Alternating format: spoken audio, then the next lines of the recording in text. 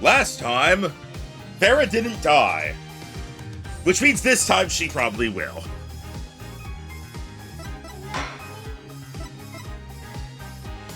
You good, Rhino? I'm good. Right as we started, someone comes in. Of course. Alright. Alright, so last time we just took a recess.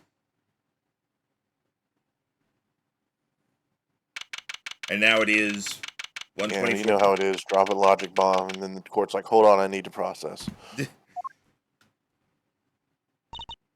Wasn't the logic bomb just Vera was the one doing the forgeries? Vera was the forger. That doesn't seem like much of a logic bomb, but okay. Okay. So where exactly does this leave us, Apollo? Well, the Drew Measham who was killed wasn't Drew Measham the forger, basically. Huh? Well then who was he? I don't know, some dude. Well, he was actually A she!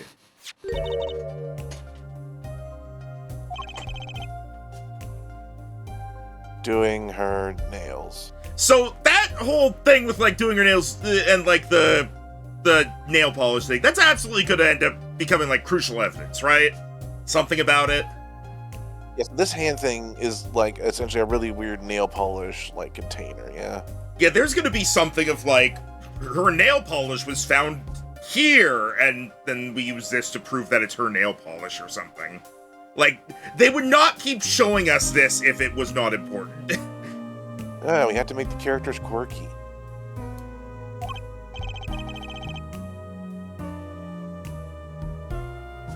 So, you really made those forgeries?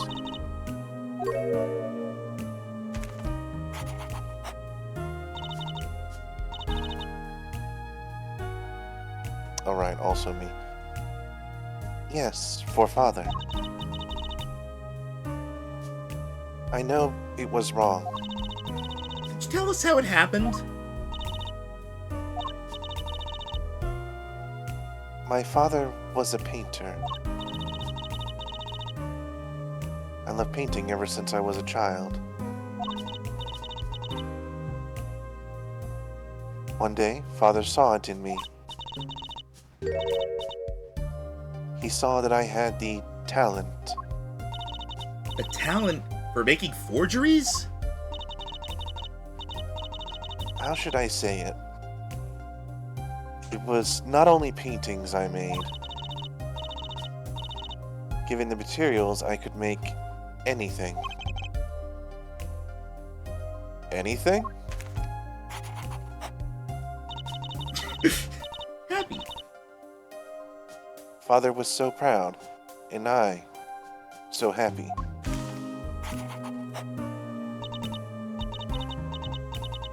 But in the end, I was making those forgeries. I never had a good constitution nor personality. Ah, so your con and your charisma were your dump stats. Got it.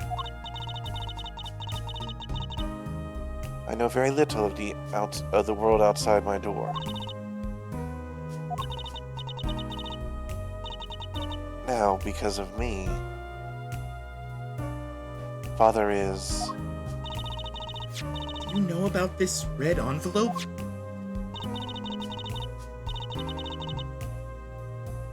I remember that envelope. It was some time ago. So, you were already creating your works back then. I started when I was only 12 years old. So the one who figured out the stamp was poisoned, that was... Mr. Justice, it's time! To the courtroom, please! I've decided to wait to interrupt you just at this most crucial moment. I noticed. Fuck you! Right. Out of time. Wait, Farah! Just one more thing, please! Those 3 paintings in the studio. I painted those as part of my work. Right. See, we checked them out and we saw what was underneath. We saw the rough sketches underneath the 3 finished paintings.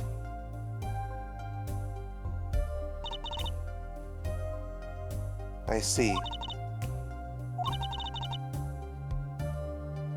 Mr. Justice. Yes? Father, he knew of you. Of both of you. Your late father? Which other one would I be talking about? He was watching, gathering information. All about the Wright & Co. law offices. But lately, we're not doing just law! Yes, you do tricks, gags to amuse, and play piano. Well, they're not really gags. Trucy! This is... And when Father heard you had resumed the legal business,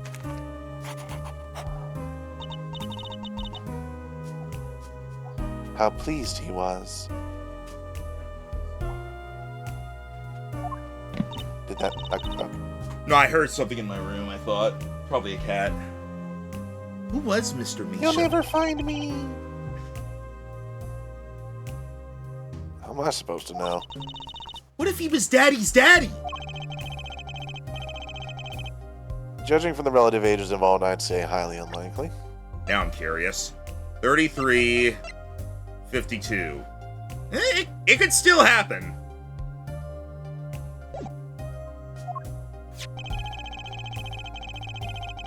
It's already confusing enough with all these daddies running around. Me when I played Dream Daddy.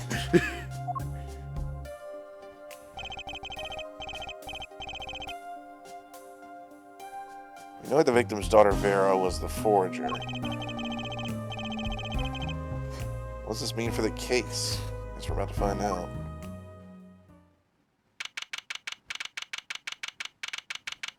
Back in court. Back in court.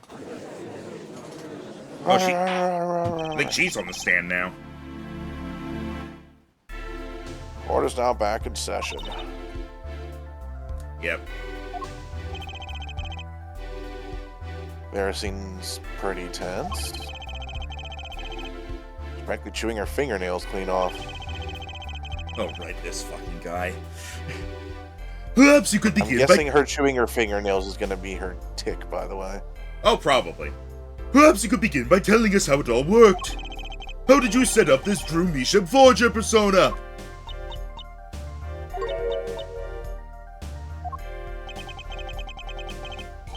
There's that stare again. Drilling more holes into his head. I know it's hard for you, but hey, he's a handsome guy. What's hard? Looks down. Not I, said the penis.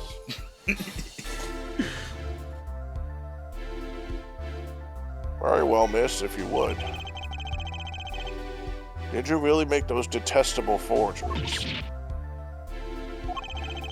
Perhaps you'd rather answer my question. Were you the one who painted that painting? The remarkably similar one?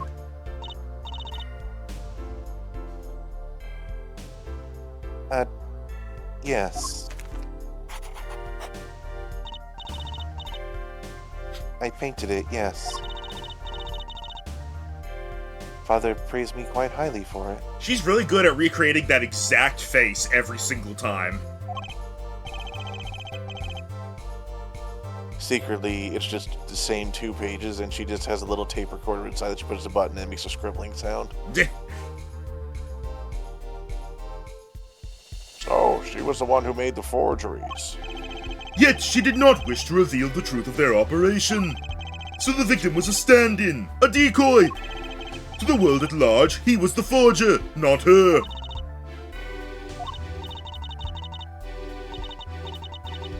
I've done a bad thing. I have, haven't I? Regardless, we need a little more information. About, for instance, this!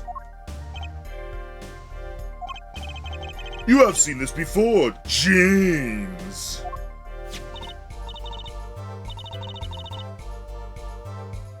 Yes, it was in the desk drawer.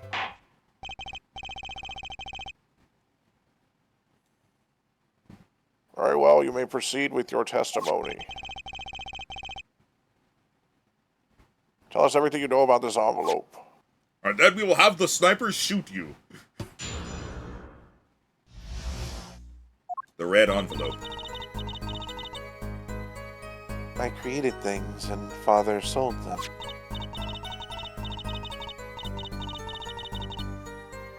This envelope came after my first work that was other than a painting. Father handled the deal, all of it. Oh, something new! I received the stamp that was in the envelope. It was after that job that we moved into the current studio.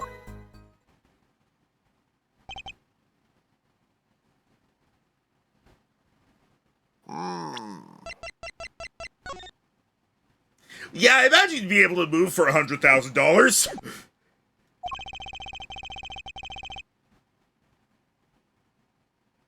There certainly was much of great interest in your testimony. Not that the witness realizes it. Very well, please begin the cross-examination. Right, okay. What the hell's with you? I need more information about this forger. This Drew Measham.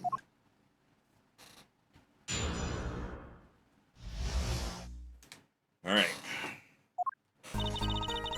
No perception, and I don't really know if there's anything in particular we're supposed to be presenting here, so... I think just press everything? Oh, it's gonna play that animation every time, okay. Oh, even going back, okay. Oh, that's gonna be annoying. Oh, jeez. This is gonna take a while. Alright.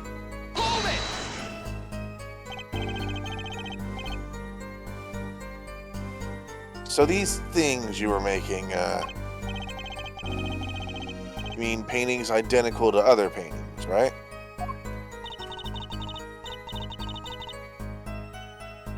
The closer they were, the happier Father was. I was happy too. Still, you're quite young now. Where did you begin this work? My first painting sold when I was 12. Your Honor! She had no idea what she was doing was illegal. Objection! Ignorance of the law does not do anything. Easy then, little attorney. You're not here to defend her for the crime of forgery. True. He is That's right. another day. Yeah, he is right about that.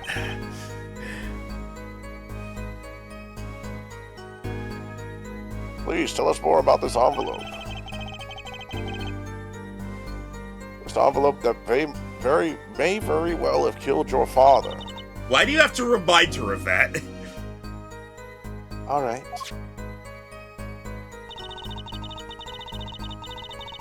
This envelope came after my... By other than a painting, you mean... You'd only done paintings up to that point? Yes. But Father had a realization. He noticed my talent extended to making things other than paintings. For instance, a letter someone had written. Oh, she does those too. Or a fingerprint left upon it. Oh, see, now we're getting into it. She could definitely forge evidence. Yeah. Or a signature on a document, a seal upon a letter. None of this makes her sound very innocent at all. Look, just defend her for the murder, and then we'll worry about the rest. And the $100,000 promised in this letter was the start. The beginning of a new industry for Drew Measham. A new industry. The creation of items to be used in criminal proceedings. Forging evidence, in other words. Uh-oh. Father handed the deal, all of it. So you didn't know how the things you were making were being used? I enjoy painting very much. That was not the question I asked. I think I understand. The Franklin has lived in an unusual little world. Can you tell us what happened to the papers that were in this envelope? Father signed them and sent them back, I believe. Did he follow the instructions? Send in the enclosed envelope with the enclosed stamp. This is a rather important matter. Give your answer some thought.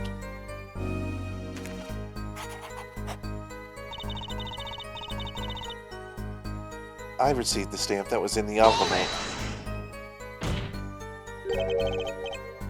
What do you mean you received it?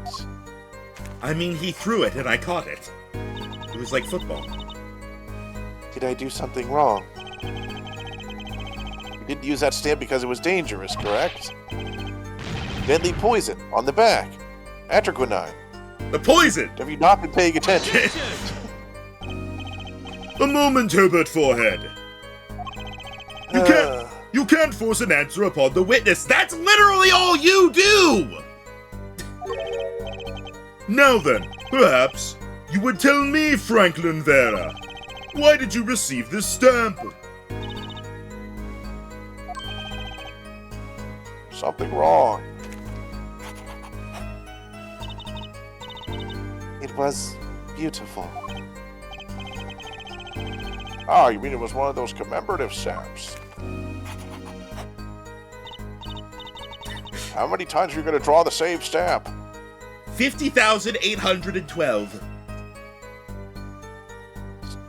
Very specific. Yes, I think it was. Scribble, scribble, scribble. 50,813. Hey, Mono. So you didn't know about the poison? Oh, something new! That's a new face. I guess not. I love how when a character like makes a new facial expression, like when Phoenix did that glare, we were like, oh, that's a new face. And now with Vera, whenever she draws something, that's our reaction. So the trap failed by chance, by mistake, thanks to this commemorative stamp. Quite the close call.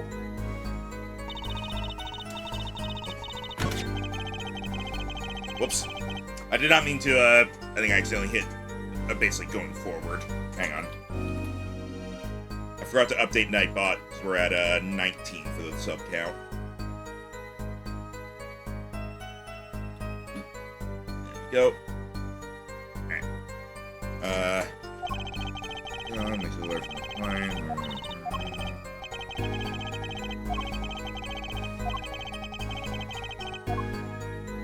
Alright. I just wanted to see this animation one more time. 50,814. Right.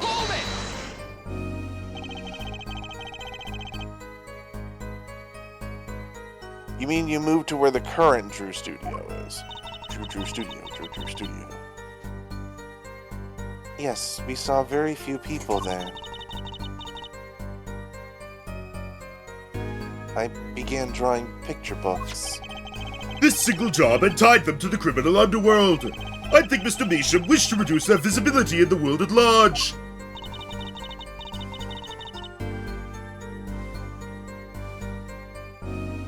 When we had to meet someone for some reason, Father posed as the creator of the work. So that was the real essence of the artist Drew Measham. I think his name is Drew My Sham, by the way. You did the work and he supplied the face. That's probably the pun they're going with, but My Sham doesn't really sound like a last name as well as Measham.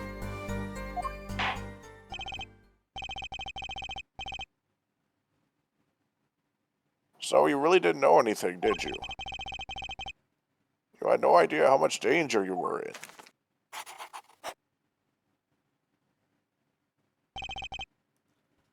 Apparently not. About this commemorative stamp.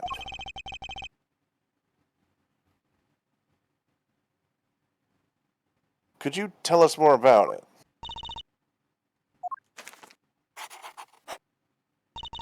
$50,815.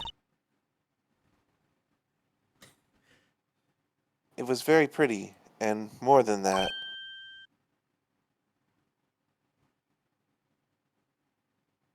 Yeah? Rhino.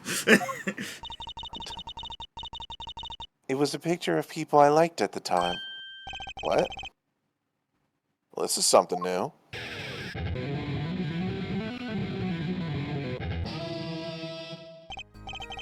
Apparently, we've got some cross-examination yet ahead of us. If you would be so kind as to continue our testimony, Franklin. Scrub.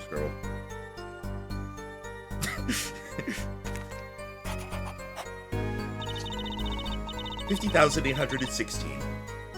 The stamp was a picture of my favorite magicians, so I kept it. I think maybe press. I don't know if we're necessarily supposed to present anything here. Hold it! Let's see what we get from pressing.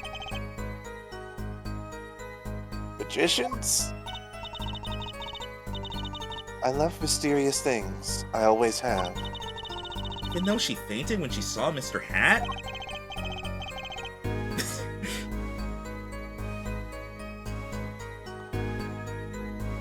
You're confusing mysterious with freaky.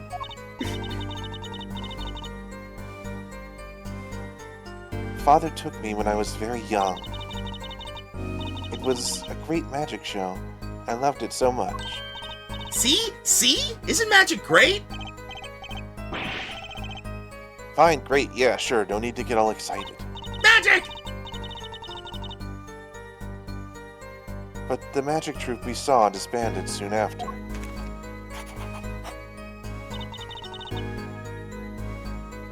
I was quite sad. Did you just say what I think she said? She was sad? I mean, magic troupe? Now, where have I heard that before? Alright, this is just a repeat of this. Okay. Now... Oh, hang on. 50,817. 50,818. Alright, do we think it's I think it's meant to be the ticket at this point. Let me check and see if there's anything else. Yeah, the only other thing we have that's related to it is the envelope, and the only thing that's related is that it has the thing on the back, so I think it's the ticket. What do you think? Oh, sorry, did that not pick up? No. I said, I think so. This is the obvious magician tie-in.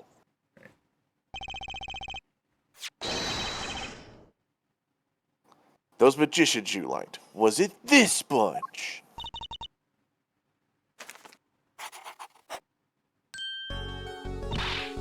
Apollo! They're not a bunch! They're not bananas! I see. Still, I have to wonder. Why include a commemorative stamp like that in a business letter? Good question. I don't know. Well, pretty stamps are always better, and you can't beat true grammarly. The whole murder plan was a failure because of it. Ironic, don't you think? Prosecutor Gavin. Oh. Prosecutor Gavin? Oh, what's going on there? Grammarly. What's with him? As far as we know, he didn't have a connection with Grammarly. Might I ask just one question of this witness? I mean, other than he hired him. In your testimony just now, you stated this was your first work that was other than a painting. Please, tell me, what exactly did you make? I was wondering if Apollo was going to ask this.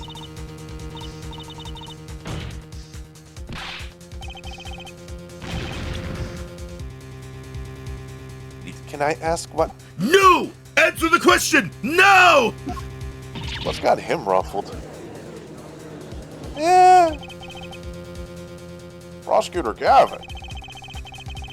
You're usually not the one whose volume concerns me. Yes, it is unbecoming of me. I apologize. But I must know. Please, Miss Measham, tell me. Tell me. It was a book. A single page in a book. A book? Please be more specific. It was a handwritten book. Like a diary. No! I don't... No! The hell? Now he's getting interesting! What's wrong with Prosecutor Gavin? It looks like he just saw a ghost. Miss Beesham, this book! Was there a picture of a silk hat on the back cover? Yes or no?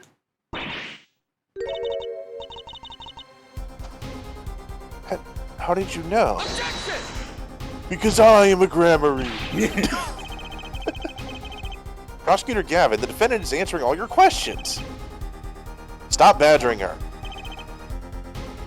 Hey, Taco King 23, welcome. You're here in time for Clav Gav's breakdown. He's told you nothing, has he? Your soiled, sullied mentor. Nothing. Sully, who? Phoenix Wright. Who else? Daddy? He never told you about the trial 7 years ago. Oh. Oh, shit. Now we learn. Oh. Long-time watcher, TBF. Well, welcome. And thank you for watching. I say that as if we're ending off. That's the end of the stream. Good night, everybody. Thanks for watching. About how he came to lose his attorney's badge. It was a certain piece of evidence that decided his fate, you know. A certain diary. On the back, it bore the mark of a silk hat. What? Phoenix Wright tossed out of the profession by false evidence. And the forger who made that evidence. Is this girl standing right in front of me? So, I'll admit, going into Apollo Justice, I had vague knowledge in the back of my head of how Phoenix got disbarred, and this is basically it. All I knew is he got disbarred because of, like, a forged letter or something like that. I only knew what they mentioned at the beginning of the game where, like, you lost it because of forged evidence. I'm like, did he accidentally use some? Yeah, that's what I think. I don't know.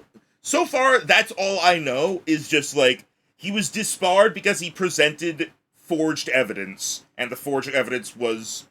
What I had in my head was a letter. I guess it was a page, which, yeah. But yeah, that's all I really remember, and I'm glad it ended up coming up relatively early, so I wasn't spoiled as to, like, the very end of the game or something. I'll let you know when what I knew going into this comes up. Alright. Vera, you must tell us. The evidence you made was used in a trial 7 years ago. Who asked Drew Measham, you, to forge that evidence? For all our sakes, who was it? We're not even on the murder trial anymore, by the way. This is curiosity for both parties. Yeah. This is personal for everyone involved, except the judge. We only met once. You met the client. It was Phoenix Wright himself. Well, who was it? It was... And this is where she dies.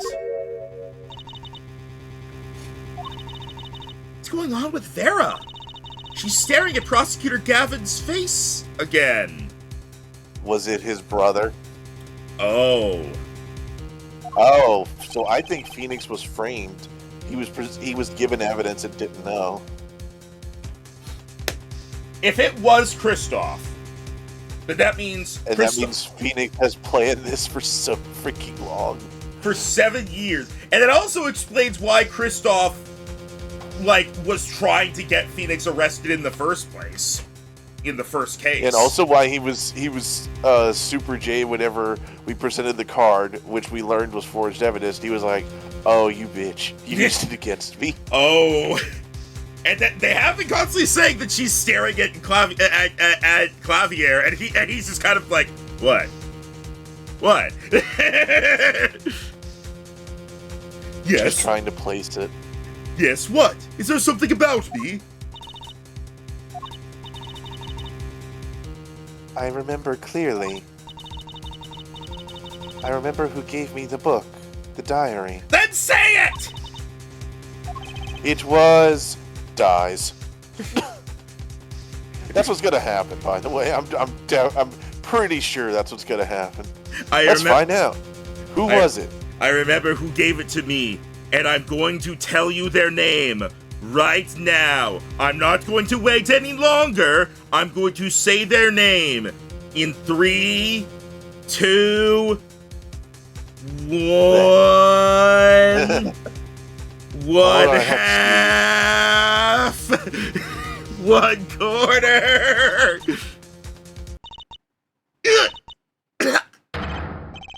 There it is. Vera, don't die in this inconvenient moment. The inconvenience. The Devil. The devil? Oh.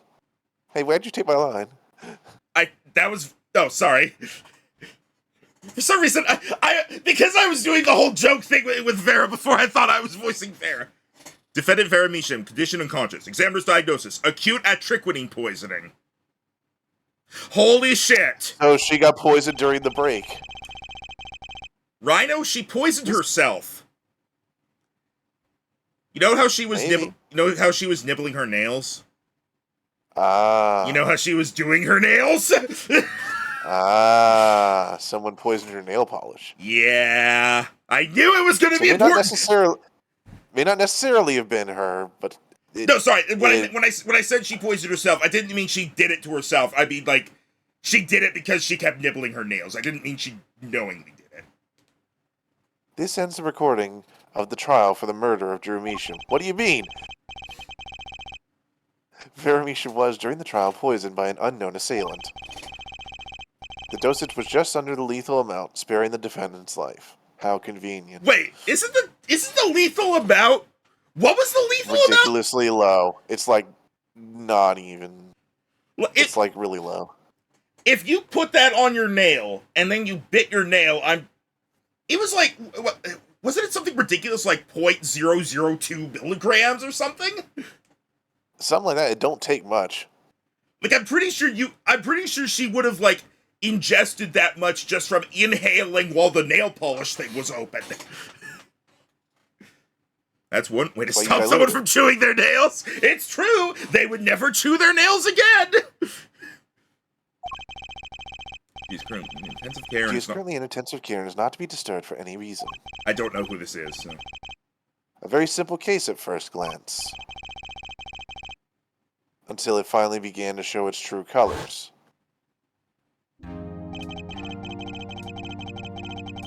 Oh, the long road to the truth takes us to the record of another trial. Oh! In some ways, that was the starting point of it all.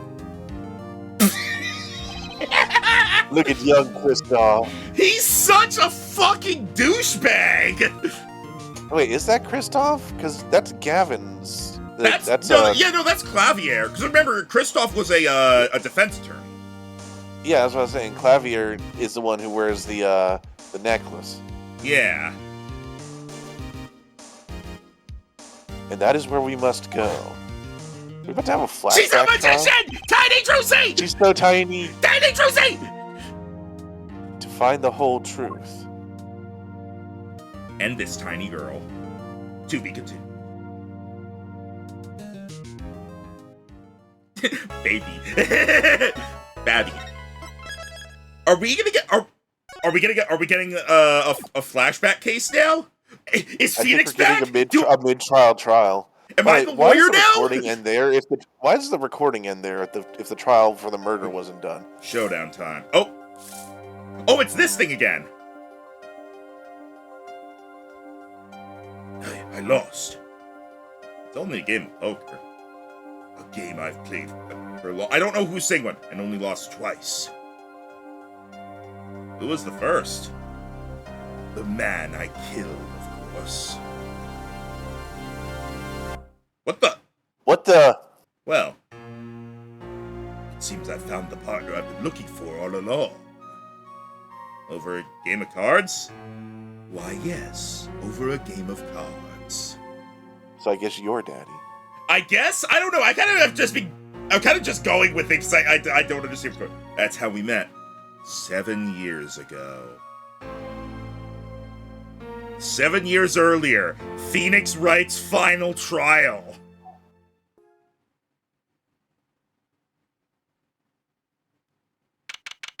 The guards aren't there! Is that allowed? And the painting's different! Alright, I need to... Okay, attorney's badge.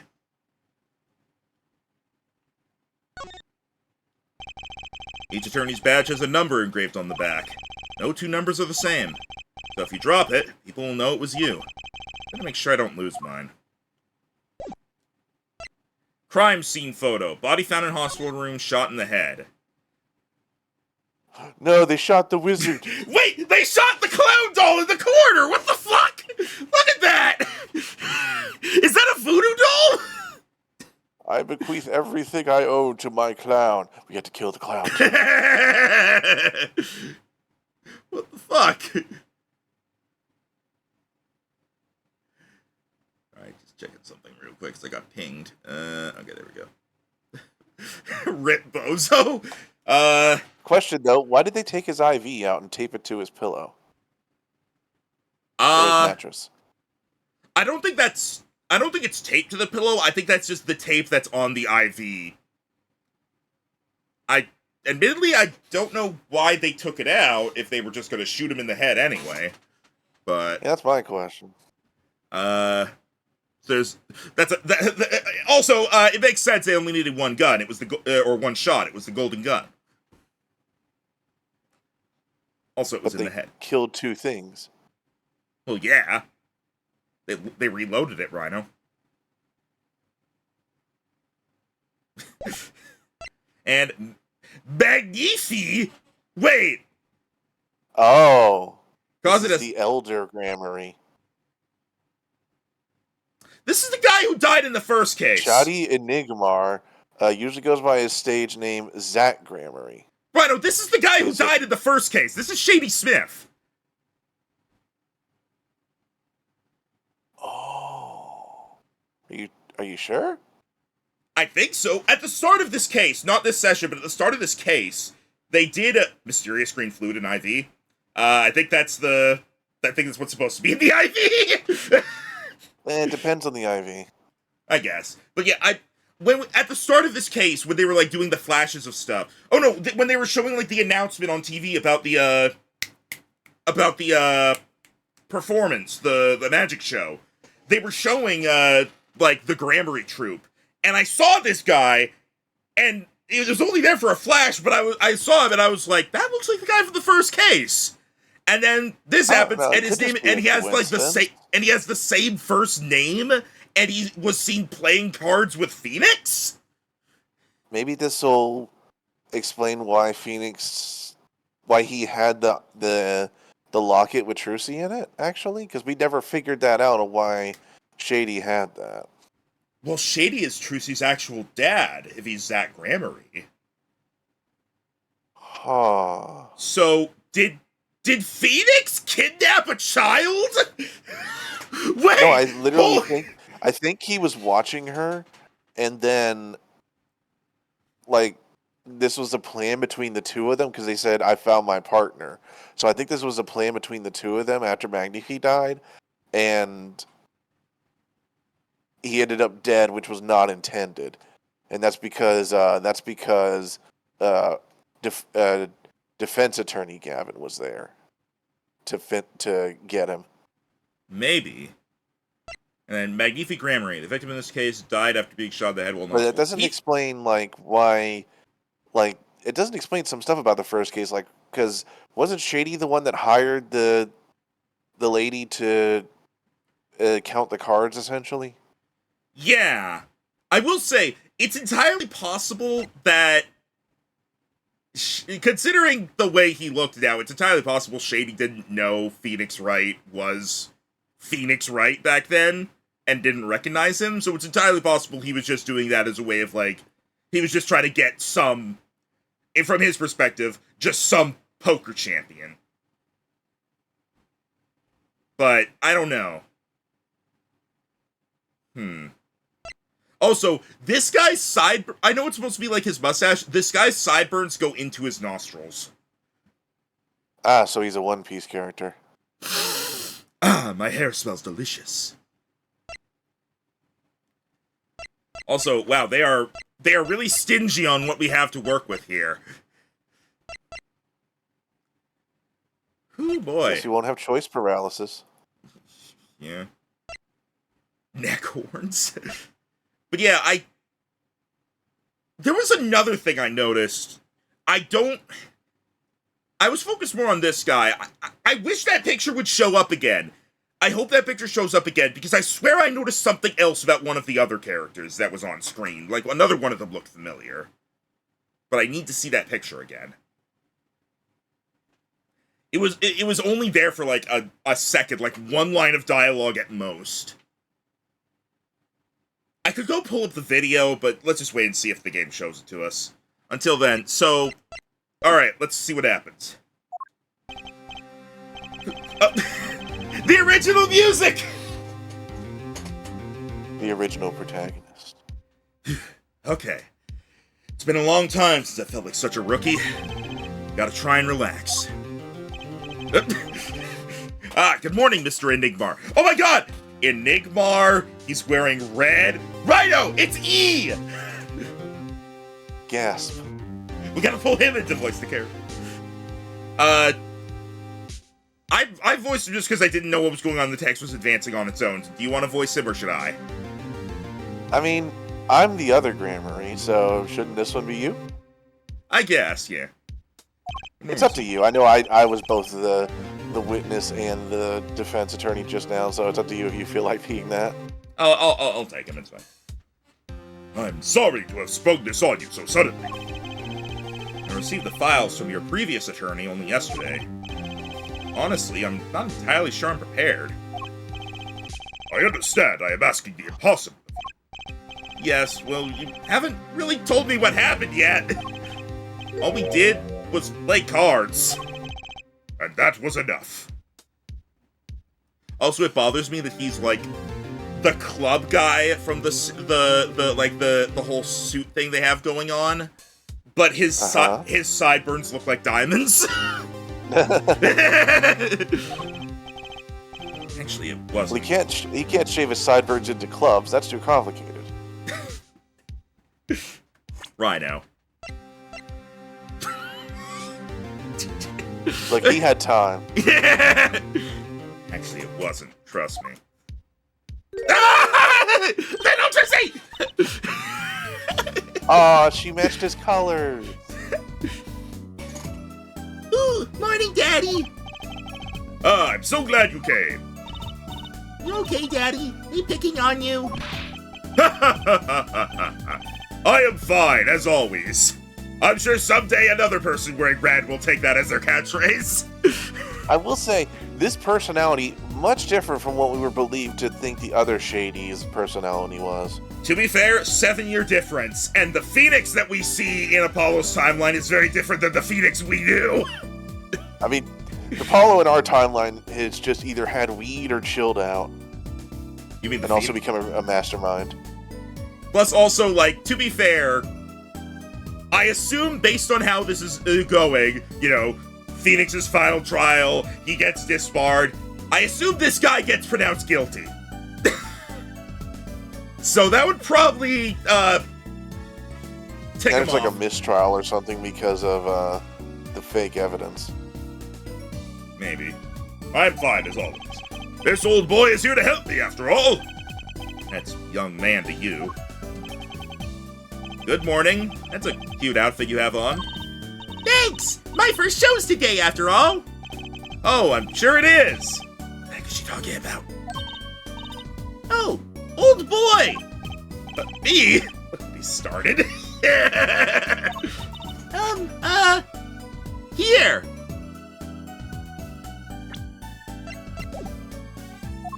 Let me wait for that to be... Oh, no. It seems... Oh, this is a letter from Magnifi. Do you want to... Seed's fate's clock will make me wait a little longer. At least only less than 10 swift minutes remain. To all those who have supported me in my life's work, I give thanks. Magnifi Grammary. It also says farewell behind Phoenix's text. Farewell, I guess. What's this? What's this? I don't know. I just got it over there in the hall. They told me to give it to the old boy in the blue suit with the spiky hair. They said it was really important. Hey, Rhino, do you think this is the, Do you think this Maybe. is... Yeah. Maybe.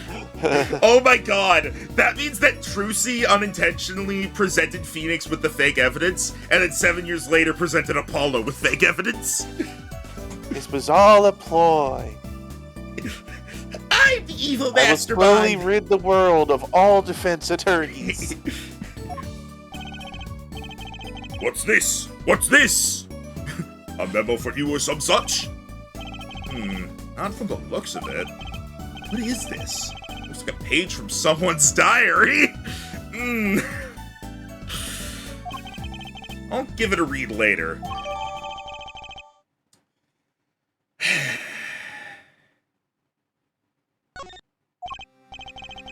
Well, Phoenix, what's that in your pants? Is it fake evidence or are you just happy to see it? well, how do you feel about the trial today? We'll get through it, somehow. Incidentally, the prosecutor today is a new guy, I hear. Ah, an easy win then, yes? They're calling him a true thoroughbred in the history of the prosecutor's office. Of course, there's one of those every year. The switching of attorneys just before the trial. I know it is a difficult situation I put you in, but allow me to say one thing, Mr. Wright. Yes? They will not be able to pronounce me guilty today. So, do your best, but do not worry. First time a defendant's ever given me a pep speech. I'll do what I can. I see you do not understand. You see, it will be impossible for them to declare a verdict. Sounding Impossible? more ominous. Possible? Yes. Isn't that right, Trucy? Yep, you bet, Daddy. My first look at the case was only yesterday, and the information I was given was a tad bit lacking, to be honest. Still, I'll do what I can, for their sake. I believe the curtains will be lifting any time now.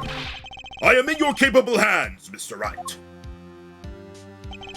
My client is Shady Enigmar, known to the world as Zach Grammary, a wildly popular magician, star of Troupe Grammary.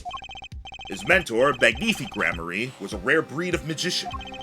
He single-handedly ushered in a golden age of stage magic, until he was shot dead. And Zach Grammary is the suspect.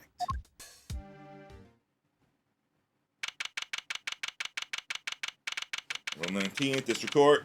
Courtroom number 7? Oh, that's lucky. We'll be fine.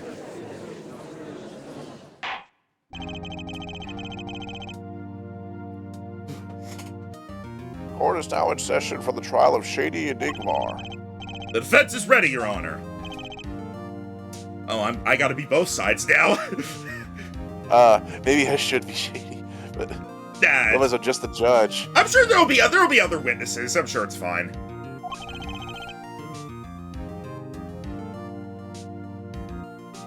Is the prosecution ready? I was just thinking, is this what all the fuss is about? Bit of a buzzkill, really. Try to do like Rocker James.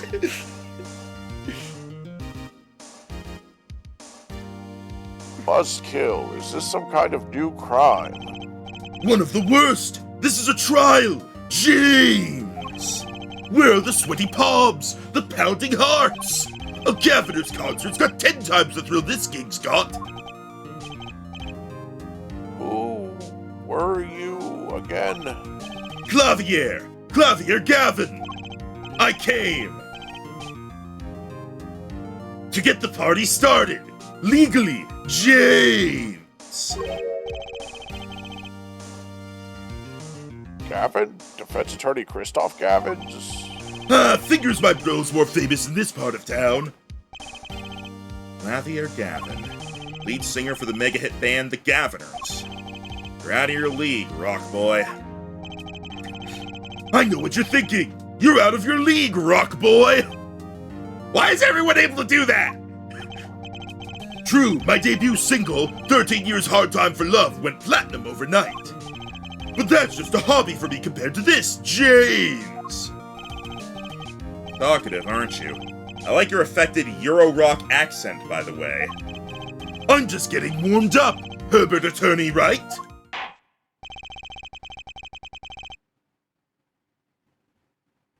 Perhaps you would be so kind as to fill us in on the case. Archie, baby! Time to call in the opening act! What was his name again? Ah, yes! Detective Gumshoe! Hit it! He's here! It's him! He's back! And you are? I do get a person in this case. Hey, you were the one who called me up here, sir. Name's Dick Gumshoe. I'm a homicide detective down at the precinct. Detective Gumshoe. Long time no see. Ain't that the truth? Yeah. You're still good with the voice I use for him, right? Oh yeah, no, it's fine. You stick with that. Alright. Hey, you. Huh? Me? Today's the day, pal. Today I win and you lose. I got confidence in my testimony today, see? What, you normally lack confidence in your testimony? Herbert Detective, this is my stage. Can the antics. Huh?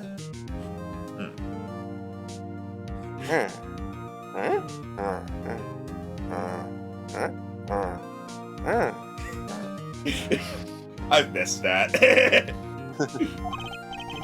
All this hey-youing and such. And I could care less about your history together.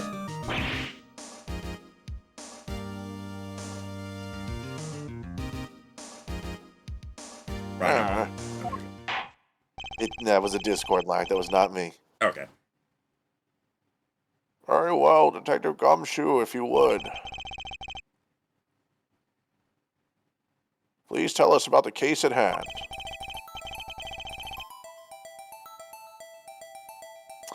Alright. It happened 6 days back in a room at the General Hospital. It took you guys a while to get to this one.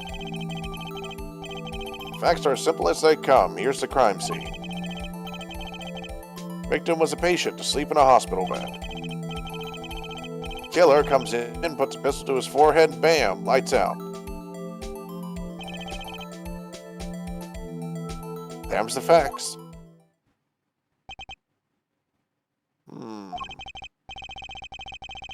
Not so long ago, the victim, Magnifi Grammary, was a famous man.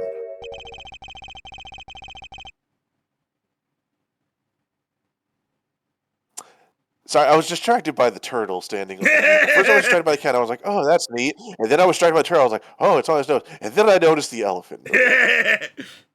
Right, it took you forever to notice the elephant in the room. He had the entire country under his magical spell, as it were. Ah, yes, the great magician. He retired years ago, though. Say the name Magnifi to one of my generation, and you'll be lucky to get a blank stare. Yes, though I'm sure the youngsters today know his disciples even better. I dare say Troop Granbury has made quite a name for themselves.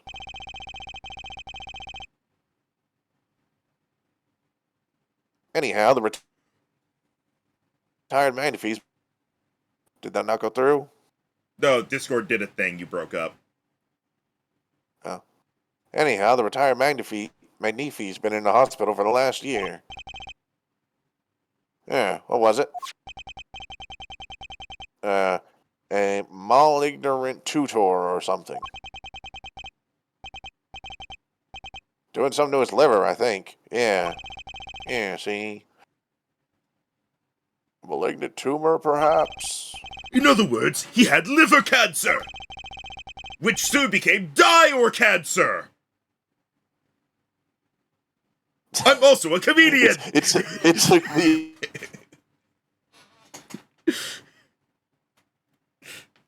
a second there. He had only 3 months left to live, in fact.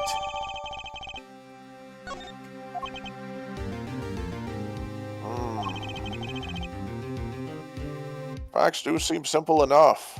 I love the old music. But something's not right. The victim was already climbing a 3-month stairway to heaven. Why not wait for him to knock, knock, knock on heaven's door? Why shoot him? I wouldn't have put it quite so lyrically, but it's true. Why make the effort to commit murder when the victim was about to die?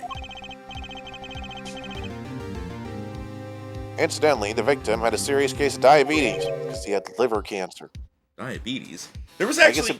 I guess diabetes your kidneys, not your liver. There was actually an episode of Monk that it kind of did this, where like basically a prisoner was on like death row and was sentenced to be executed, and then he was poisoned by his last meal, and then they were like, why would they poison someone who's literally about to be taken to the electric chair? And it turned out it was because they used a poison that like damaged his organs, because the guy was an organ donor, and the murderer wanted the person he would have donated his organs to die. Seems elaborate, but fair. Yes. In fact, he was about to shoot up with insulin. When he was shot with a pistol, the syringe was found at the crime scene. Chronic diabetes and cancer!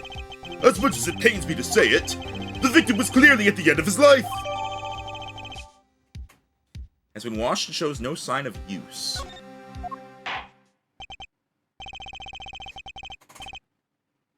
I believe the question before us is clear then. Why did the killer have to shoot this dying man? What reason could he have had? Very well, Detective. Perhaps you can enlighten us as to the circumstances of the shooting.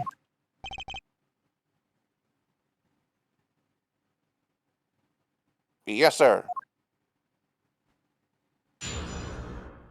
Here we go. The circumstances. Actually, the victim kind of ordered the defendant to do him in. A few days before it happened, the victim sent a letter ordering his own murder.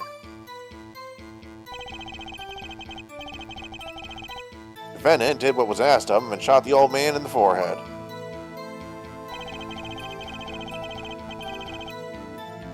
Bullet was fired from the pistol found at the scene, no doubt about it. And the pistol definitely belonged to the old man, sir. Pretty sure the clown didn't have diabetes, so why was it shot? Gotta make sure. What? You're saying the victim ordered his own shooting? I'm not very familiar with, like, how legal stuff works in reality. Wouldn't this make it suicide? And so the guy who does the shooting isn't guilty of anything? It might be assisted suicide at that point. Is assisted suicide, like, illegal? I'm not certain. At the very least, I feel like it would not be considered the same as murder or even manslaughter. Those are the facts. I have here the letter in question. Oh, this is Magnifi. Oh, and it's gone. Okay. Oh, there we go. That is the court record. Alright, let's go look at that real quick. To my beloved student Zach, not that other asshole. To you I entrust the task of lowering my life's curtain. Come on the 13th, 11:05 p.m. I've already a gun with which you will shoot one shot square in the forehead. You cannot refuse, and we both know why.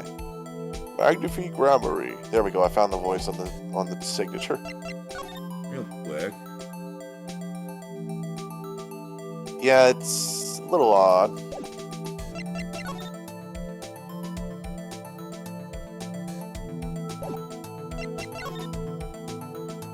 Okay, no, the signature's the same. Well, I guess it was forged by a master forger, but...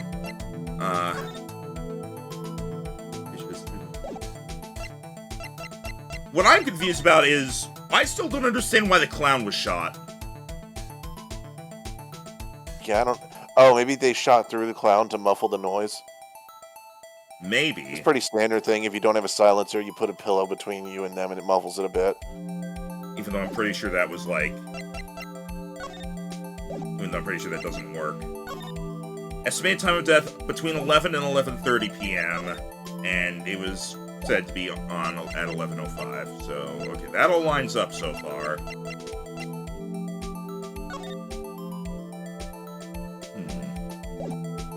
Alright.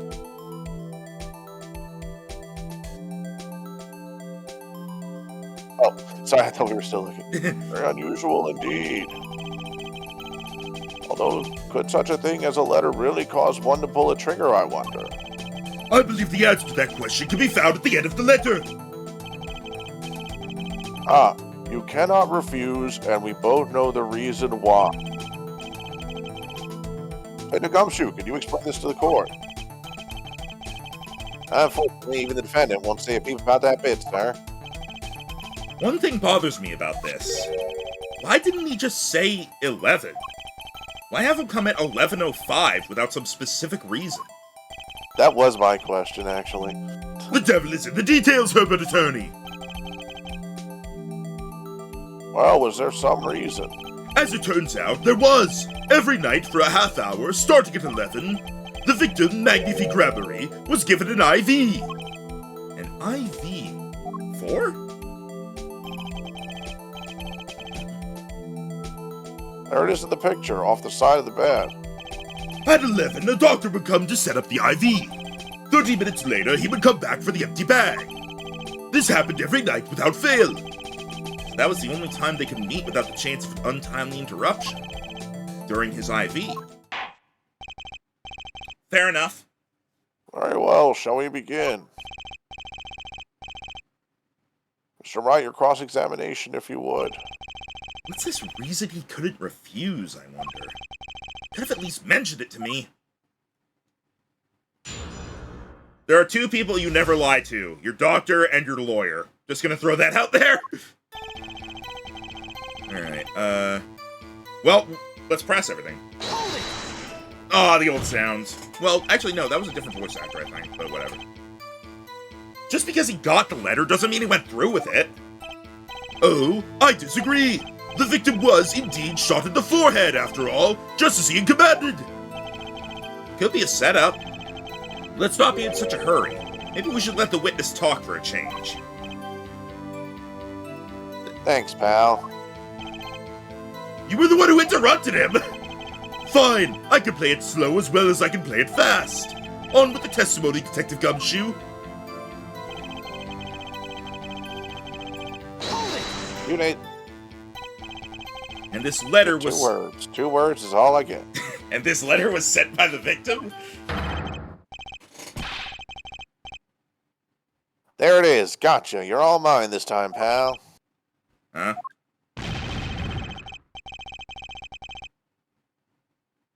I had the handwriting checked out, of course. It's the victim's, no mistake.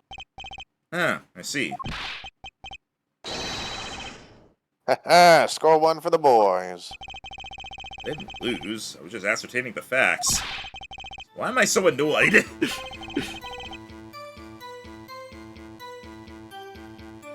But a letter ordering your own death. Things aren't what they used to be, I guess. I'm not sure this is exactly commonplace even now, Your Honor. So anyway, I guess I'll keep going while I'm ahead. Defendant did what was asked of him, and How could you be so sure? hey, you gotta learn to stop relying on people to do your thinking for you, pal. Learn to think for yourself. Get that noggin cranking. You fail to grasp the concept of questioning, Detective. First, we got this letter. It says, shoot in the forehead, loud and clear. I can see that, but I still wouldn't do it. Well, maybe you need to grow yourself a backbone, pal.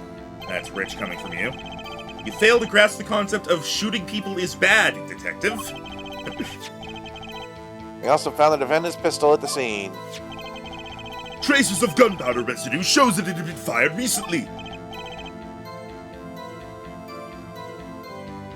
Oh, Mr. Wright.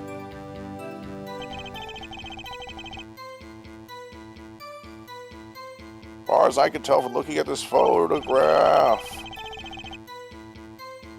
there seems to be no issue with the prosecution's claim. Photo. Maybe there's something in there I could use. They're saying the defendant shot the victim in the forehead. I think there's a hole in the prosecution's argument.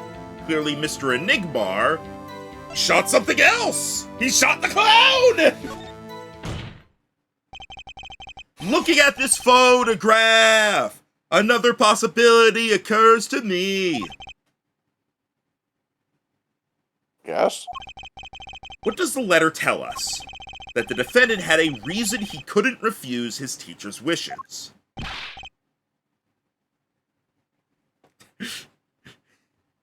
Bingo, pal. Unstoppable in chat. Not Mr. Honkers! That's why the defendant popped him one in the forehead. Oh? The defense disagrees. You see, the defendant had another choice he could make. Objection! What? And you can prove that with this photograph! I can prove he had a choice, yes. The defendant might have fired like he was ordered, but he didn't shoot the victim's forehead.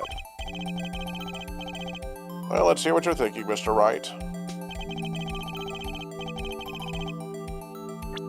If he didn't shoot the victim's forehead, what did he shoot? Take that! His clown. That is definitely a different voice actor. The clown doll? I know Sam Riegel voiced Phoenix Wright in Marvel vs. Capcom. I don't know if he still voiced him like in the main games. Hang on. Phoenix Wright voice actor. I'm just curious about this now.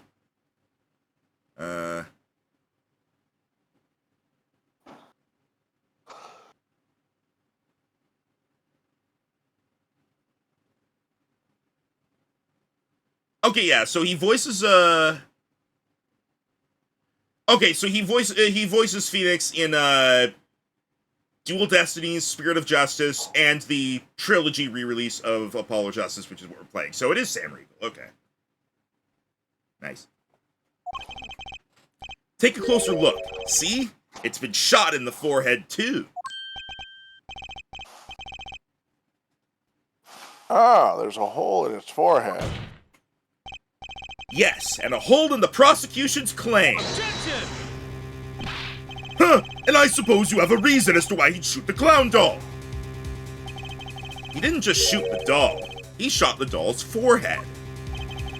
His forehead? Ah! Let's read the orders once more, shall we? You will shoot one shot square in the forehead. Which is exactly what he did. He shot the clown doll square in the forehead. She was so huge, I keep forgetting. Defense has raised a intriguing possibility.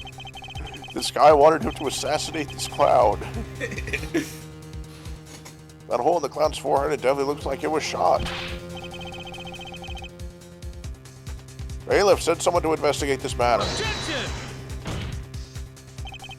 I admit I'm impressed, but I expected nothing less. Still, this doesn't mean he didn't shoot the victim. Objection! Yeah, that's Sam Riegel, alright, I can hear it now. Perhaps he did have to shoot at forehead as ordered, but the letter says nothing about whose forehead. This was the only way he had to follow his orders without taking a life. The bullet hole in the clown's forehead does demand an explanation. It does, that could be,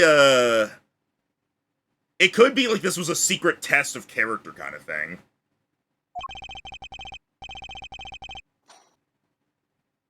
Might very well be a clue, yet Prosecutor Gavin is right. It alone does not prove the defendant's innocence. You cannot say for sure the defendant didn't shoot the victim, and you can't say he did. So sorry, Mr. Wright. How sad it is to see the mighty fall. How sad it is to see the novice's overconfidence. He doesn't realize just how big this little hole is going to get. What? Don't worry about it. Detective Gumshoe. Please take this newfound fact into account as you continue your testimony. I'm surprised they went as far as to use Sam Riegel's objection in the Apollo Justice remaster. This case obviously still used the old DS voice clip in the port release of the 3DS. It's interesting.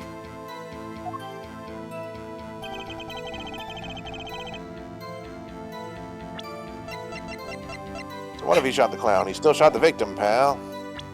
We don't have the gun in our thing. I was hoping that we would have the gun and it would be like only one bullet was fired or something. Let's press and see what we get. So let me get this straight. You're saying my client first shot the clown, then shot the victim. Hey, not a bad summary, pal.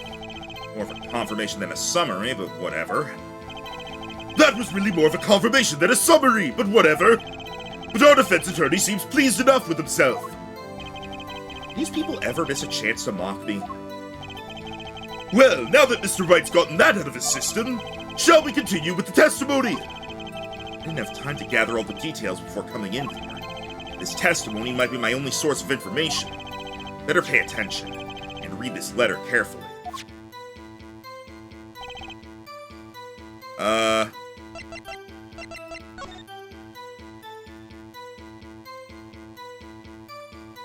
I mean, I guess it does say you will shoot one shot, but it doesn't necessarily say the gun only has one.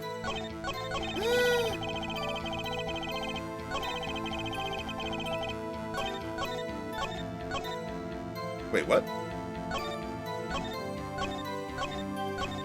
Oh, okay, there we go. Okay, let me try this. Objection! No. No.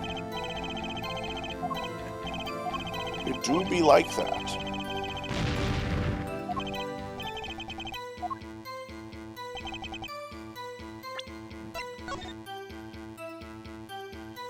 With which you'll shoot one shot square in the forehead. Square in the Herbert forehead.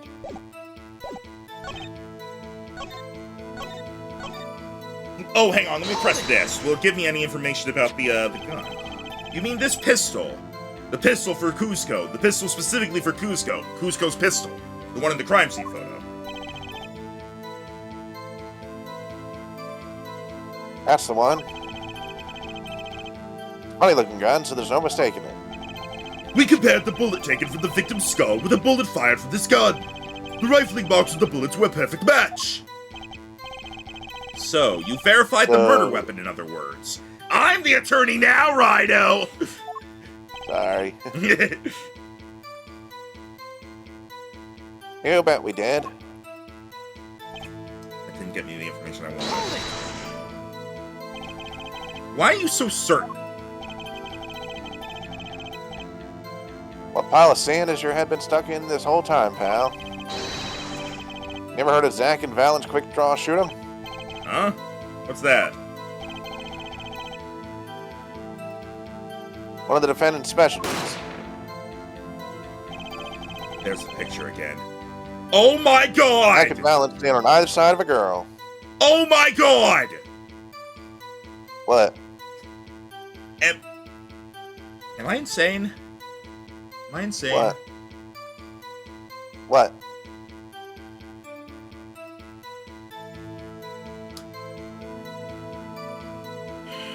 No, I think I don't know, I don't see it, but... Yeah, you okay there? Does that woman in the middle look familiar?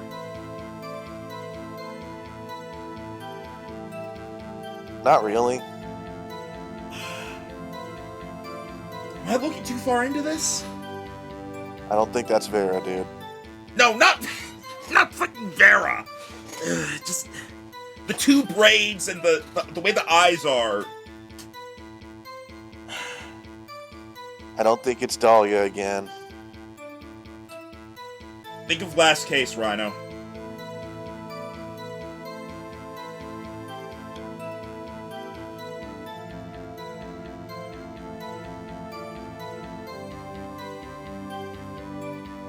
If you're not putting it together, then I might just be looking into it too much. It might just be a character design thing. Sorry, someone decided to turn off the fans to get my attention. Be right back, I need to make a call. Oh, okay. Alright, we'll wait for Rhino to get back while I continue to look at this and wonder if I'm going insane. Okay, so before we move on, I think I'm just looking into it too much. That woman in the middle looks like Lemiroir.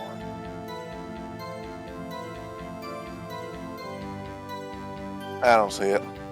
Yeah, no, I think I just saw like the braids on the sides of the head, and that I think I just latched onto that. For one thing, this one has her eyes open. Whatever.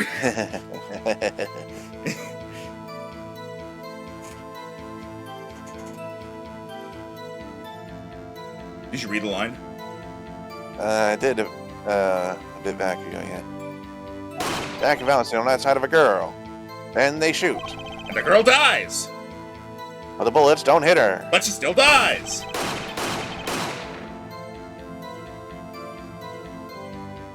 Instead, they hit everything else on stage. This was one of the pistols they used in their show. Got a great design, huh? Kids love it. Many boys and girls joined the police because of that pistol, I hear. You know, that would explain a lot about the police force. Oof. Anyway, True grammar, he stopped doing that act a while ago. The old man held on to that pistol ever since. Cora would like to see the pistol in question. You got it, sir. Here she is. Bang. Well, this truly is a blast from the past. It's a stage pistol for magic shows, see? But it can fire real bullets. It's so much bigger in real life than on TV. Yeah, but it can only hold one round. aha! There we go. By the way, the pistol's firing chamber is empty. And it shows traces of having been fired recently.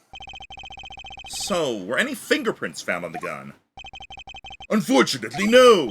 Of course, the defendant is known for wearing gloves.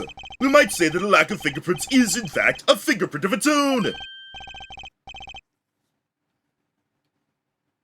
Ah, intriguing point. Well made. Whoa! Not well made, not intriguing! In any case, the court accepts this evidence. Fires one real Alright, there we go. That's what we needed. My grandchild would get a kick out of seeing this. But now it's time to return to our testimony. Here we go. Objection! The trickiest cases often seem the simplest. Prosecutor Gavin, you missed the bullet hole in the clown's forehead. If you hadn't missed that, you might have come to a very different conclusion. Understand?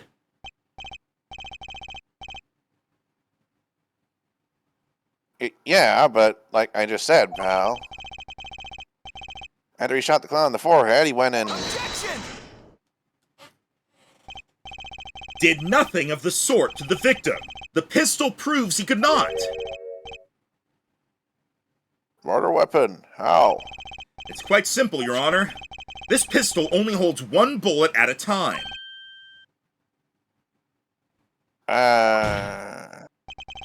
If he had shot the clown in the forehead, he couldn't have shot the victim too!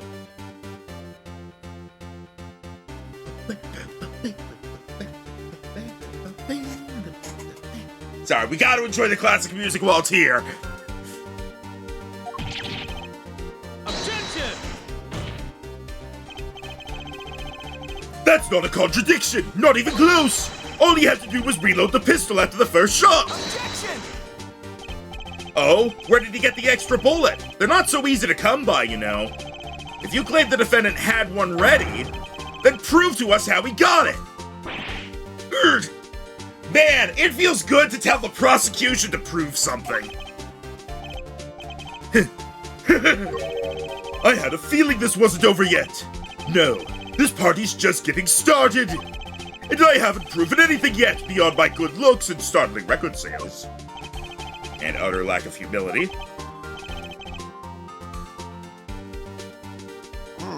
What's this?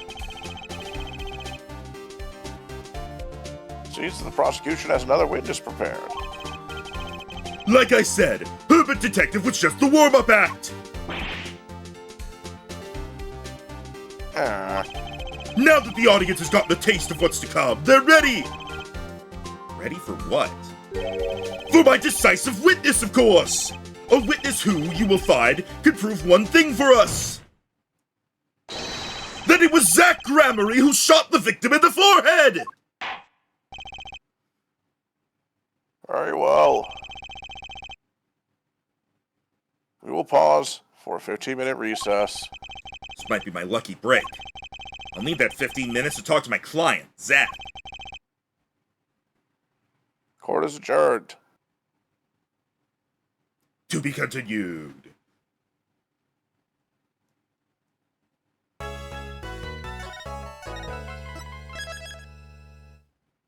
Whew.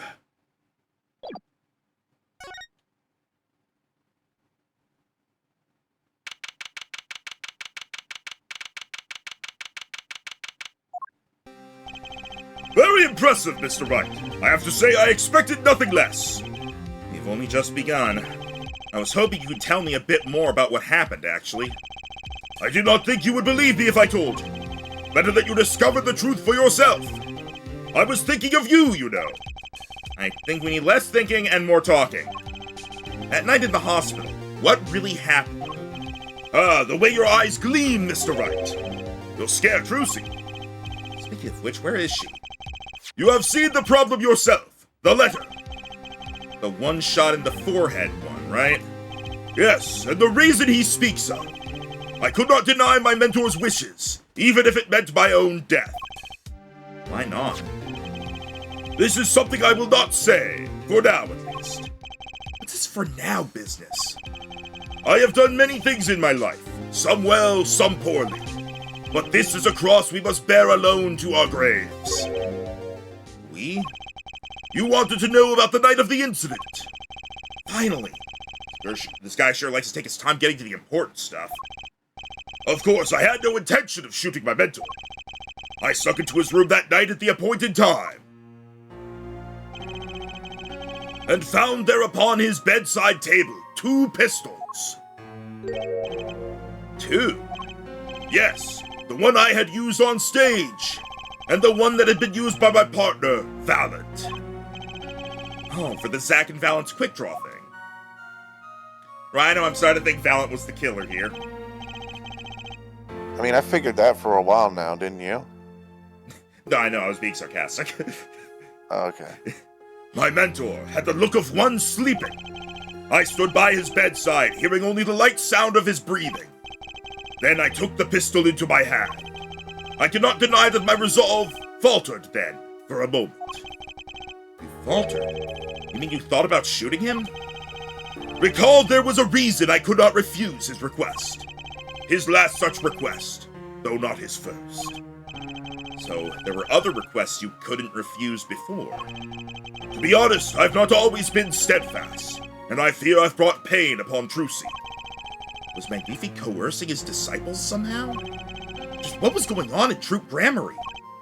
Yet, in the end, I did not shoot him. Instead, I turned and shot the clown! I took the pistol I had fired and placed it in my pocket. In your pocket? I believe if you examine the bullet in the clown's head, you will find it to be different than the one in my mentor. What were those called? Rifling marks. Yes!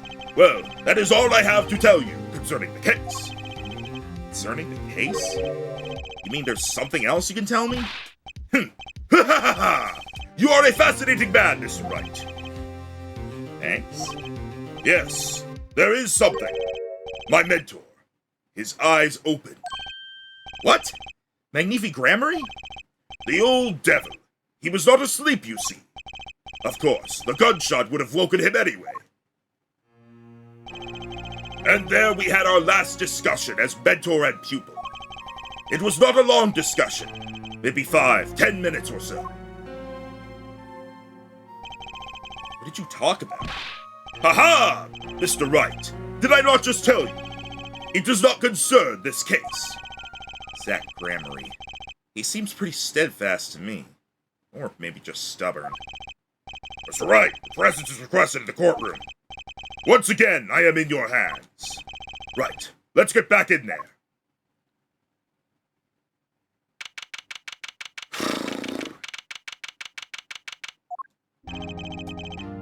All right. So we're gonna get a new gun? Apparently the gun that he used to shoot the clown, he took with him and left. So the killer, Valent, shot him in the forehead and then left the gun. Yeah, so it should be a pretty open and shut case. Only issue is, proving it, because all we have to go off of is our client's, what our client said.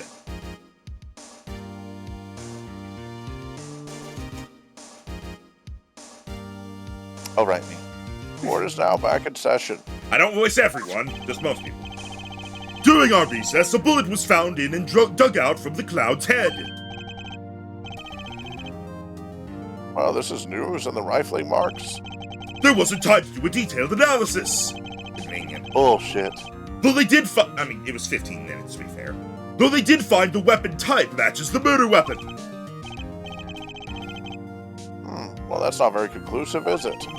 Which is why I'm about to call my very decisive witness. Your decisive witness. How many times Is have I it heard? the other Grammary? How many times have I heard those words? Well, they often turn out to be far less decisive than you think. Oh, don't worry on my account. I'm quite confident this witness will do the job, because he's the actual murderer. Shit! After all, he is intimately acquainted with the players in our little production, being the other half of Troop Grammary's famous duo, Zach and Valent. Valent Grammary. So, we get to meet the great Magnifi's other disciple. Stop doing that. Perhaps we'll start by asking your name and occupation. Right, okay, I had to do the younger variant. Valent Grammary, magician. And you're the decisive witness, are you? You can prove your fellow student, your partner's guilt. Fate, the grand illusion, filled with traps and tricks. Stop doing that. Wait! No. The shooting took place in that hospital after 11 o'clock at night. If you're a witness, does that mean you were there that late? If one were to deduce this logically, the conclusion is yes. Okay. I always get the characters, don't I? I have an interesting fact for you. You see, several days before the crime, my witness received this. That looks very familiar. Wait! That's a the same letter Zach Gramery received.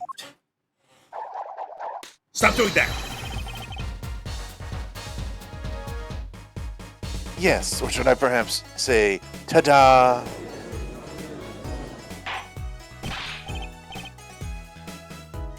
Order! Order, order! Broccoli Parmesan. What does it say? Surely not the same thing. Perhaps you should see for yourself.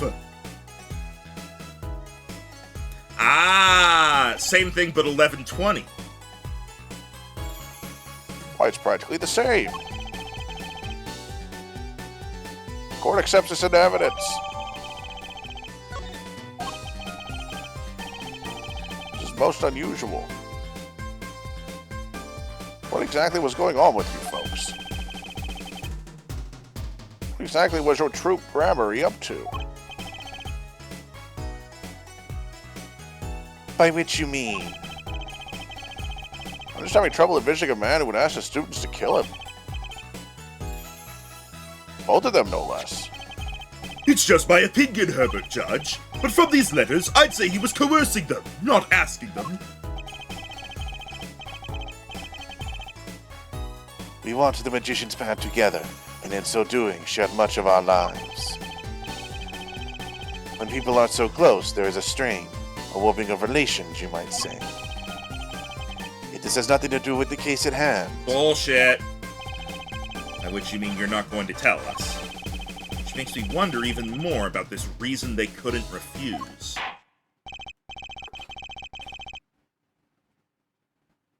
Well, let's get on with the testimony for starters. What do you think, Bulbasaur? Alba!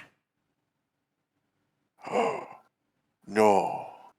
Sir! Inconceivable. Char! Baba! One witness at a time, please. Squirtle! To shred, you say? He got you! You don't count. Eevee? I'll allow it. Pikachu! It's just not bullshit. Chikorita! Whoa, we're not there yet. Easy now.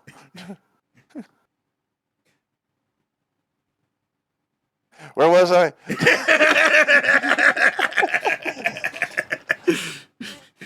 This line. Okay. The defendant, Zach Gramery, stands accused. Tell us why.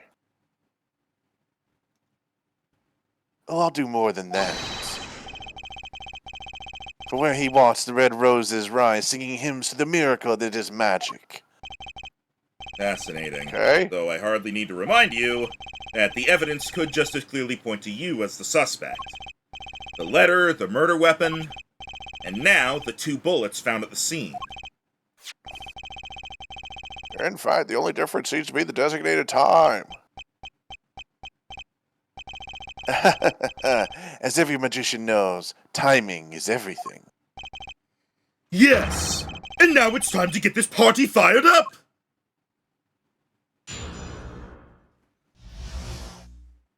Night of the crime. That night, I visited the hospital room at the time Magnifi requested. And I murdered him. Damn it. The smell of gunpowder hung in the room, and my mentor had taken his final bow. I did not imagine my fellow student might have received the same instructions. Yet a deal with the dead is still a deal. That sweet kiss I gave to the clown. Then I informed the doctor and the police. Can I just point out, how come this is like 2 gunshots from like a pretty big revolver, it looks like?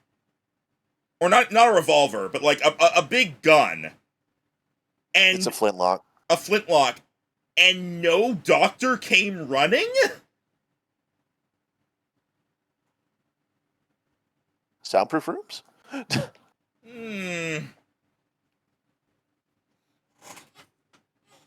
So you were the one who reported the crime. Indeed, I would think. This fact alone would clear my name of suspicion. Do you- Oh, please, that puts you under more suspicion most of the time. Do you know how many people have reported the crime and then they turned out to be the killer? That was the very first case in the game! Or, wait, no, sorry. The very first case in, like, the series is what I meant. Let's not jump to any conclusions. Yes, the cross-examination generally comes before the conclusions in this court. It was Dr. Hottie on shift, clearly. Oh, boy, I hate that place. I hate that guy. But if your testimony proves to be true, then the defendant, Zach Gramery, is guilty. If it wasn't Zach Gramery, then the killer was you, Valent. Stop doing that! And no disappearing act will get you out of that.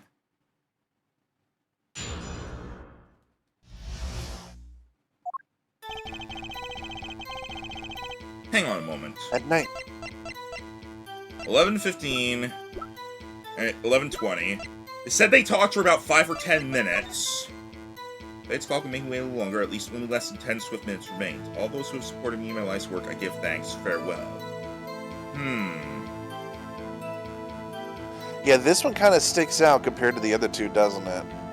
It's like, why would he write this note? Well, this was in Unless his he thought diary. that Valent was. He wrote this Oh, in that's his true. he wrote this in his diary, and I figured the idea is he wrote this thinking that you know, Zach came, didn't kill him, so he wrote it thinking that Valent would kill him then. Let's press everything and see what happens. See what we get here, because I don't really know what to work with at this point.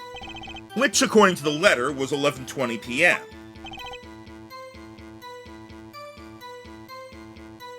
Indeed.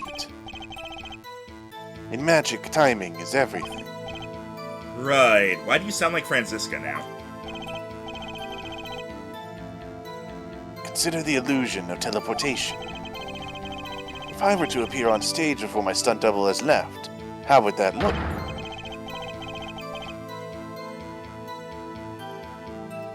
Why, it would reveal the very secrets of my magic.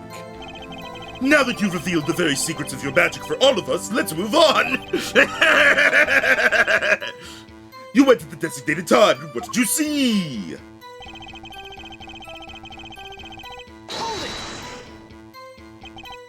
So, you weren't worried for your own safety at all.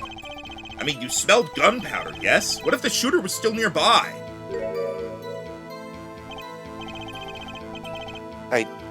I did not consider this, to be honest. It is forbidden for a magician to have a good imagination. Really? What? Isn't magic all about illusions and imagination?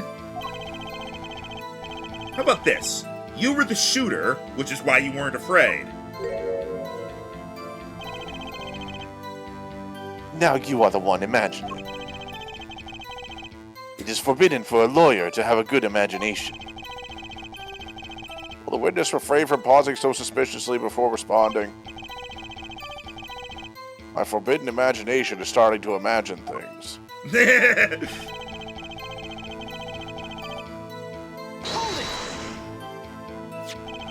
Which brings us back to this reason neither of you could refuse.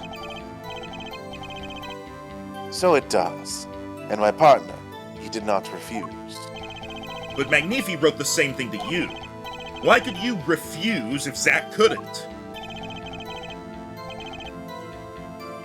Because I have a will of steel. Of course. I also do this trick where I bend steel bars, so perhaps steel isn't so strong. Which is it? Mind if I continue? Stop doing that. Why do you hate him doing that? Because I can't do it! Hold it!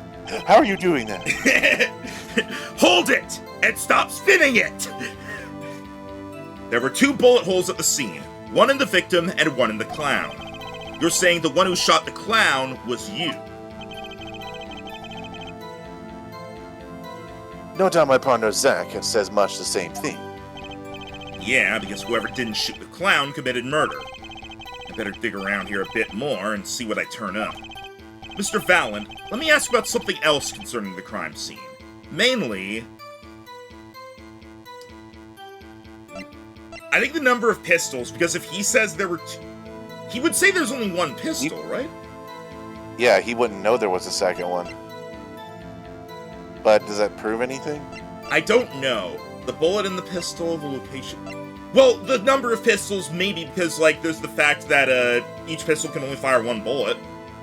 So maybe it may, I don't know. Maybe he'll make up and say like, say there were two to explain it. I don't know. Actually, yeah, a number of pistols might be a good question because it'd be like, obviously there was one. It was like, okay, cool. Did you bring a bullet with you? Yeah. I mean, we know the answer, but I guess lying is all right. How many pistols were there when you entered the room? By which you mean what, precisely? 2 pistols were used in the Zack and Valent quick draw shoot 'em, correct? One for each of you. You are well informed, yet. Only one of my old friends sat in the hospital room that night. What did Zack tell me back in the lobby? There were 2 pistols, dumbass.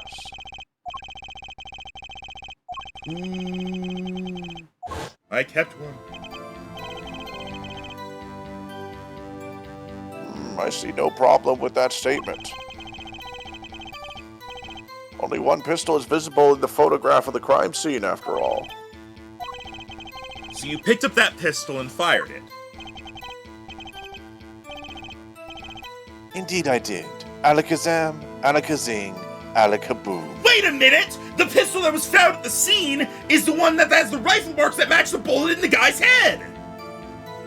Yeah, and because we have the other pistol which matched the marks in the clown, even though we haven't been able to fully analyze them yet, this is pretty easily proven. Yeah, I think that, okay, so that's... Like I said, open and shut case. Yeah, but some bullshit's gonna come up.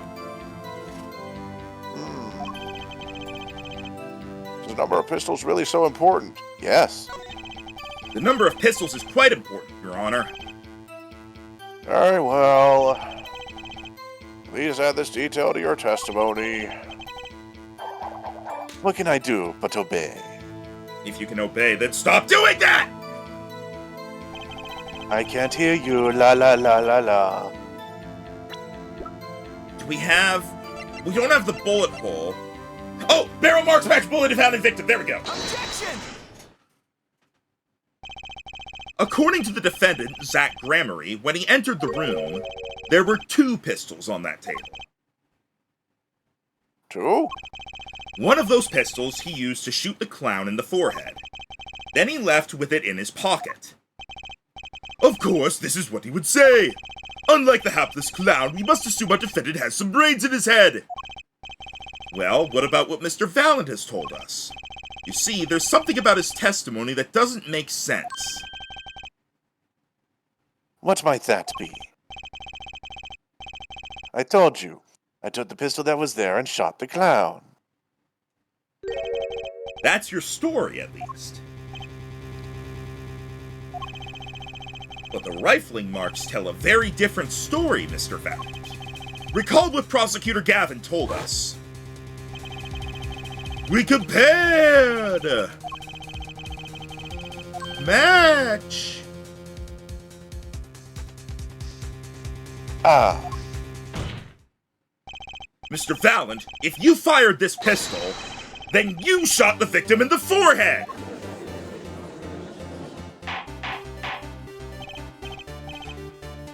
Order! Order! Order! Carrot Parmesan. Oh, this is all rather sudden. Objection! What have I done?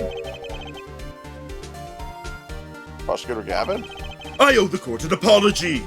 Sorry. Sorry for what? The autopsy report has been updated. You see, I was unaware that 2 of these unique pistols were crafted. The analysis of the rifling marks only proved the type of gun that fired them. Objection! Fuck off. But that's not what you told us before. You said you'd verified the murder weapon. Which is why I'm apologizing to you now. Quite sincerely, I might add. Would you hold me accountable for a mistake made in my youth? Yes! That was just this morning! I am still young. And I might add, it wasn't really my fault. If the defendant had only admitted he took one pistol from the scene of the crime, we would not be having this pleasant discussion now. That's a lot of words to say, I didn't do my job right. And or I'm lying so I win. Balanced grammar. Yes, Your Honor. You were presented to this court as a decisive witness. You've proven to be more divisive than decisive. Ooh, that was a good pun. I like his wordplay. You'll see in time. Ominous. The testimony so far has merely been a review of the facts. The proof comes next. Care to elaborate, Prosecutor Gavin?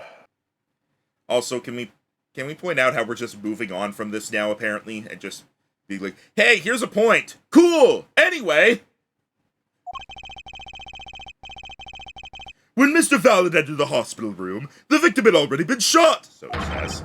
as his next testimony will prove. Herbert Wright, the real fight is about to begin.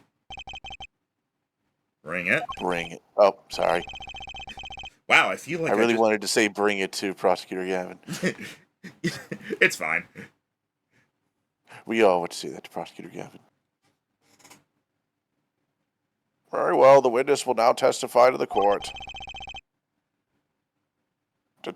Help us determine who shot what.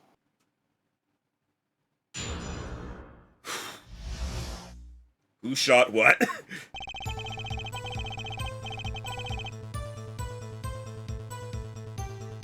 I arrived at the hospital room in the appointed time, which is to say 11:20 p.m. After discovering the body, I fulfilled my obligation, then called in the doctor. The doctor examined the body before the police arrived. He was quite clear about the time of death, 11:10 p.m. And the one in the room at the time was my partner, not me. You're saying a doctor, like just a medical staff who took like a brief look at the body, got a more exact time of death than a professional coroner?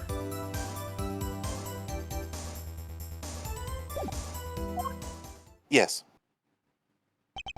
Give me that cane, I'm shoving it up your ass. Those are rather close, you have to admit. You're talking about an alibi established over a matter of minutes. To use a 10-minute discrepancy as a basis of your alibi. It's easy to explain in this situation, Herbert Judge. For example, take our debut hit single, 13 Years Hard Time for Love. Cue to the song, press the play button, and it will play for 2 minutes 15 seconds. Do it 100 times, the result is the same. The debut single was only 2 minutes and 15 seconds long? What a ripoff. Magic is a world of utmost precision. Hocus pocus requires admirable focus. And in the time of death determined by the doctor, there is an incontrovertible truth. Very well, the prosecution warns us that we're dealing with rather precise times. Bullshit. And we can expect the cross-examination to require the same level of precision. I would hope the defense refrains from its customarily broad, sweeping accusations, lest we blur the focus this case so clearly demands. Point taken. Baseless remarks will result in a penalty. Carry on, Mr. Wright. This is some bullshit! Carry on, right.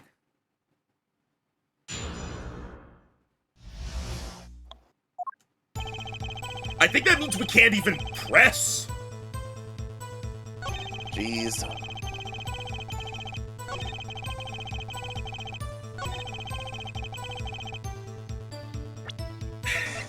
I want to present this and just be like, how was he more accurate than this?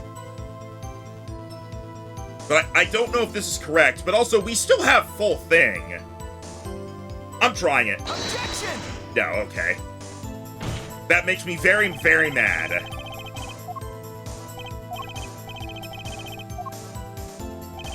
The witness is full of shit, Your Honor. I'm not so sure.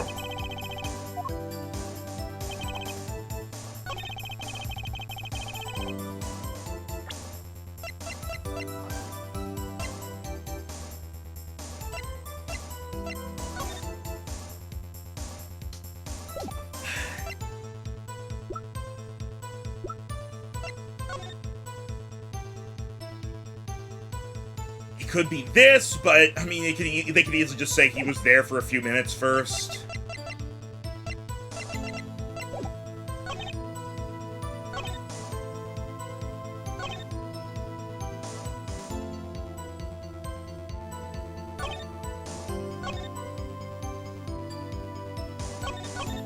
Let me see if pressing is actually allowed. 11:20 p.m. Can you prove that's when you arrived? Alas, such a feat may be beyond even the great Valens. For there was no one in that room but Magnifi, and he was departed after a fashion. I have here defendant Zach Ravery's sworn deposition. I snuck into his room that night at the appointed time. It was 10 minutes before I left the room, and the victim was still alive. Wait, what? It was 10 minutes before I left the room, and the victim was still alive. So if he left, they're saying that was Zach who did that, who wrote that for the record. So if he died at 11:10, why would he stay in there for 5 more minutes? That's a decent question. Oh, sorry, you didn't read this. Time indicated by this letter to Zach was 11:05 p.m. Just make sure. Yeah, it was that. Exactly! Which means the witness could not have entered that room before 11:15, because his partner was still in the middle of his crime. I see someone did their arithmetic homework. You see, the defendant himself has corroborated the witness's testimony. Does that all make sense? There is a contradiction, I think. Which one? The fact that he says he was in there for 10 minutes, but the death was 11:10, why was he in there for 5 more minutes?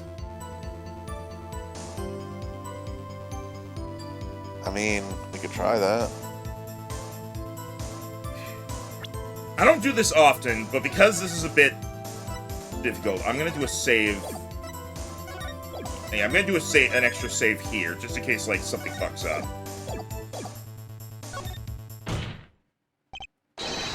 The only problem I see here is the glaring contradiction in that testimony. Was that a question? I guess it was. You have been warned, Herbert Wright. Baseless remarks will be penalized. Oh, Prosecutor Gavin. Well, Mr. Wright, here's my answer to your question. Okay. So we can press, we just need to be careful about what we say there's a contradiction with. Okay. You walk in on a murder, and the first thing you do is shoot the clown. The disciple does what the disciple must. My mentor's request without reason had caused for me a surfeit of sorrow. For what would I, Valent, be now without him? May the soul of Magnifi the Great find greater peace above. This I muttered to myself as I pulled that lonely trigger. In any case, I believe this is nothing more than what we have already learned. I'm still waiting for one of those right moments, Herbert Attorney. May I remind you that baseless remarks will earn penalties. Proceed with that in mind. Yes, Your Honor. What pain this is turning out to be.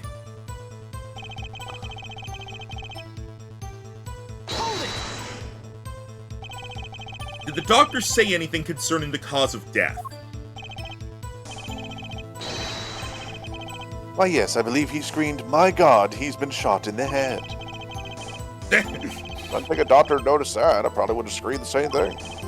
And I would have penned the requiem that arose in my soul at that horrid sight.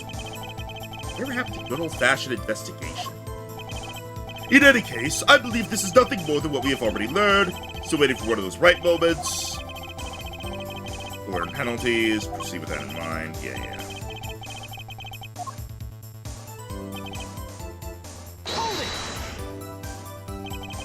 I don't think I'm stepping out on a limb to say I have some doubts about this. How could the doctor be so precise with the time? We do usually only get an estimated time of death, true. Not sure I've heard of a verified time of death. Magic revels in making the complex appear simple, but reality is the opposite. What appears complex in this case is a simple matter of subtraction. I see another person has done their arithmetic homework. The point here is the IV the victim was taking. It's quite visible in the photograph of the scene. Oh, here we go. Recall what we heard earlier about the victim, Magnifique Grammary's schedule. Every night at 11 o'clock, Magnifique took an IV drip for 30 minutes. I can see the IV bag right there, yes. Now, look a little closer. Follow the tube down from the bag to the end.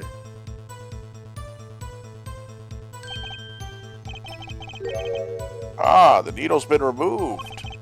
Doubtlessly, it fell out when he was shot. That would seem to be the case. When the needle comes out, the IV no longer drips. You can just measure the remaining IV liquid. Precisely! The IV liquid functions, for our purposes, as an hourglass of sorts. This is how the doctor determined the time of death. For the amount remaining in the bag, it was determined that the IV had stopped 10 minutes after administration began.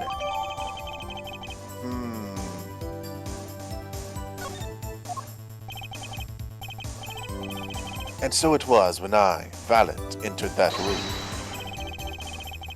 10 minutes had passed since that horrible crime was committed. Stop doing that. 10 minutes had passed since that horrible crime was committed, and this was proof. Stop doing that. Well, Mr. Wright, That seemed important. I don't know. Let's see.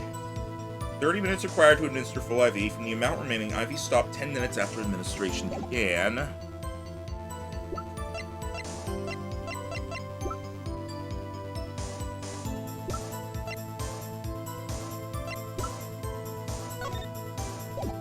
I don't know. I don't think that means anything here.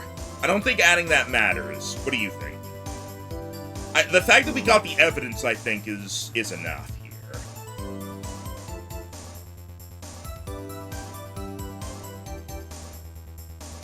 I think we're okay. I don't see any problem with that testimony. If you say so. Let's continue, shall we? Sometimes the most magical thing of all is the truth. Stop doing that. Alright, let's press this last thing. You entered that hospital room at 11:20 p.m. The time given by the defendant, Zach Grammary, was 11:05 p.m. You didn't run into him at the hospital that night. This is why I never perform with amateurs, you see. Picture, if you will, the nighttime hospital. Outside, only the pale light of the moon. If two dressed as we were to meet in such circumstances,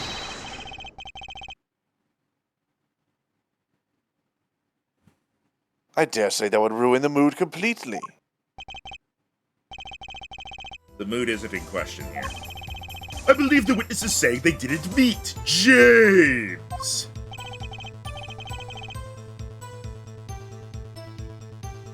For what is magic if not the study of beauty? Us meeting was not only out of the question, it was an impossibility. What is magic if not the study of how to make absolutely no sense at all? That said, is there a contradiction in there? No? There was no contradiction there. I'm like 100% certain of that. The fact that they didn't meet. Yeah. Yeah, I think that's right. I don't see any problem with that. Let's continue, shall we? Is the truth. An alibi over a matter of minutes. Precise is right. Pressing with impunity will earn me a nice penalty, too. Better focus on one thing. This time of death.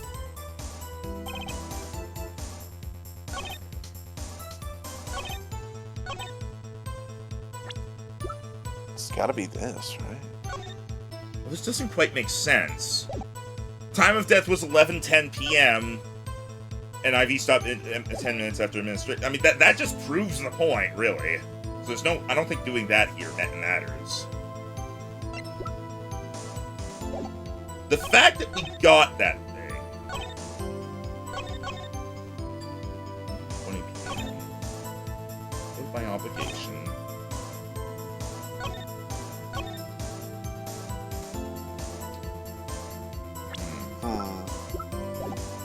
I think the idea is one of those three statements that we could say had a contradiction. Something was wrong with one of them. We tried one already.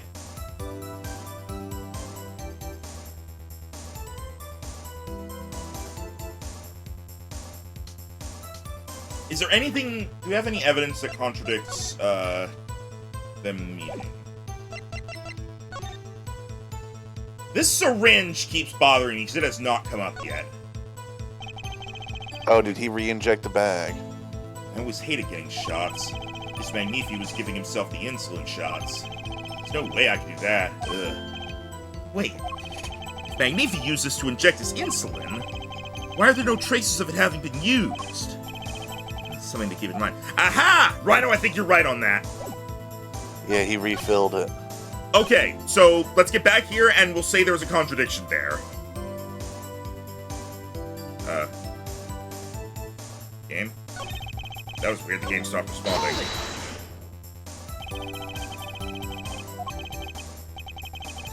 Why does it take that? Why can I not skip through this dialogue?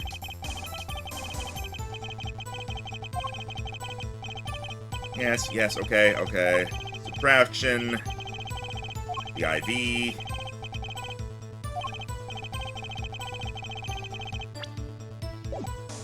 Fell off his arm when he was shot. Measure the remaining.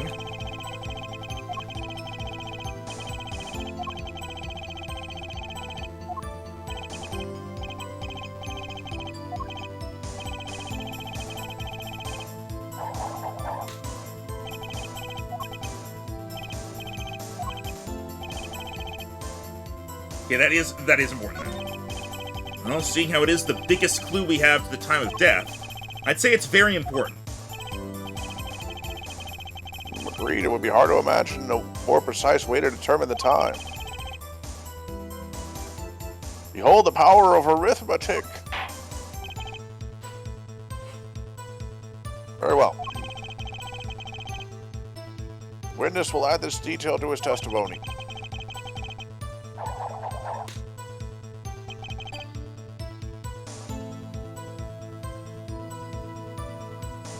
Right. I already read this line before. Oh, okay, alright. Keep saying it after everything.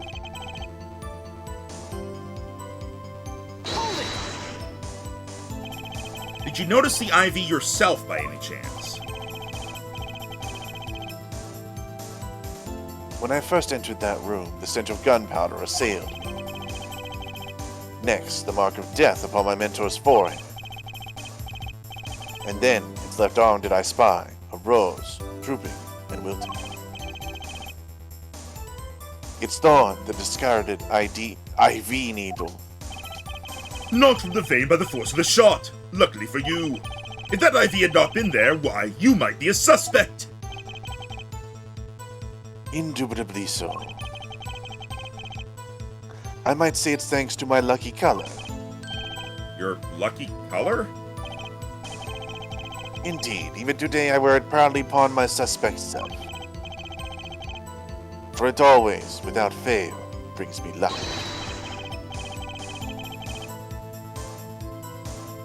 Why, when Zack and Valant won their first Magician's Grand Prix, the Yes, the very one held by the Association of International Magicians. I was adorned in this attire then too, and our trophy, a bust.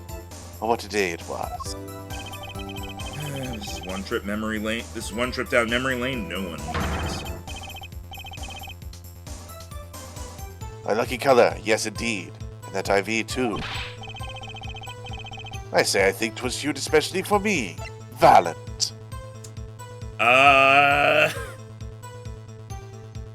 That's Pistular. Rhino, that's green.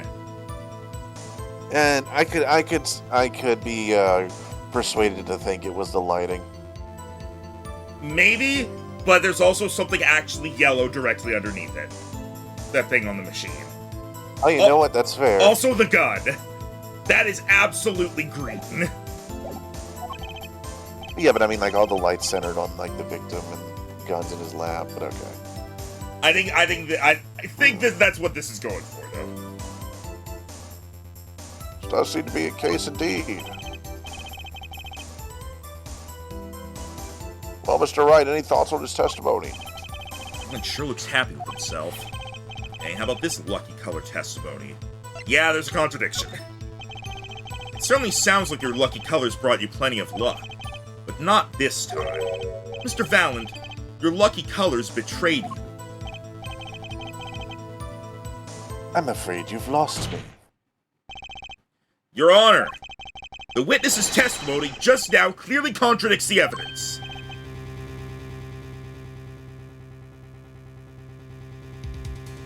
Honestly, I wouldn't have gone for that. I would have thought it was an artistic. I'm kidding. Really, Rhino? What do you mean? Yeah. I mean, I don't see too much of a difference in, like, the clown shadowy outfit and the piss bag. There's a little bit of difference, but... I don't know what's wrong with you, Rhino. That is so clearly green. Hang on a second. Alright.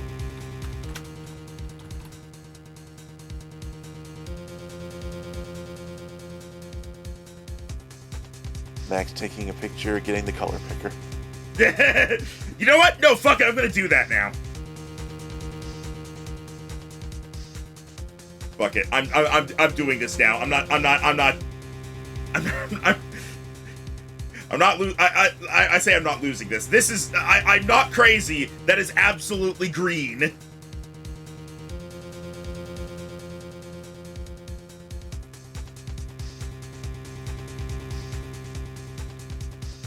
Oh yeah, his facial hair does make a spade, doesn't it? I didn't even think of that.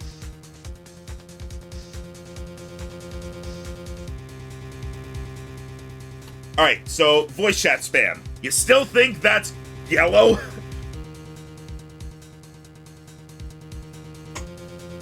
Oh, there we go. No, yeah, that's green.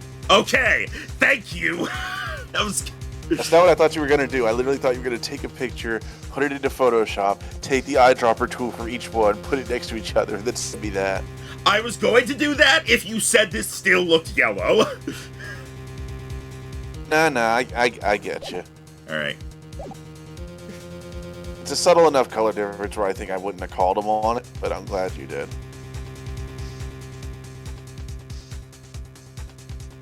Wow, I think I already said this. These are called by warning at the beginning of the cross-examination, Mr. Wright. Baseless accusations will be duly penalized. I do hope this latest accusation is well-based. Oh, I'm sure you'll find it's very based. Don't worry, I've got all your bases right here. They belong to us. Yeah.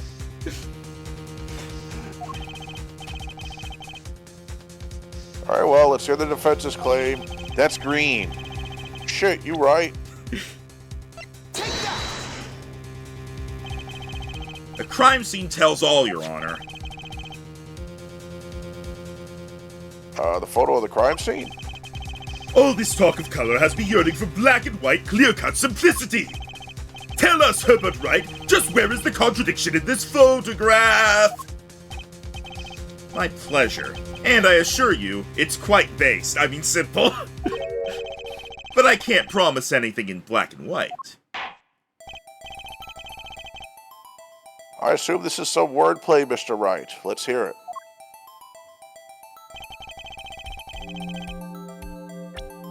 What in this photo contradicts the nonsense?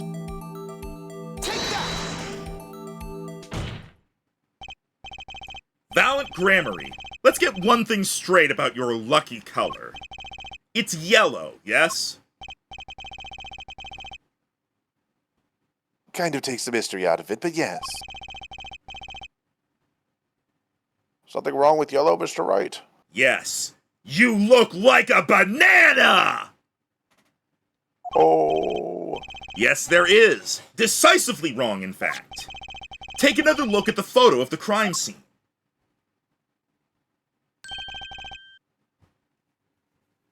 What's this? Confusion, doubt. Tell us, what do your elderly eyes spy? Even my elderly eyes can see a problem here, Mr. Valiant. With that IV bag. What do your elf eyes see? Ah. What is this? What foul magic? Ick. It would be hard to call the IV liquid yellow, right, Rhino? I suppose I'm just too used to accounting for discrepancies via lighting. That's fair, but I honestly, if it was like a real photo, maybe, but the fact that it was a drawn picture for a video game, you gotta take it at face value. Fair, fair. And I'm afraid no magic was involved in the taking of this photograph. Why do you keep saying it like that?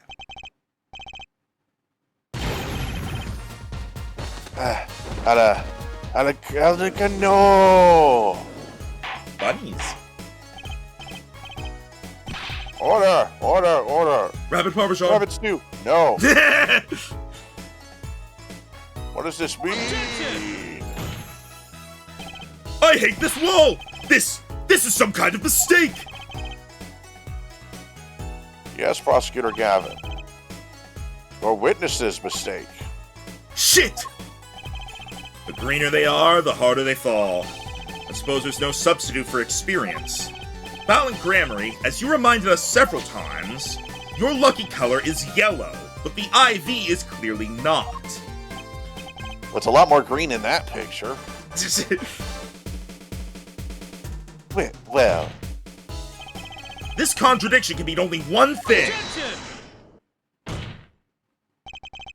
And to think, you almost had me! Oh, what bullshit are you pulling out this time?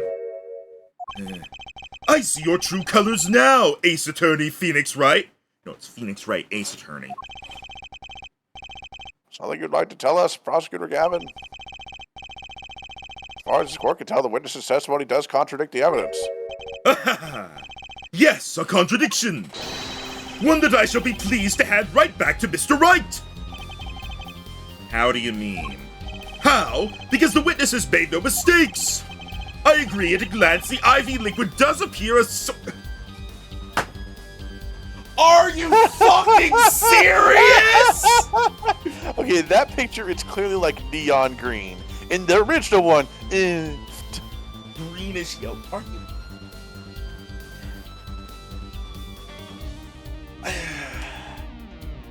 I cannot wait to be done this game and never have to deal with Plavgav again.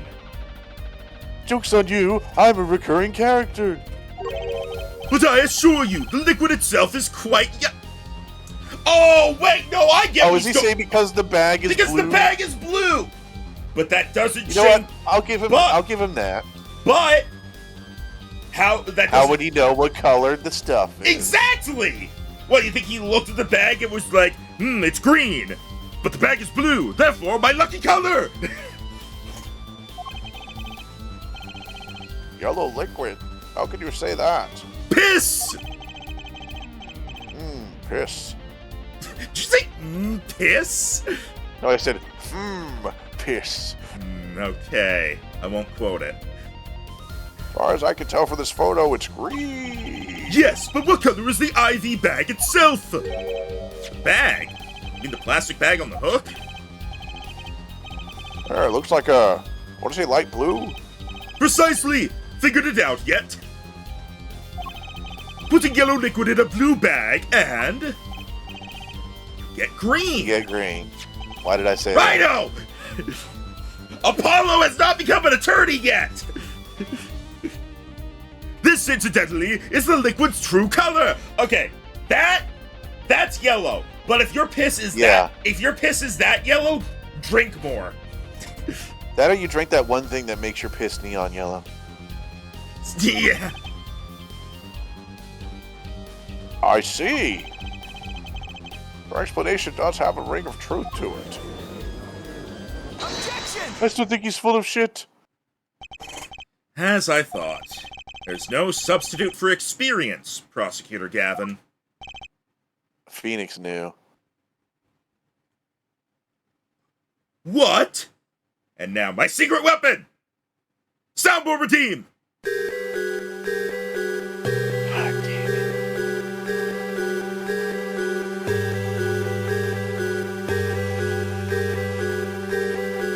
Alright, anyway. You may tell a good tale, but you've just proven something rather grave. For you, that is. Grave? The liquid in the IV is yellow, yes. But how did this witness know that? It's quite unnatural when you think about it. You did think about it, didn't you? Your Honor, the defense requests an explanation from the witness. At the scene of the crime, the IV liquid appears to be green. So let me ask, how did the witness know the IV liquid was actually yellow? The music.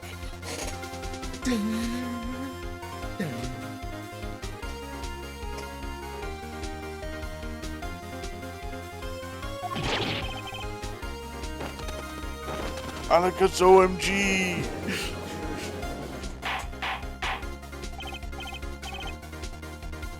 Order. Turkey Pepper's Not enough of these offshoot Alakazam's evolutions. Mr. Wright, you explain this at once. Drugs, Your Honor. I see. The witness clearly knew the color of the IV liquid. So I'm sure it means something, but what? I can think of only one possibility, Your Honor. The witness, Valent Grammary, has testified that the IV liquid was yellow because he knew the IV liquid's color?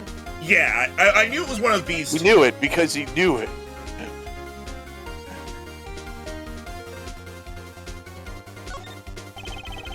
From the facts before us, the answer is clear.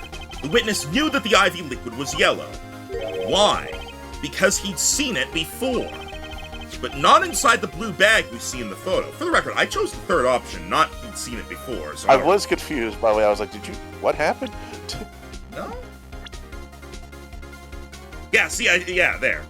Yeah, I can see the picture. He saw the liquid by itself in a clear, colorless bag. I suppose he would have had to, but I'm still not clear as to what this means. Ask yourself, why would he know if he didn't work at a hospital? That's where you'll find your meaning, Your Honor. Objection! I'm afraid I find nothing! So what if he knew the IV liquid's color? Leave the getting excited over absolutely nothing to our TV bumper fans, James! Objection! The IV liquid Running out is of breath there? Yes. The IV liquid is the only evidence proving the time of death. A 30-minute hourglass with 20 minutes worth of sand remaining. Your claim, Prosecutor Gavin. I remember it well. However, there's a critical difference between an hourglass and an IV bag. Wait, I know.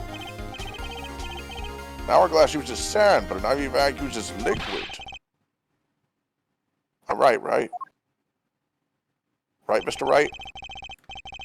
As much as it pains me to say this, Your Honor, no. Unlike the sands through an hourglass, IV liquid enters the patient's body, at which point, like magic, it disappears. However, what if the amount of IV liquid had increased? You couldn't tell, could you? After all, there's no way of knowing how much went in. Objection! Let me get this straight, Herbert Wright. You're saying the witness watered down the victim's IV bag? Not with water, but with IV liquid. That's how you knew the IV liquid was yellow. Now wait. I said wait.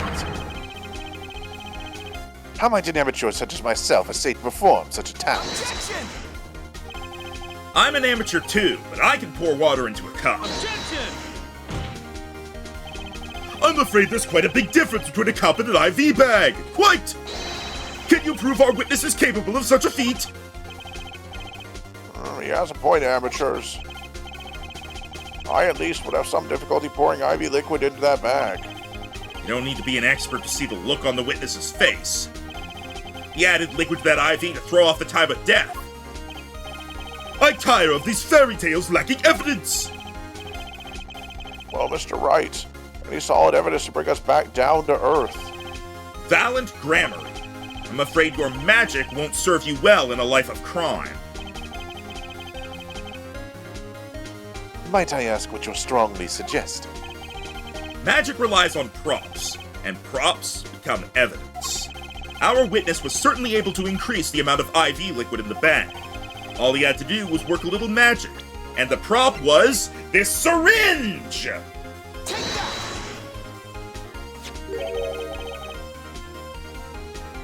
Victim syringe. It's the perfect prop for the magically increasing IV trick, and easy enough for an amateur to use. Objection! What kind of evidence is that? The syringe was clean, not a trace of liquid in it. Objection! And don't you find that odd, Prosecutor Gavin? What? The victim had the syringe to administer his insulin shots. There should have been traces of insulin left inside. Ugh. Well, Valiant Grammary, as you pointed out yourself, the IV liquid makes the perfect clock. One that you could manipulate at will. Alakazam!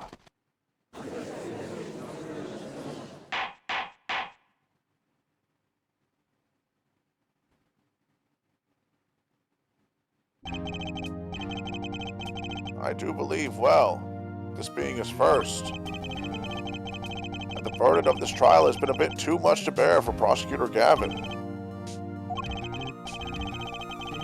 I'm afraid that while there is a doubt as to the amount of IV liquid in that bag, time of death cannot be proven. And that brings our trial to a close for today. Well, maybe I can squeeze an extra day out of this. Do a little much-needed investigation work. I can see there are no objections. Court is adjourned, damn it. I wanted to go eat.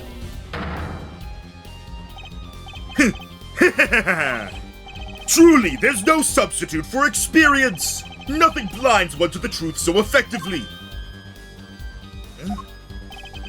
A word to the wise. Underestimate the young and they'll sweep your feet out from under you.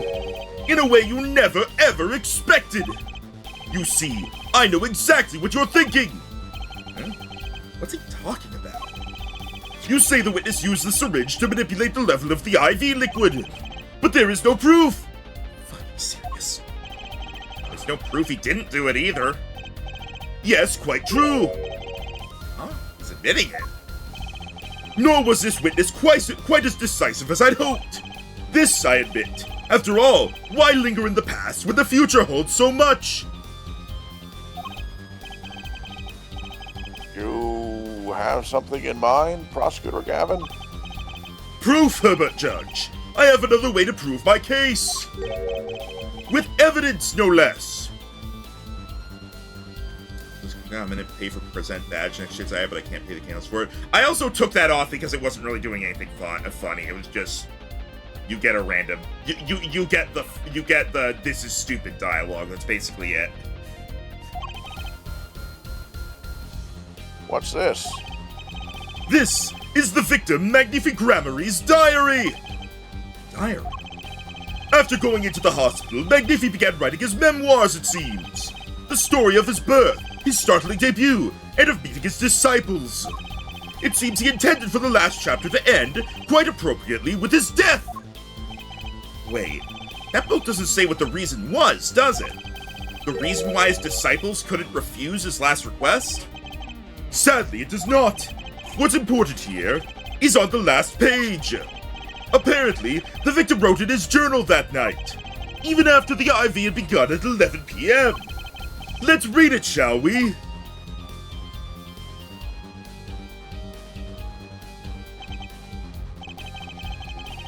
This does appear to have been written just before his death. Tonight's IV is maybe the last. I leave the rest to them. The first should come soon. The journal may end here or it may go on, but not long. That depends on his hand. All that is left to mine is to lay down This pen. this pen.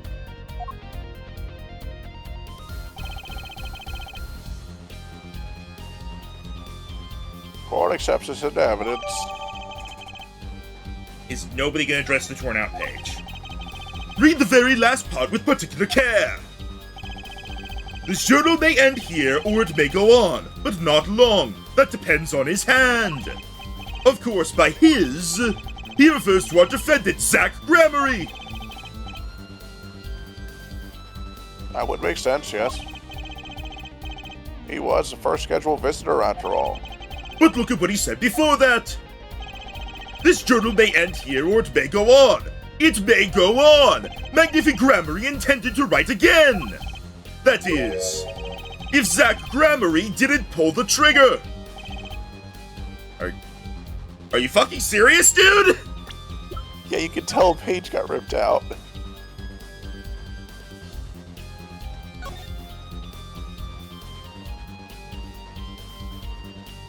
It's so fucking obvious! Are you serious, people? Page diary ends here. Huh? What's this? It looks like a page was ripped out. Well, now, isn't that interesting?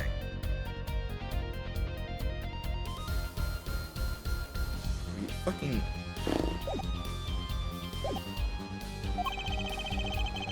I see the defense understands the meaning of this. The victim's diary does not go on. It ends. Because Magnifi's life was brought to an end by the defendant, Zach Grammary.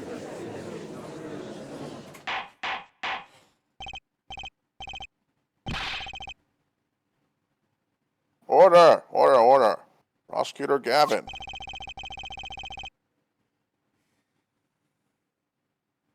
Are you certain that Magnificramary wrote this? There was no mistaking his handwriting. Well, this does seem to be significant. According to this, Magnifi did intend to continue his diary. Yet if this diary ends here, which plainly it did, Then the one who pulled the trigger was the first visitor, Zach Grammary. Well, how do you like me now, Herbert Wright? Still too green for your taste?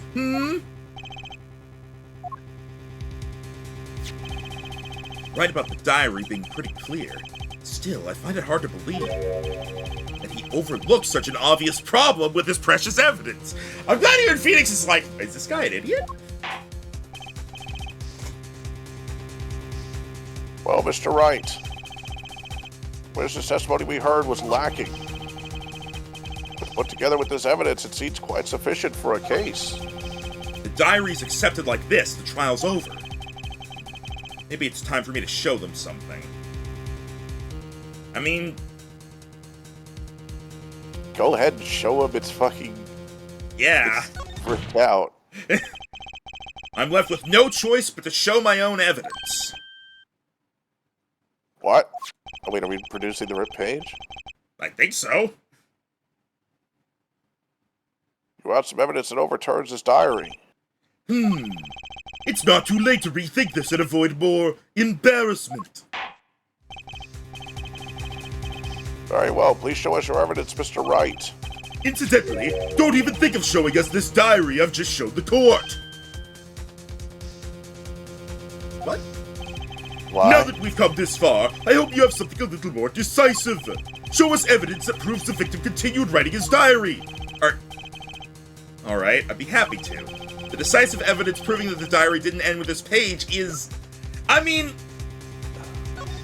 They just said don't show that diary, so we have to show the page. Okay. It's a little convoluted, but I guess he's like, proof he continued writing, but it's just like, we can't technically prove he wrote on a page that's not there. Still a little, but Yeah, okay, not this as bad to me as the fucking brooch. This is very bullshit setup.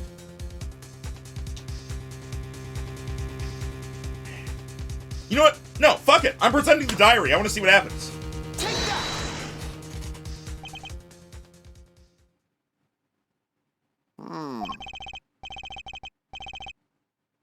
You're saying this is decisive.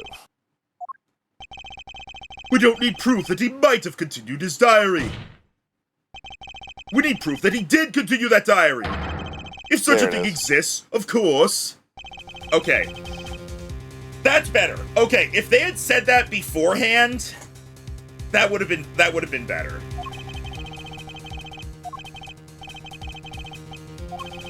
Yeah, don't show the diary. Yeah, okay.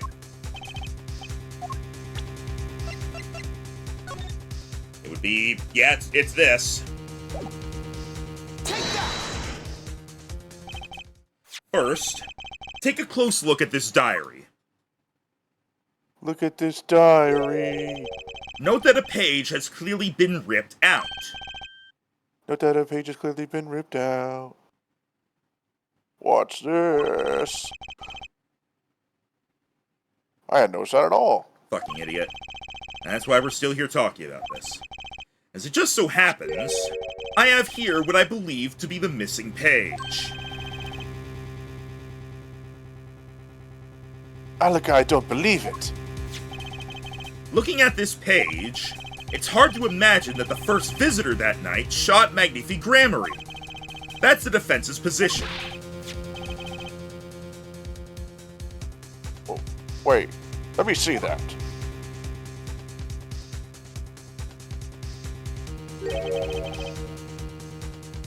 One Sam Hill. Why, this is a continuation of the victim's diary.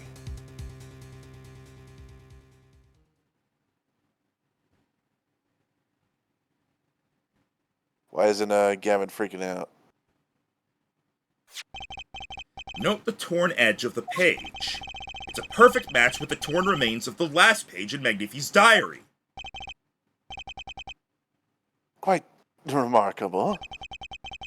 Would you care to explain what all this means, Herbert Attorney? The diary continued after his first visitor came, which means that the victim was still alive after Zach Grammary left, leaving no one to take his life but the second visitor. Valent Grammary. No. No! The handwriting, too, matches that on the other pages.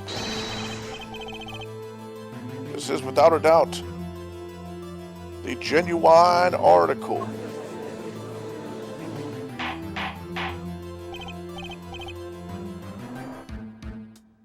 Order! Order! Parmesan, Parmesan.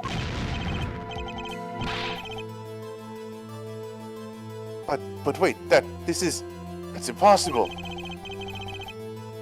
The old man couldn't have written that. Objection!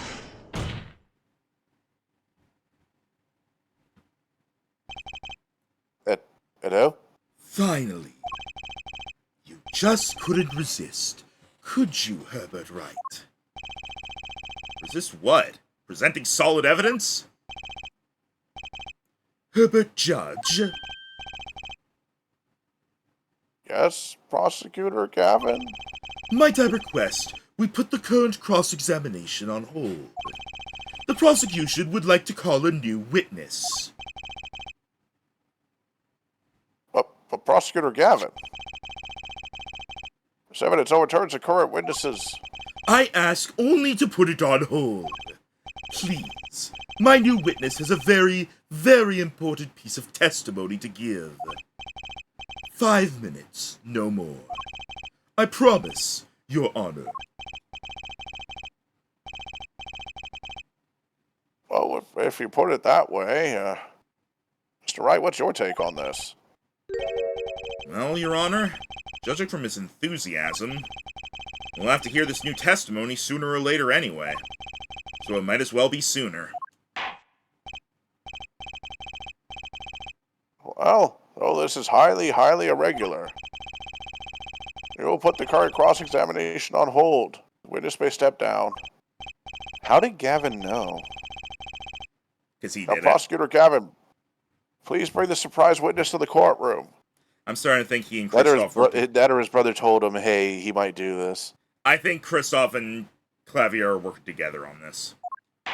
I think Kristoff did it. I think Gavier is a pawn. I had a bad feeling just then. That ripped-out page was too obvious. He must have known. Ah. And I should have known it was a bad sign all around.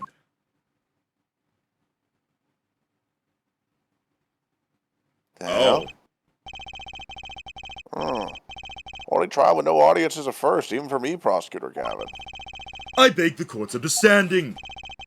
But I had to make a judiciary deal with the What, witness to secure his testimony. Remember, this is 7 years before he died. I know, I'm just shocked we're seeing him, if I'm honest. A judiciary deal? The details of his testimony may have some legal ramifications, shall we say. I thought it best to contain the information to this room. Very well. You are the witness, I gather. You want to be him? Ah, yes. Yes, sir. State your name and occupation for the record. My name's Drew Measham. I'm a painter. A painter? You are somehow related to this case. No, well, not per se. I have one simple question for this witness. Mr. Measham, was it?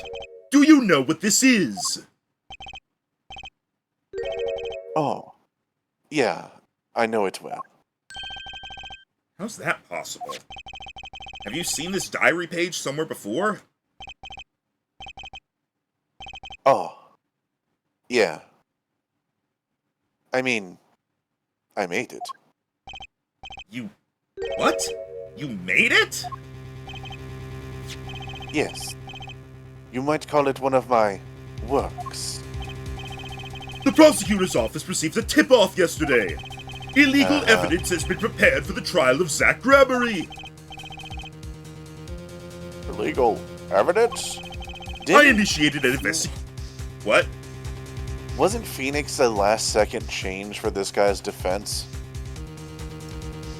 Yeah, I think this whole thing was a setup to get Phoenix disbarred. And was and all they had to do was hand it to Trucy. Yeah. And so was other Gavin his defense attorney before this? Maybe? But why would he have the thing prepared if he was going to be the... Well, I guess because he would have presented it as fake evidence.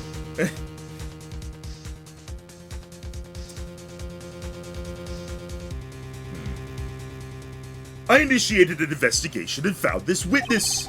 A painter to the world at large, Drew Measham has another side, you might say. He is skilled in making perfect reproductions of certain things.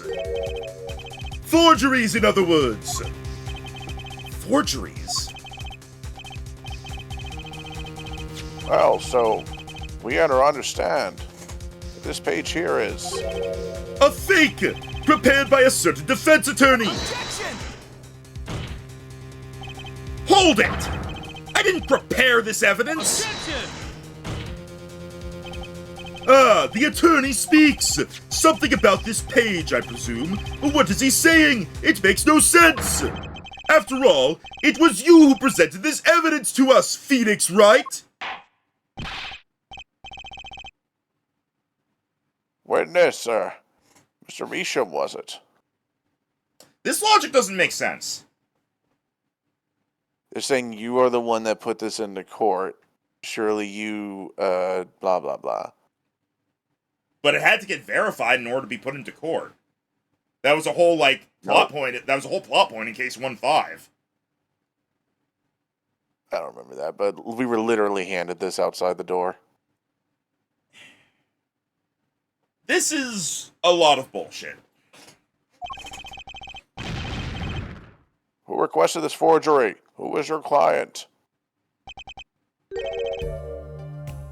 That, I don't know. What? Most of my clients prefer to remain anonymous, even to me. I make the items they want and receive my payment. That's the extent of my contact with them. Bit of a side thing, I like how he's like, because he's being very specific about what he says, like, I make the items for my client and they pay me, and he's not at all giving any indication of them being forgeries. He's preventing himself from getting, like, in trouble for, like, Arrested. admitting to making forgeries. Yeah, basically. Objection! But there's no proof this is a fake. It's a fake. Huh. Well, alright then. To avoid just this sort of problem, I always put a special mark on my works. I can say without a doubt, this is mine. Alright, but what's the special mark? Now I'm curious. Well, I can't tell you that, because then you would know everything. Mr. Wright, you have just presented illegal evidence to this court. My court. It was careless of me. That's all I can say. Oh boy! Here! A smiley face. I know, I just got it. I'm gonna give it to you. Anyway, bye! It was all a trap. A fatal trap.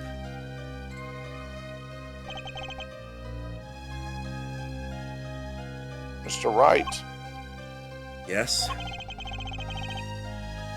do you have an explanation for yourself? If I did, would the court hear it? Probably not. And that's more bullshit. Forging evidence is a serious crime. Presenting it in court, a serious mistake. A fatal mistake for an attorney. Fatal too, perhaps, for your client, I fear. Oh, you are enjoying this. I can't I hope this guy dies. I fucking hate this guy. I hope he dies. Why do people think he's one of the better characters in the series? He's fucking horrible. Tell me, what kind of defendant relies on forged evidence? The answer is quite clear. A guilty one! Objection! Your Honor, wait. I understand that presenting forged evidence in court is a serious crime, but you cannot hold my client responsible for actions I undertook as an individual. I am sorry, Mr. Wright. Your Honor? Another close call, I dare say. If the prosecutor's office hadn't received that hot tip, everything would have gone the way you wanted it to, James. I even gave you a chance. Too bad you decided not to think before embarrassing yourself. I see no need for further discussion on this matter. Special witness dismissed. This whole thing.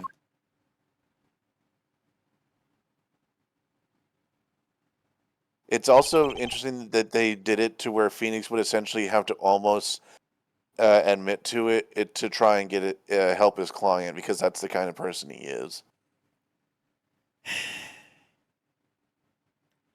I really can't imagine this whole thing happening without Clavier knowing what he was doing.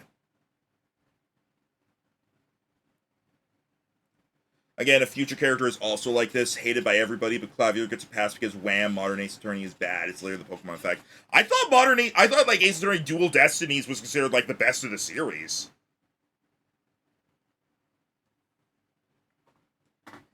I'm pretty sure people give Clavier a pass because he's hot. It's the same reason people give Astarion a pass in Baldur's Gate 3.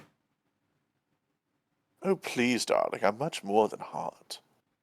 Yeah, hot gay vampire. That's totally not fucking everyone's fetish. It's not mine. Same. And that's why and that's why we have the common sense to not like Astarion.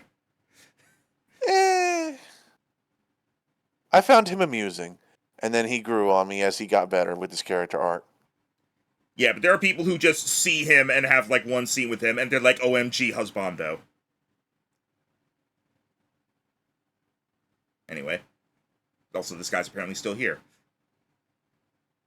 Mr. Attorney. Yes?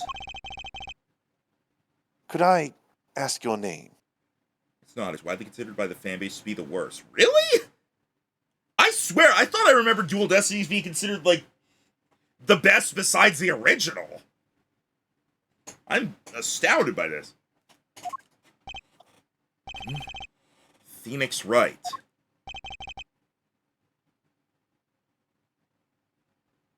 Mr. Wright. I have seen and studied many people, but none like you. I remember you, Mr. Wright. The hell does that mean?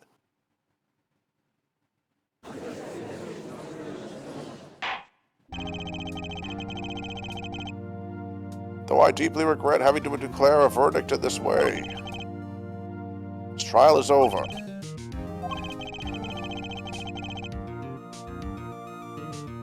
You have the right to find a new attorney to make an appeal.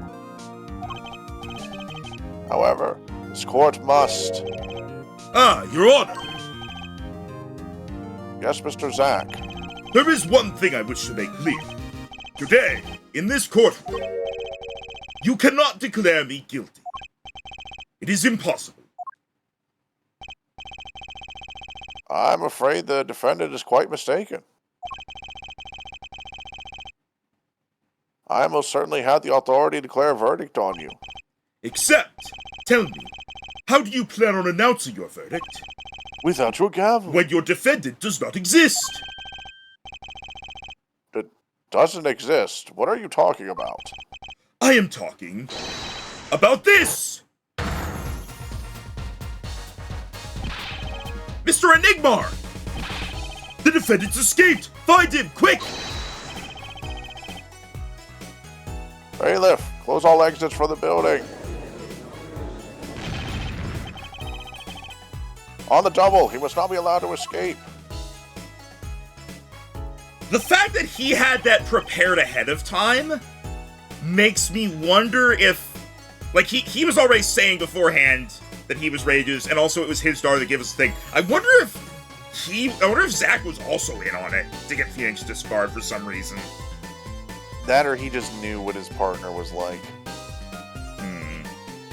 That day in the courtroom, a miracle occurred. The defendant, Shady Enigmar, aka Zack Gramarye, did not just escape from court. He literally, unbelievably, vanished. Right before the bailiff's eyes. No one ever saw him again.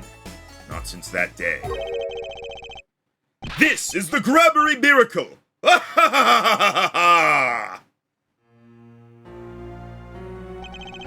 No verdict was declared.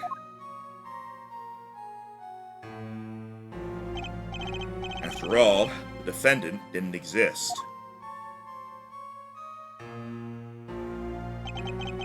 That's how it happened. The trial of magician Zack Gramarye vanished, along with him, for all eternity.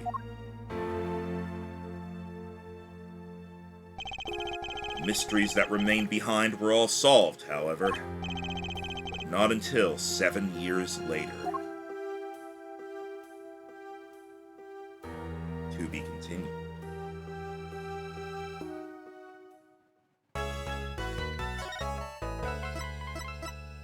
Jesus. Let me get rid of that extra thing that I made. Alright. That trial 7 years ago was the beginning of it all. This I know beyond a doubt. The mysteries of the past work their magic on the present. But you'll soon be finding all of this out for yourself. Which of Magnifique Gramarye's disciples pulled that trigger? Where did the vanishing defendant, Zach Gramarye, go? What dark truth lurks behind the forged diary page? And what about the girl who was left behind?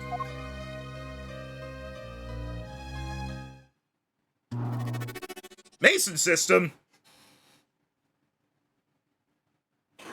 We saw this before. Oh. The past has left us... This might be Apollo.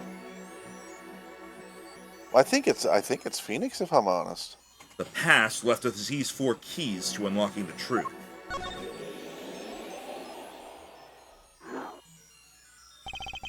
But that's not all. There are 4 keys in the present as well.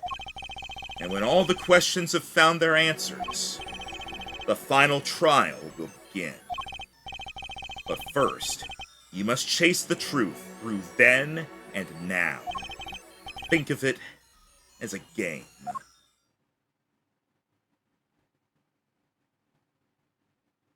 Hi. I, Phoenix Wright, will be your guide through this game. That terrible trial saw me present forged evidence. It ended, half finished, when the defendant vanished. What became of me after that? As your investigation proceeds, the answer will become clear. Oh, and one more thing. There is something I must tell you. As Apollo Justice has his bracelet, so too do I have my own weapon of sorts.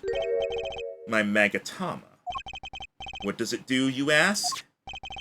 That I would have you see for yourself.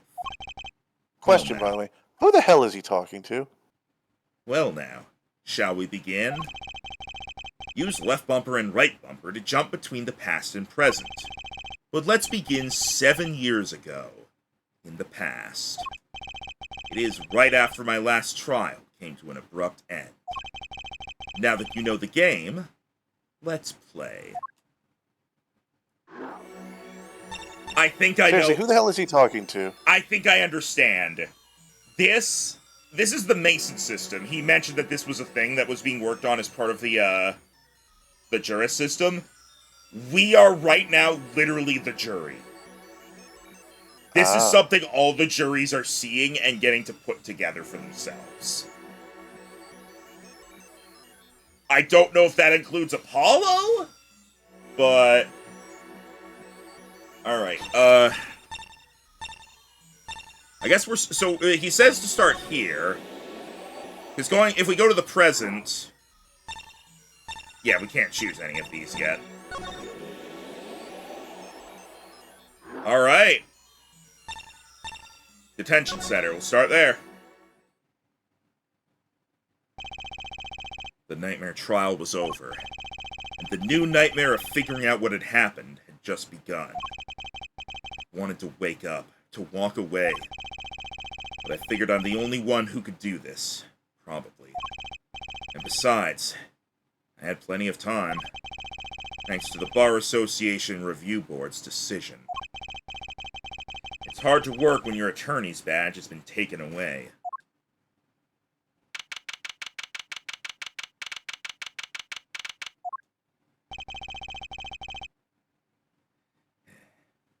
What a strange sight doth mine eyes behold. Excuse me? 2 men on either side of a single transparent pane.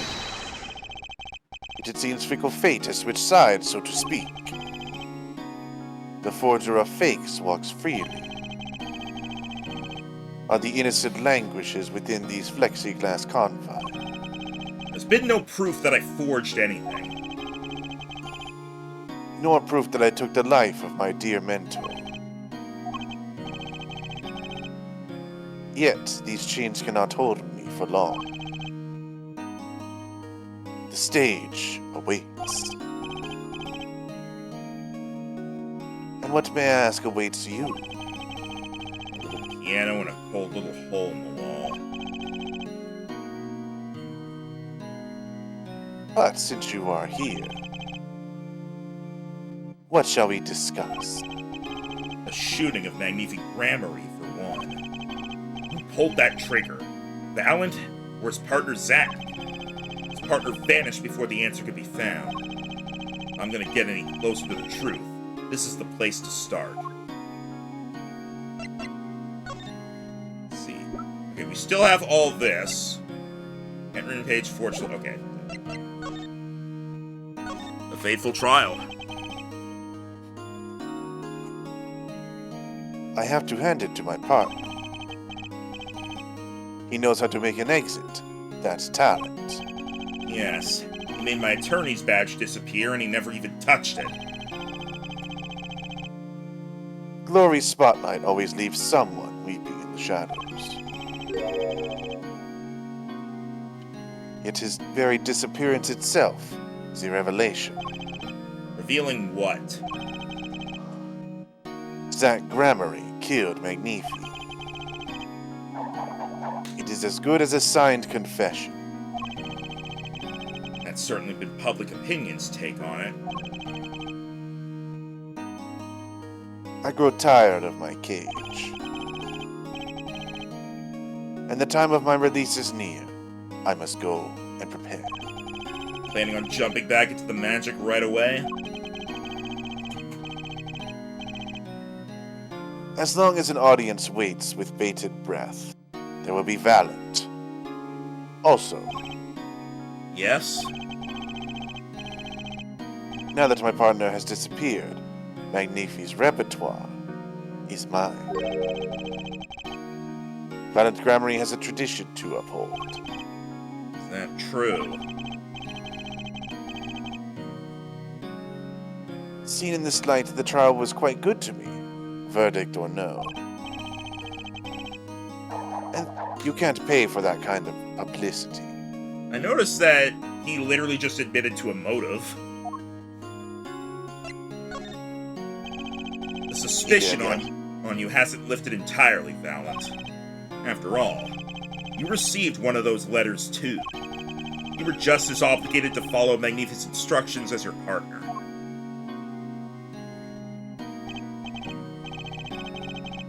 So I was, but how only Zack Gramarye followed them.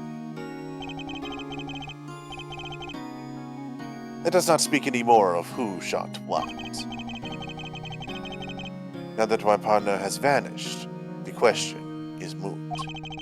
I'm more interested in learning something else, actually.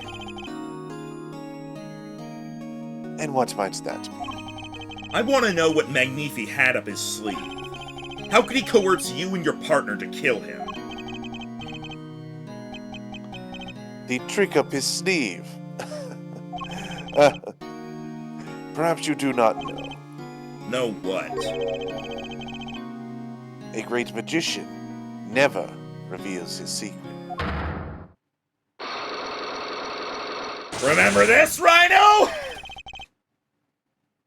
Didn't think it would be that easy. The audience must remain forever in the audience, bathing in the reflected glow of the spotlight.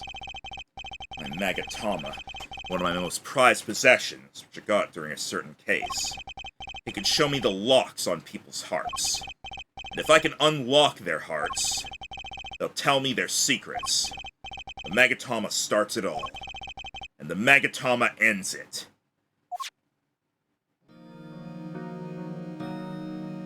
Alright, I don't think we can do this yet. But if we go into it, we can at least see what questions they expect us to answer.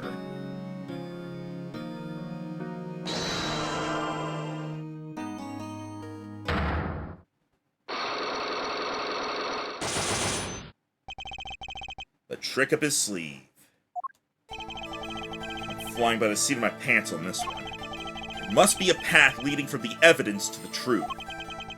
And that's what I'm going to find. To ask someone to take a life, even one not long for this world, that's asking someone to commit murder.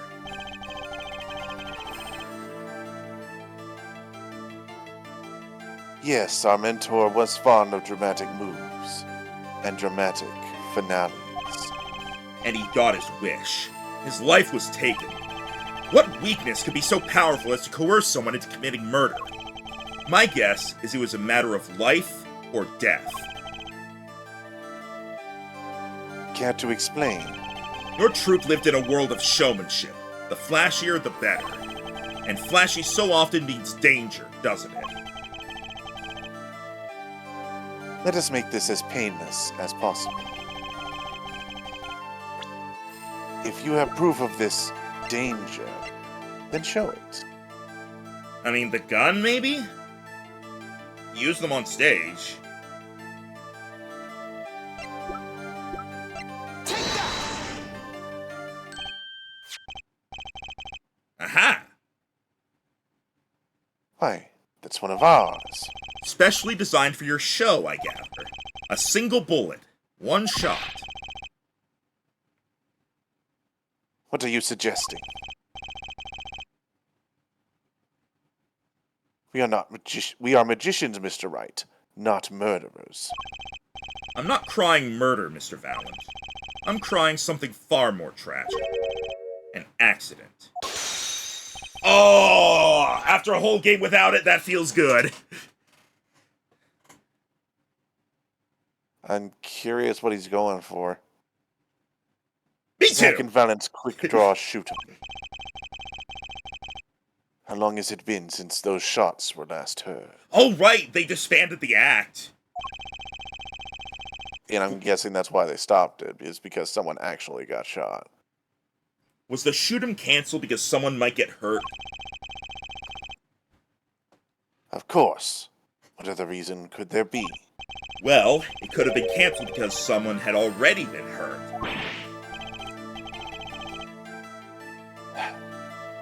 Fascinating, my Faustian forging friend. But tell me, what can you prove with a single pistol? Well, tell me what would have happened if there had been an accident. What if one of your bullets took a life on stage? The performance of magic is not concerned with what ifs. It is concerned with precision. Precisely whom do you claim we shot? Looks like I've chosen the right path. I just hope I'm gonna he guess walks it was the girl, because she was the one that was in the middle. A life was sacrificed so that the show might go on, and this shows who it was. Okay, we don't have this, so I think here we stop. We may not have enough evidence right now to pull this off. Maybe it's time to do a little more legwork. Okay. So we're bouncing between scenes to gather evidence from different times? It seems that way. I'm just gonna go through the list. Crazy. Huh? It's crazy. I'm gonna go through the list and present everything to him just to see if we get anything out of it, and then I'm gonna move on, okay? Alright. Could you look at this for me, please? Challenge. Make it float, disappear, or shall I submit?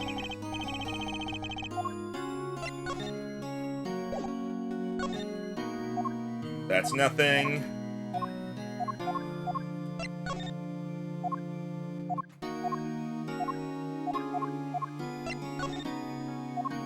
I just want to make sure none of these unlock anything that we'll end up missing and need to come back and, like, do this present everything for later anyway.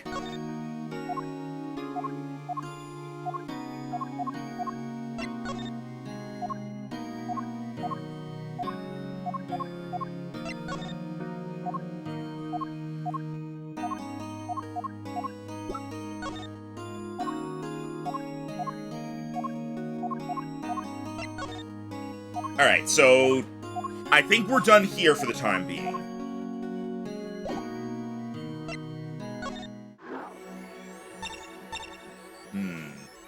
we do anything in the present yet?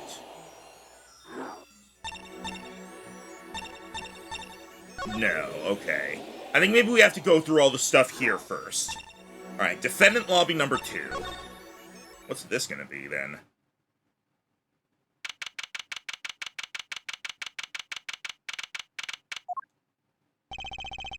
Didn't think I'd be back here for a while. I didn't want to have to remember that day.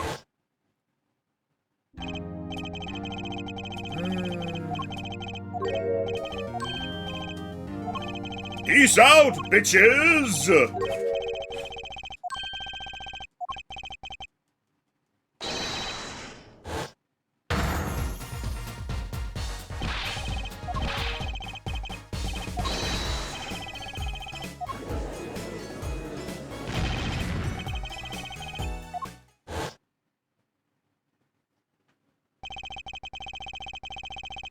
When I came here on that fateful morning, I still had my badge. But now, like an amputated limb, I can still feel it itching.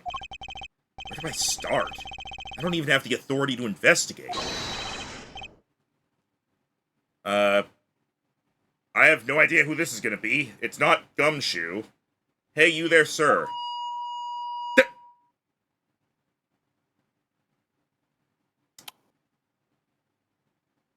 Huh. You remember this guy? Remember? Have we seen this guy before? I think so. This is Mike Meekins. He's just like a jittery officer that's shown up a couple times. Who voiced him? I don't know. That was 7 years ago. And I'm not even joking about that. I'm already voicing a crazy guy. Do you want to be him? Alright. Down on the hands! Floor on your head! No, no, no! What's the big idea? My ears! No unauthorized personnel aren't allowed in here! But that would mean all unauthorized personnel are allowed. Oh, I just say it like it is, sir. It's usually wrong. Don't have the precinct, lost my friends, my girl, and even my wallet. We've met before, haven't we? On a case 2 years ago? No recollection of that, sir. Huh? For me, working on a case is always in the present progressive tense, sir. There is no past. There is only now, sir. Okay, okay! You're the bailiff, right? Wait, is he? Is he? Yes, sir. Court bailiff might be continue your service, sir. Wow, you sounded so much deeper voice before we knew what you looked like. I've asked to meet with the bailiff at this court who let the magician escape. Let me try to make this as clear as possible for you, sir. It was me, sir. But you were a regular police officer once, right?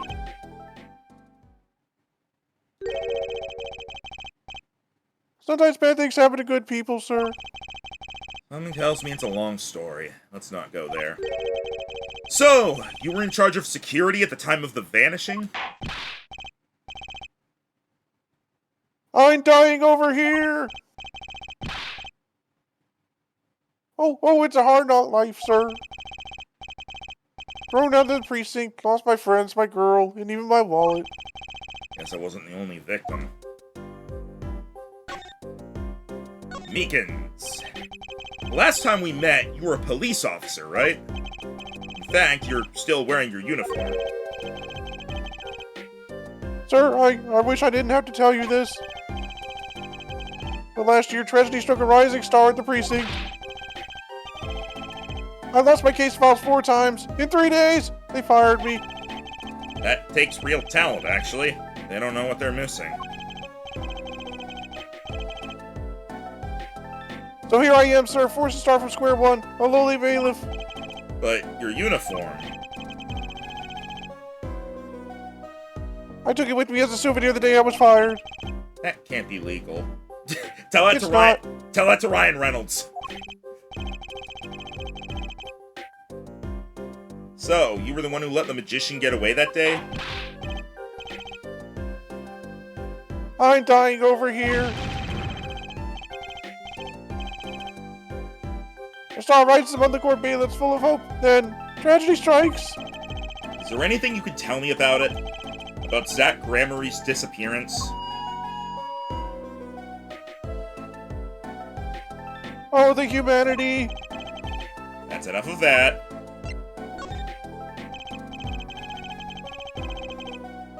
Why, yes, I'd say it was around 2 p.m. when I heard a commotion in the court. I opened the door to see what might be amiss. The door slams open. Slam! And then some guy's face is right there in front of my face. Me! Face! So, you saw someone suspicious coming your way. Yes, and I, being a bailiff with little standing, gave chase. I chased that silk cat all the way down the hall, sir. I have a diagram of the court building here, apparently.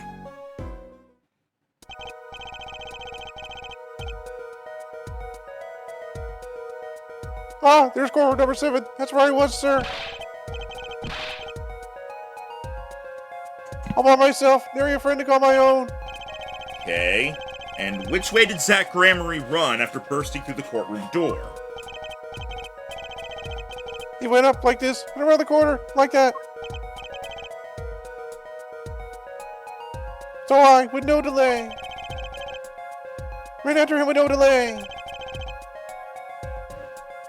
When I turned the corner, I saw the magic man run into the defendant lobby. Swiftly, I ran. Following him, I threw myself boldly into the room. Why, I remember like I was right there. Because it was! Lobby number 2, sir. You ran into this room?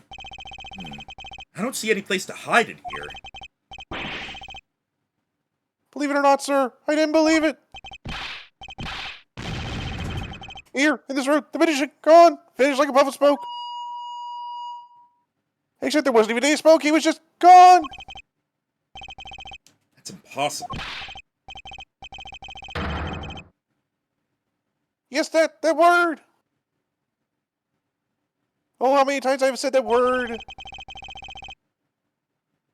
Even the sound of it caused me indescribable pain. I'm dying. I'm dying over here. Okay, I won't say it again, promise. But you have to admit, it's difficult to vanish into thin air. Did you search the lobby? I searched. Why the pause?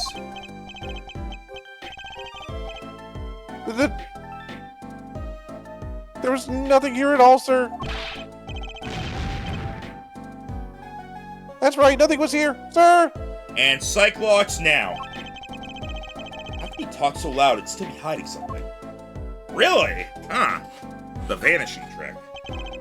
So Zach was in this room when he vanished. Absolutely, sir. I saw him with my own eyes. Eyes! That red silk hat, that flowing cape. He ran right in here, right inside this room. Silk hat, cape. That's Zach, all right. I mean, there's someone else who could. Yeah, that's what I've been thinking this whole time. But sir, look at the room. There's not a single place to hide. Sir, there was nothing I could do, but nothing, sir. What about now? Have any ideas? Sir? Here comes the Cyclops. Any ideas about what exactly, sir, if you don't mind me asking? You've had quite a bit of time since then. Has nothing occurred to you at all? Do you have any idea what trick he might have used to disappear like that? There it is! Oh, this is much easier. Cyclops! I should have known.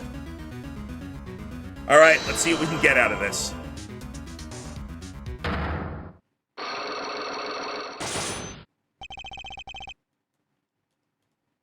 Disappearing trick. Okay, Mr. Meekins. What do you know? Spit it out. Hey, what's with the atmosphere here all of a sudden? You know something, and I'm gonna find out what. Zach Gramarye vanished from this room.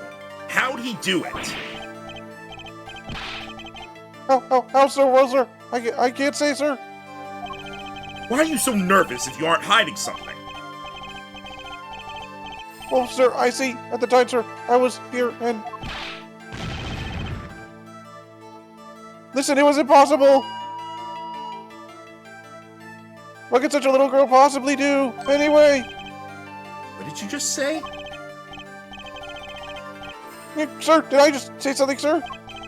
No, you screamed it through that megaphone of yours. There was someone else in the room, wasn't there?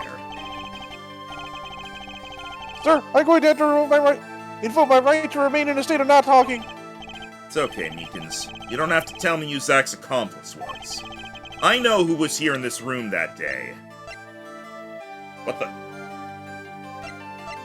Huh? Why is Apollo in here? I was always in here. Greenhorn Defense Center happened to meet. I call him Apollo. Wait, what the? But we're incarcerated in the Central Penitentiary for the murder of Shady Smith. But we're in the past! Wait, what? I don't know, man.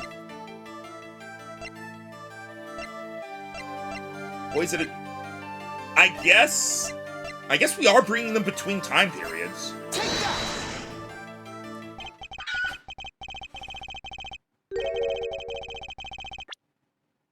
Sir,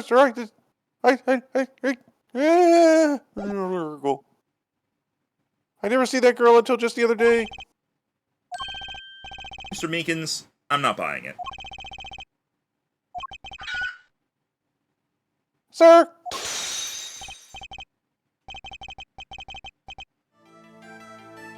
Sir, that day she was here in the room, sir. But he wasn't. You mean you chased her into this room, not him? Sir, in my days as a police officer, in early days, I learned a thing or two. Okay, just one thing, but it was how not to mistake a girl for a 7-foot tall magician. 7 feet? That isn't that tall, is it? I mean, with the hat, maybe. You have a point. I find it hard to imagine that anyone would mistake a little girl for Zach Gramarye. But you saw something, and therein lies the trick. I think you know what it was, Mr. Meekins. Tell me, does this trick look familiar? Ah, shit, I don't think we have this. No, okay, damn it. Okay, we got partway through.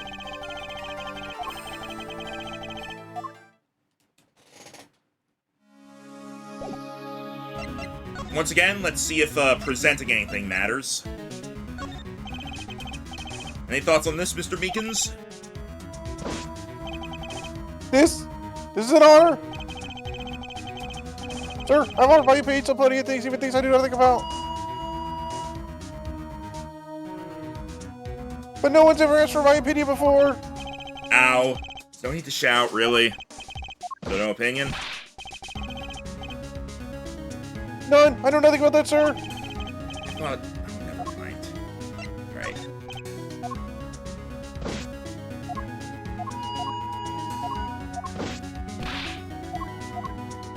You know what? I think I get it. They're not gonna get anything. Alright, next.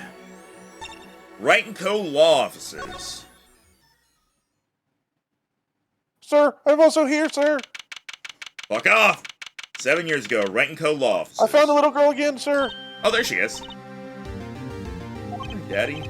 Right here.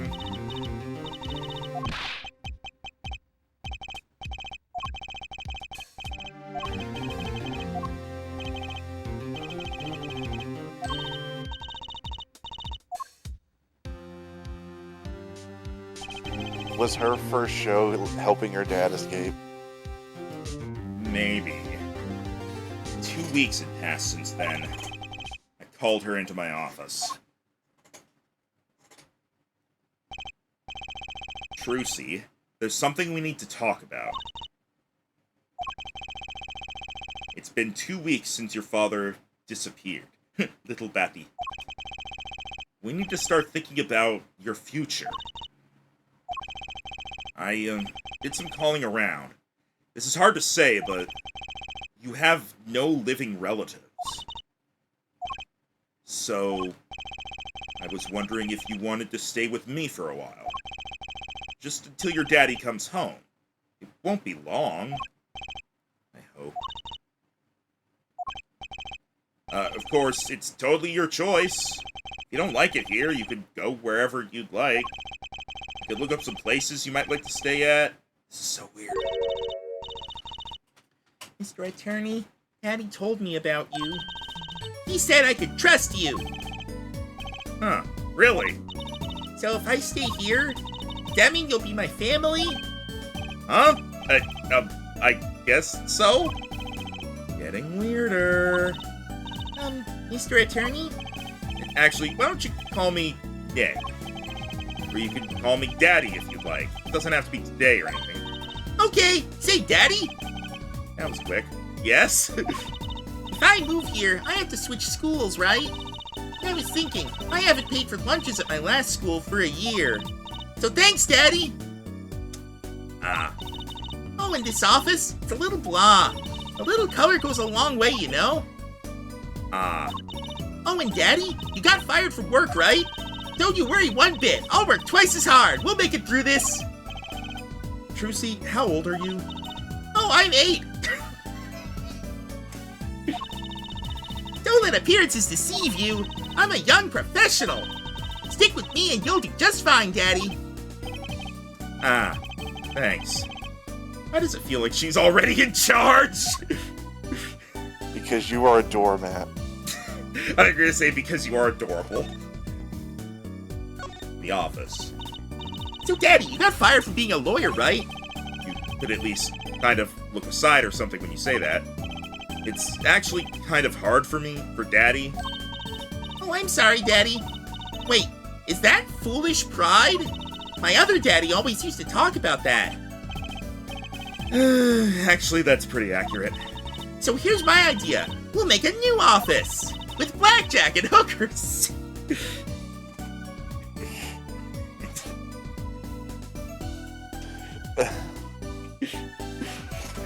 Wait, what do you know about hookers? You know, like fishing.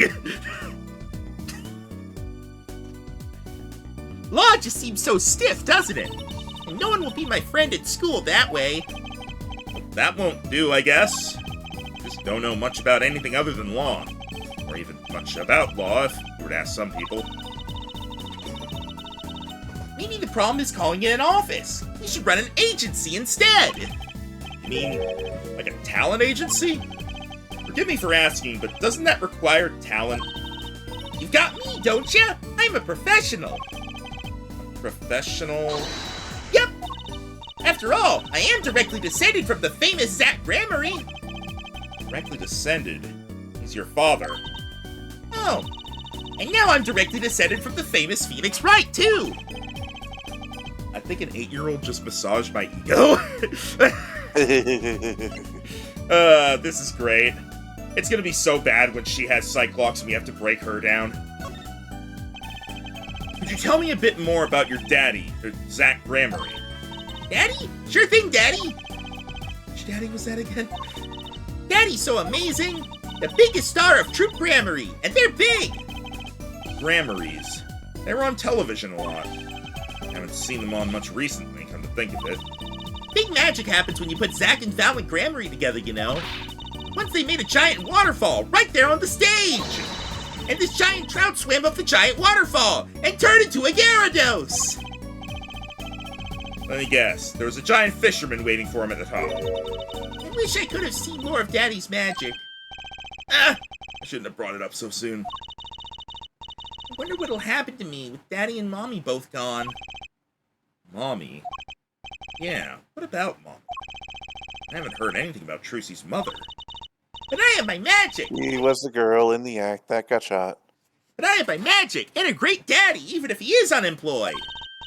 You know, I think things are going to be okay. I wonder if she'll talk about her mother. Do the professional first. So, Trucy, you're a professional. Yes, It's like that thing they say. Baby frogs grew up to be frogs? They say that? I always thought it was funny, though. What was? Aren't baby frogs called tadpoles? Maybe they thought it would be easier to understand that way for kids? How stupid. Right. So in conclusion, you're a professional magician, Trucy? That's right. Meow. Well, want to see a trick? You're going to do a magic trick? Yeah, sure. Actually, I would like to see your trick. The future of the agency depends on it, after all. That's the spirit. Ready? Here goes. Ta-da! Hey folks, it's Mr. Hat! I gotta say, it's good to be seen! Yeah! Whoa, that was startling. Where was she hiding that thing? It's bigger than her. Aha! Oh. It's bigger than her. Yes, it is! Perhaps 7 feet tall with the hat? Alright. Yeah, I'm putting it together now. Thank you for saying that. Thank you for making that random aside comment that made me put 2 and 2 together. Hooray, helpful. That was startling. The amazing Mr. Hat. Isn't he great? Your friendly neighborhood Mr. Hat at your service! He certainly makes an impression. Doesn't he? Haha. I'm so glad you like him, Daddy. I do like, by the way, you can see her, like, arm moving under the cape to, like, manipulate her, and to manipulate Mr. Hat, but her mouth is not moving at all. That's good ventriloquism. Though my routines do get a bit heady at times! Get it? Heady! My friendly neighborhood Mr. Hat nearly gave me a heart attack. Alright. Oh, okay. Alright, you ready for more Cyclops, Rhino? Yep. Could you tell me about your mommy, if it's okay? Mommy was so pretty. She was like an angel up on stage. On stage? You mean with your daddy? Yep. She was always there with Zach and Fallon, smiling. Then she went away. Went away. It was a grand illusion, but she made a mistake. She vanished, and I guess she didn't know how to get back. Maybe so. I cried then, a lot. That's when Daddy gave me this. Here.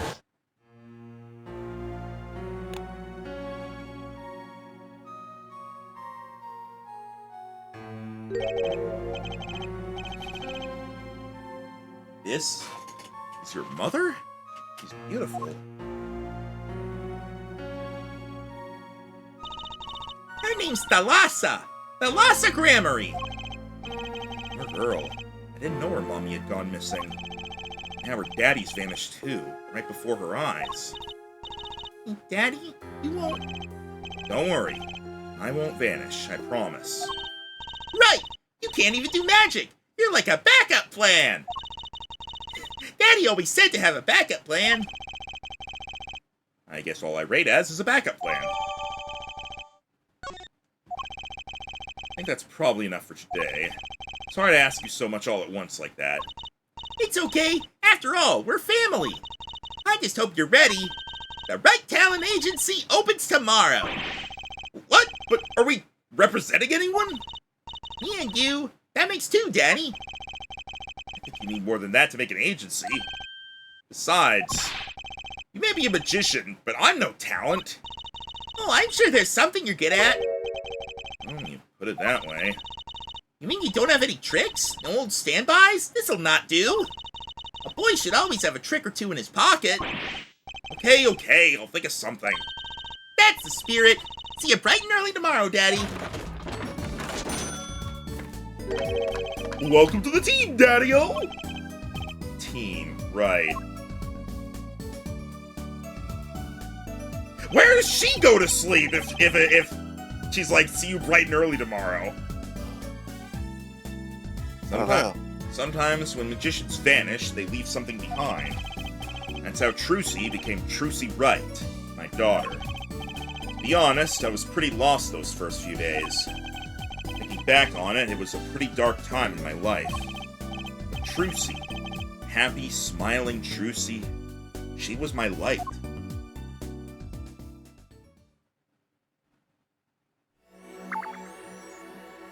Ah, and we marked that as completed. Okay.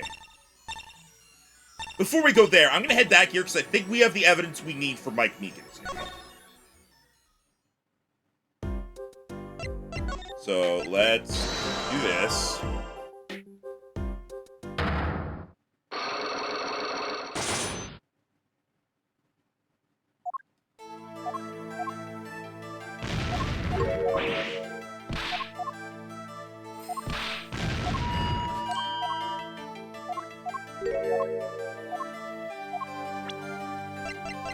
Brucey.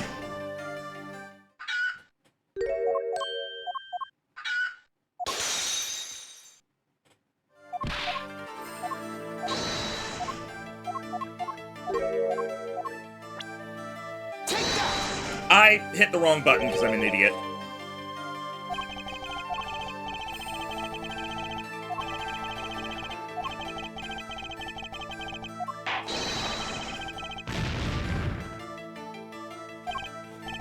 I literally just accidentally clicked Y instead of, okay. Mr. Hat!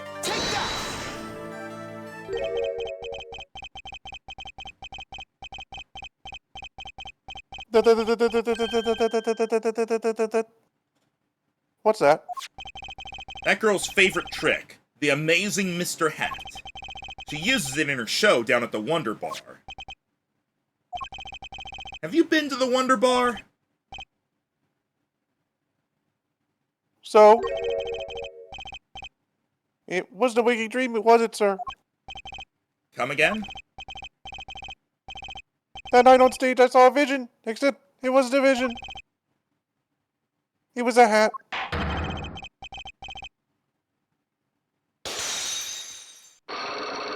You really need to read faster, Rhino. Max, I have a Discord thing that happens occasionally. Alright, well, you missed this line. I saw an amazing Mr. and then it paused, and then the rest of it suddenly came out and the thing was over. Okay. An amazing Mr. Hat, he really exists! Now we can talk about it properly. I remember it clearly, but the details are a little vague. Not clearly. Zach Gregory exited the courtroom.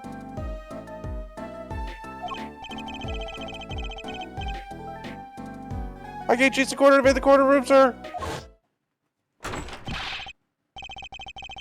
Okay. Zach Gregory, don't think you could escape Meekins. Down on your hands, floor on your head. He's closer than he was when he talked to us. Hello?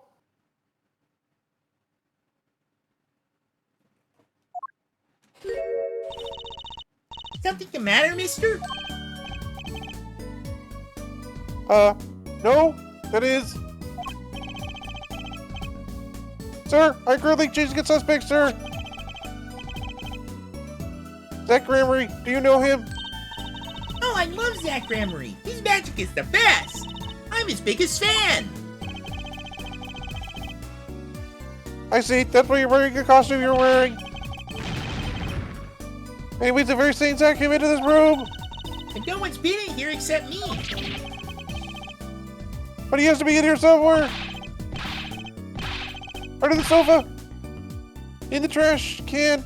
Behind the painting. Under the rug. So, Trucy was his accomplice. Imagine my astonishing surprise a moment later. I just happened to walk into a bar and see him. Mr. Hat. I couldn't believe my own eyes. For a while, I thought it had all been a long dream. A dream that lasted a week? But it wasn't the magician who disappeared. It was Mr. Hat.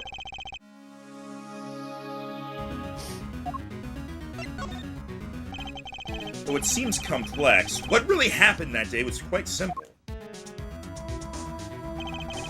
You were standing by the door, and out came Zack. But that wasn't all. Another person got in on the act, and she was standing in front of lobby number 2, along with Mr. Hat. And that's the beauty of it, isn't it? So, Well, while you are standing in shock and amazement, the magician rounds the corner, and most likely runs through the closest door into lobby number 1. This I is am where shocked you and amazed. This is where you come in. You turn the corner in rather lukewarm pursuit, and at that very moment, Trucy runs into lobby number 2. Then all she has to do is tuck away the amazing Mr. Hat.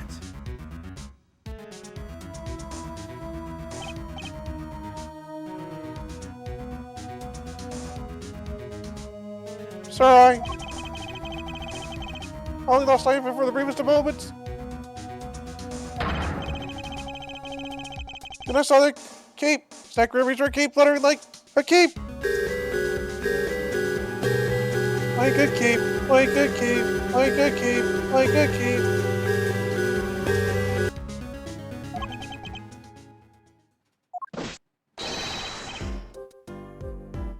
Astounding, sir!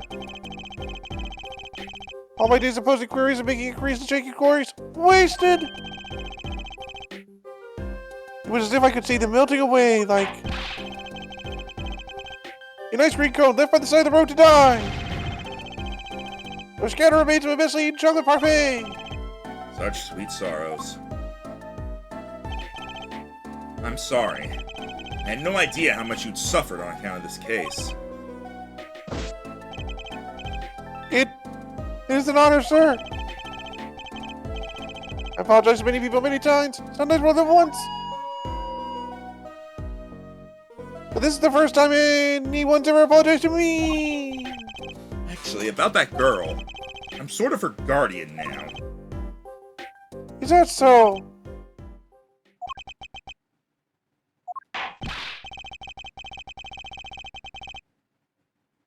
Sir, you should know that I harbor no ill feelings whatsoever in my harbor. Okay.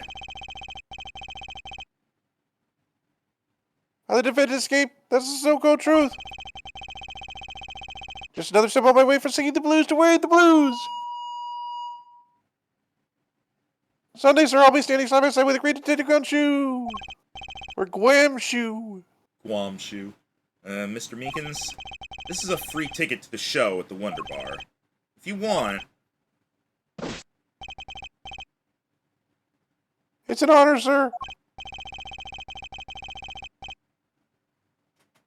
Sir, I can't count the number of things I've had taken from me, sir. But no one's ever given me anything for free. Right, I'll see you in court next time then, sir. I look forward to it. All eyes were on Zack Grammary that day in court, until his mysterious disappearance. Now part of the mystery's been revealed, but the magician remained out of sight. It would be 7 years before I met him again.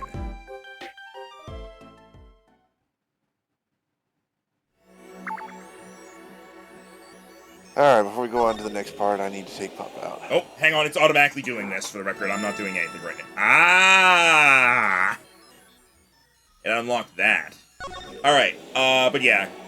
Quick pause.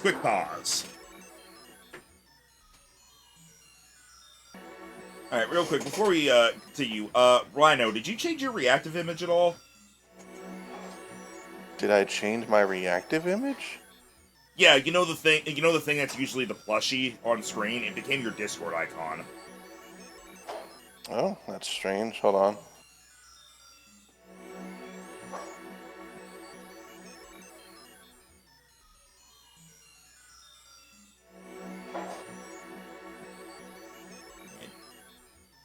While you're figuring that out. So we have finished... Here we go. Is it fixed now?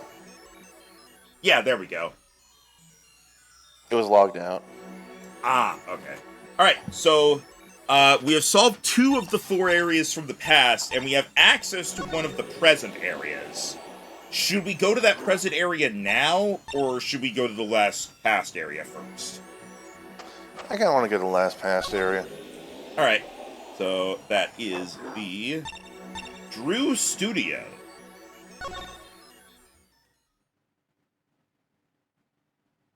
Do we see Baby Vera this time?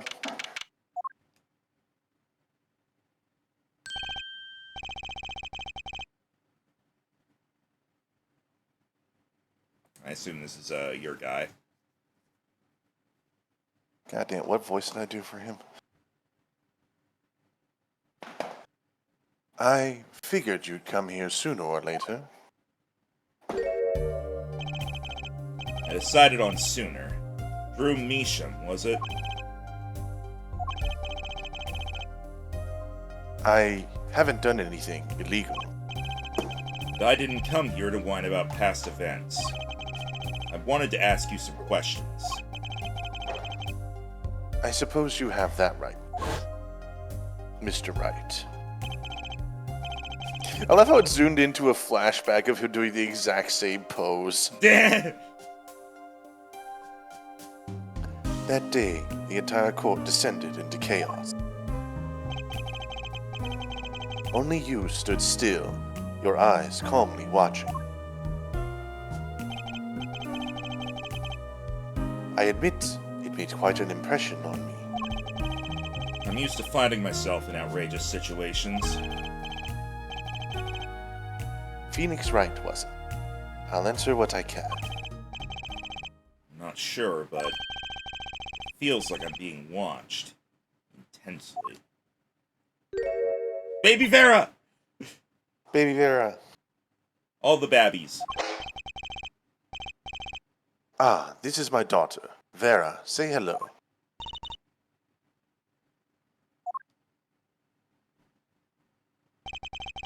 She's gone. Shall we begin then?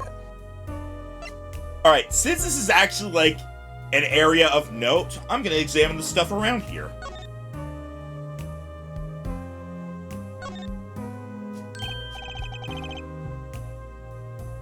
Ah, going home by any chance?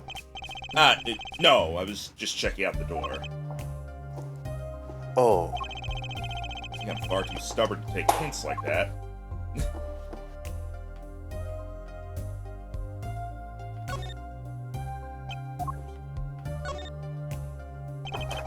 What's this painting here? ah, that's one of mine. It's an illustration for a book. It's not on sale yet, of course, but I thought it might be a good business. As a father, I'd like to be able to put food on my daughter's table. Not a feeling I know anything about, at least not yet. Paints are scattered all around, probably ones he's currently using. There's something very artistic about a messy room. Not that this is anything compared to my office. Guess that would make my office a masterpiece.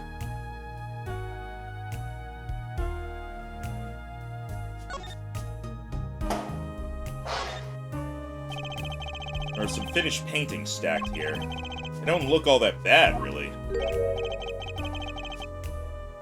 I'll sell you one for 50 cents. That's okay. They look kinda heavy. Oh, Maybe he needs to work on his sales technique a bit. Oh, there's the nail polish thing. Maybe I'll just sidle on over here for a closer look. Ah, here we go. Here's all the stuff. That's an awfully small frame. Is that inside it? A stamp?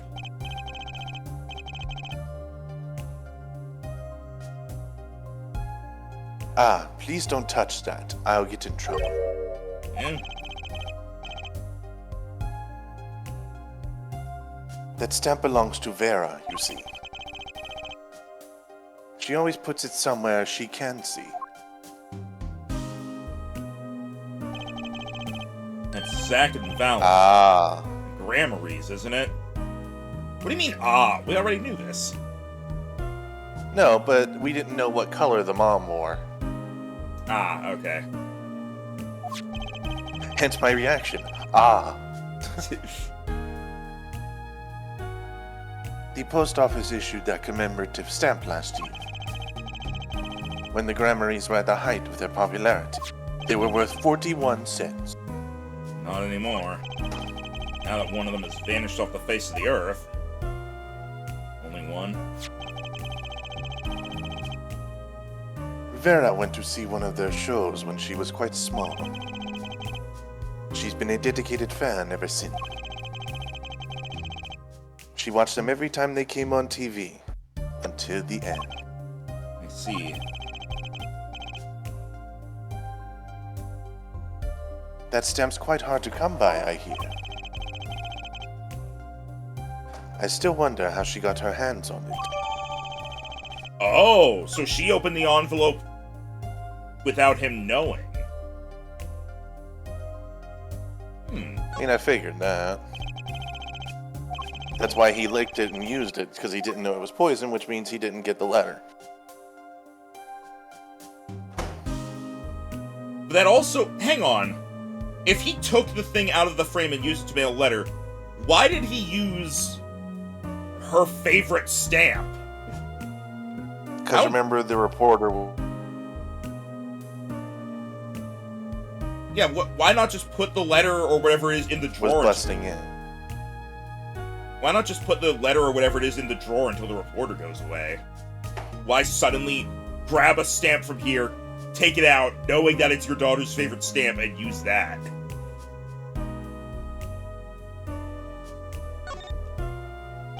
Foolish impulse? It's just a lot of steps to go through for a really stupid decision. When you could easily just put it in the drawer and then just deal with stuff. This is you and Vera? Yes, yes. We took that one quite recently. I know, I'm a painter. Why not paint a portrait instead? Because you can't see yourself that well unless you stand in the mirror. I've never been that good at people, unfortunately. Ah, right. Shouldn't you practice? Have you seen my hair? How do I make that look natural? That's a pretty bottle. Ah, don't touch that, please. I'll get in trouble. Noticing a trend here. It belongs to Vera, you see. And also, don't touch that lamp. I'll get in trouble. It also belongs to Vera, you see. Also, don't stand on the floor. I'll get in trouble. It also belongs to Vera, you see. Because she is the forger, she gets the money, and thus she technically owns the house. Also, don't touch me, please. I'll get in trouble. I belong to Vera.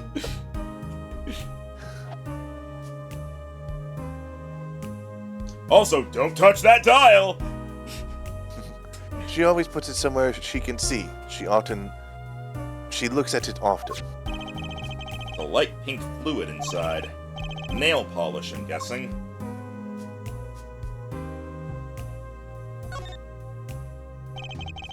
This is almost like the Vera equivalent of, like, leaking glue or something.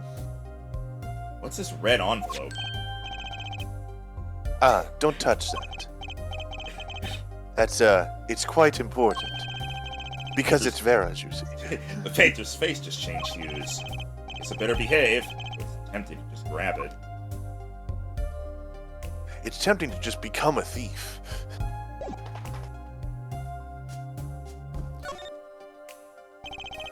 I'm not a defense lawyer anymore. That means I can do whatever I want. You use these gizmos for painting? Pretty elaborate. Ah, those. Now, son, don't touch that cactus. You're dead to me. Those aren't for painting. They're for analyzing. Also, now don't touch that. Why, it belongs to Vera? No, it's poisonous. Paint composition, age, every conceivable angle. Ah, the things you would need if you were a forger. Tools of the forgery trade, I guess. Paints and pigments are lined up on the shelves, with some noticeable gaps. It's embarrassing, but I can't afford all the paints that way.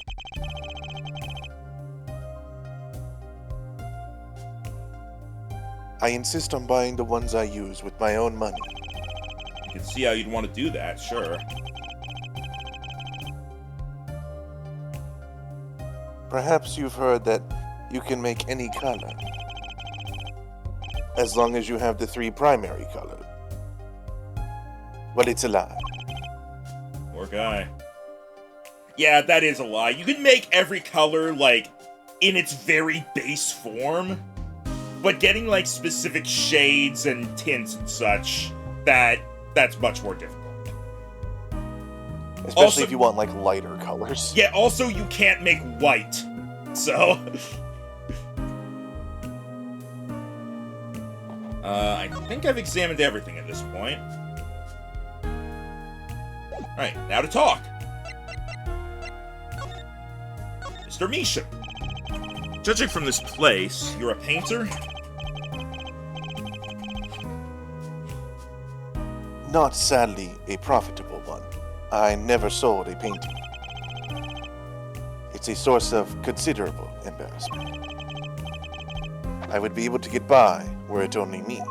Your daughter. Her mother grew weary of me and left.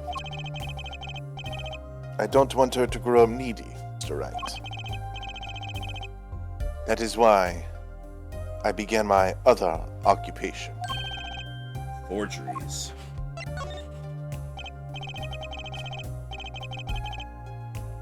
Don't look at me with those eyes.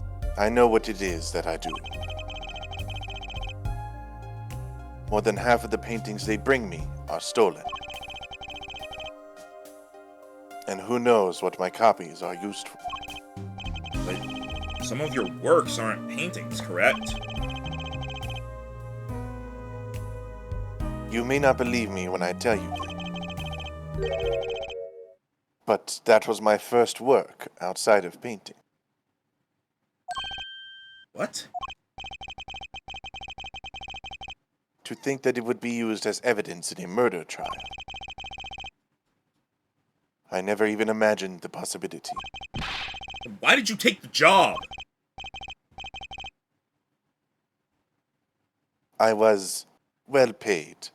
Very well paid. I think he feels worse about it than I do. Past is hard to escape. Honestly, the sooner I can put this behind me, the better.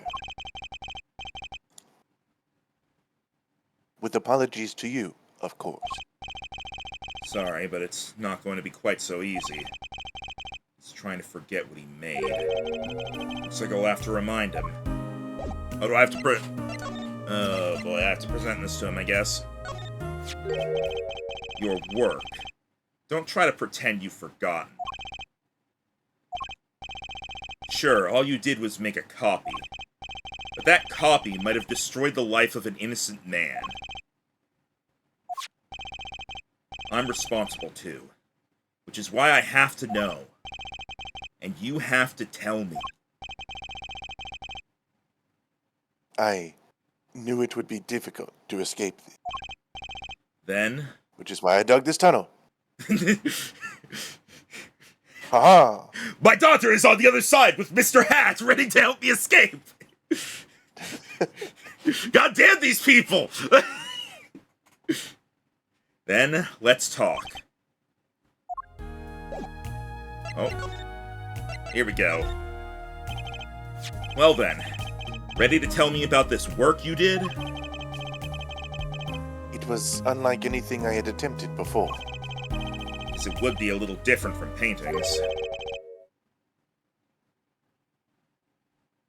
That is not what I mean.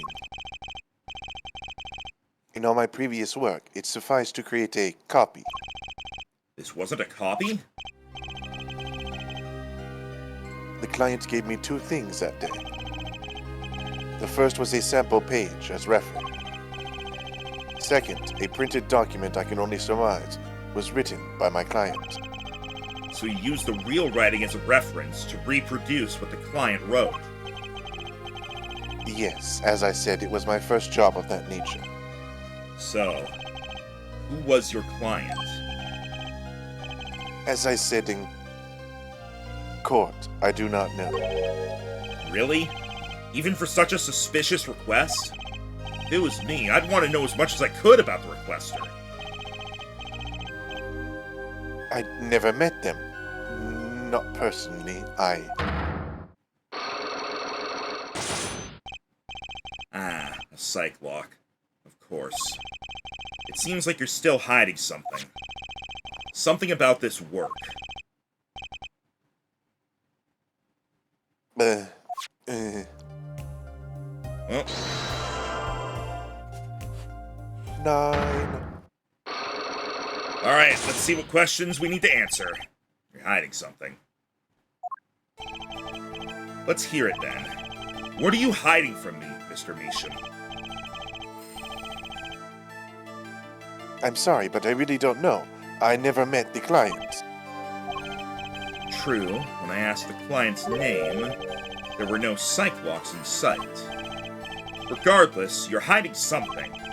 You have to be, otherwise it wouldn't make any sense.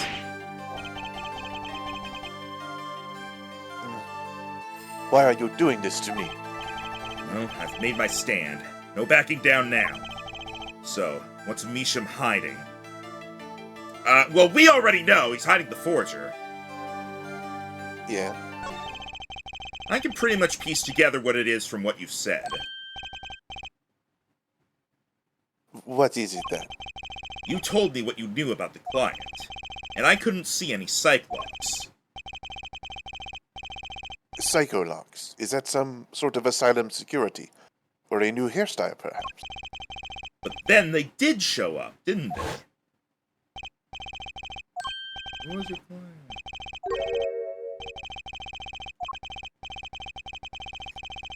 This happened like 5 seconds ago. Not personally. Those words triggered the psych lock. Again with the psycholocks. Now I really must know what they are. So, you didn't meet with the client, but someone else did. Maybe the real forger behind this evidence? Perhaps I'm hung up on this lock business. But I'm afraid you've lost me. Yeah, well, I didn't come here to talk about psych locks. As long as I come to the right conclusion, it doesn't matter how I got there. And your conclusion is? The real forger behind this wasn't you, Mr. Measham. Poppycock. I don't know what you're talking about. That's my work, I tell you. Made here in my studio. Who else could it have been but me? That's the real question, isn't it? If the forger wasn't you, then I don't have many other people to choose from. The real forger at Drew's studio is the person we already know is it. Yeah, this one's retreading ground a bit. I guess it's how we know that Phoenix knew. Plus, I think it's less about us figuring it out, and it's more about showing that the people doing the Mason system are figuring it out. Plus, this also might be where what they intended as the starting point for, like, the players. The real forger is your daughter, Vera Measham, isn't it? Ridiculous. My daughter's only 12 years old, Mr. Wright. I've always been more one for landscapes, not surrealism. Nice comeback, but you're shaking in your boots. I've got you now. The only two people with access to this studio are you and your daughter. The psych locks tell me you're not the forger, which makes your daughter the only possibility.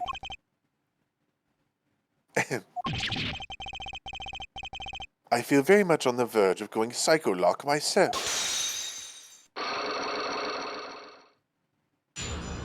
Woo!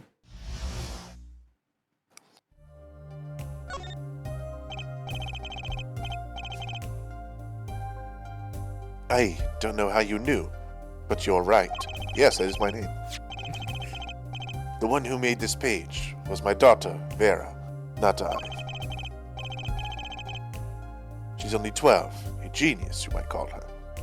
Sorry, for some reason I had a sudden worry that the stream was muted or something.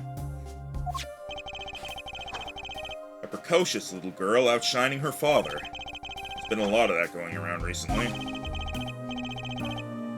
I let her play in the studio, and she watched me. She taught herself in that way. The drafting tools and analytical devices I bought when they became necessary. They're my little girl's playthings now. Do I detect a bit of fatherly pride? So, Vera was the one who made this page. Would she know who the client was then? Actually, the client came once. Here, to this studio. What? Why didn't you say so sooner? But their face was covered, and they did not want to talk to me. So, they talked to your daughter? I will speak only with the artist, the client told me. And that little girl is the key to our mystery client's true identity. Okay, what do I do now? Maybe I should talk to her father a bit more. Or is it time to turn my attention to Vera? I think we need to talk to Vera at this point. We've kind of covered everything, I think.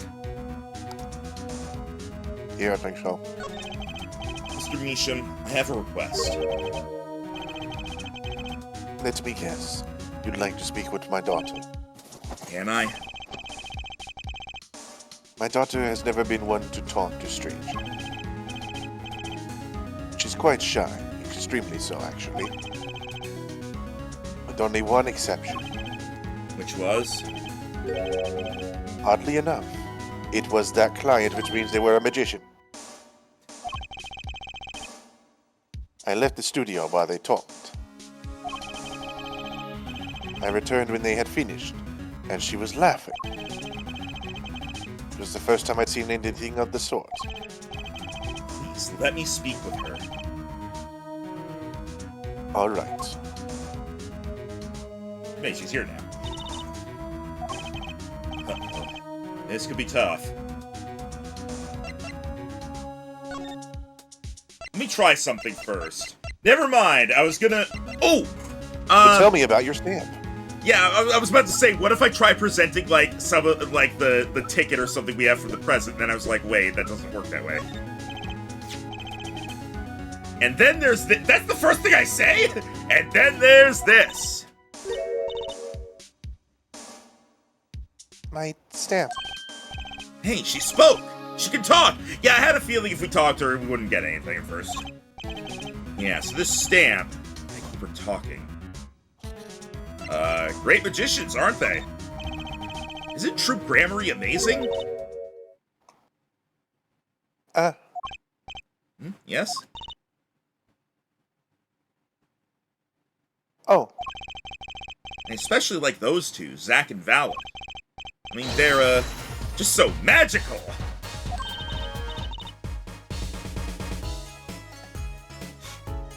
Well, I know she's fangirling. Look, I'm sorry, I had a big delay there. Can you, like, pull up the transcript? No, she hasn't. You haven't missed anything. I wasn't saying that to rush. Well, I didn't even hear what you said.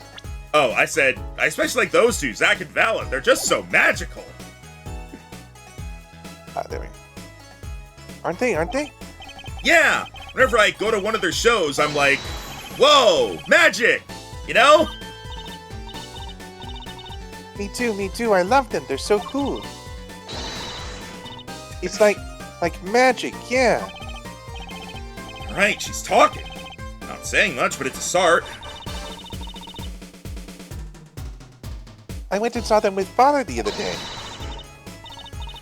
The opening ceremony at the Gramarye Museum of Magic. The Gramarye Museum? They have one of those? Guess it makes sense now that they have their own commemorative stamp. So, have you been to one of their shows? Just once when I was little with Father. The Gramarye's on stage. It was like a dream. Disappearing, reappearing, putting my foot on. Yeah. Maybe you could keep telling me stuff like this. You know, about Zack and Valak, maybe? Oh, sure. Hang on, let me check something. I'm just curious. Okay, so we do have this in our thing now, so theoretically we could go back and start working on Val and Cyclops. So I'm pretty sure this is the thing we needed that we were stuck with. Alright, better get asking before she changes her mind. Alright.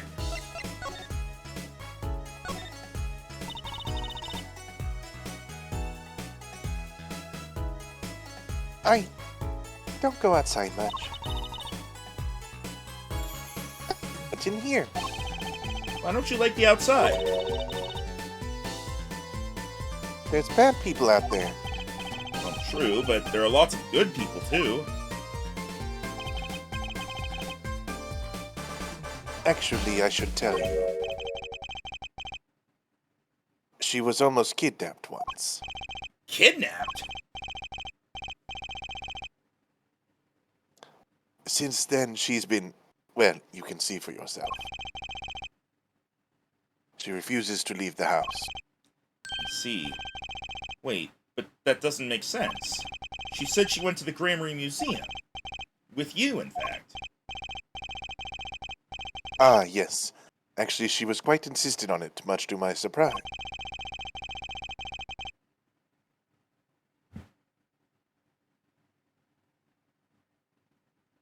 Last time, she expressed such desire to me.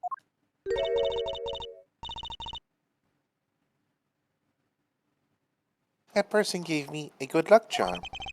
A good luck charm.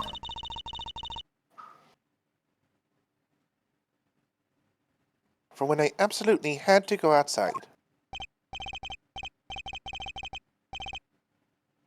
Yes, apparently she received something.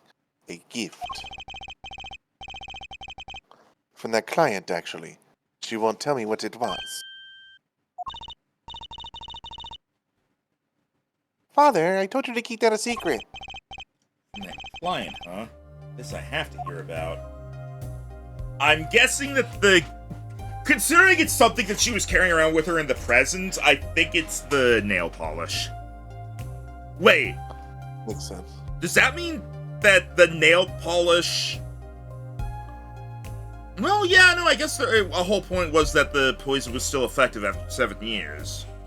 Has she Yeah, the been, thing like... is, so she was biting her nails, like, in her passive portrait, though. Yeah, hang on. I mean, maybe she owns it, but she hasn't started using it yet? She's only 12.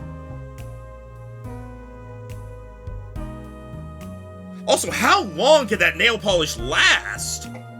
Without having to, like, be refilled? Nail polish can last a decent long amount of time, depending on how much you use. I guess if she only uses it when she goes out. Like, I think I've had the same tiny bottle of cologne for, like, over a decade. I don't even use that stuff. So, your father tells me you're good at painting all sorts of things? I really like painting. A lot. Father is always very happy when I paint them exactly the same. So, you did this too?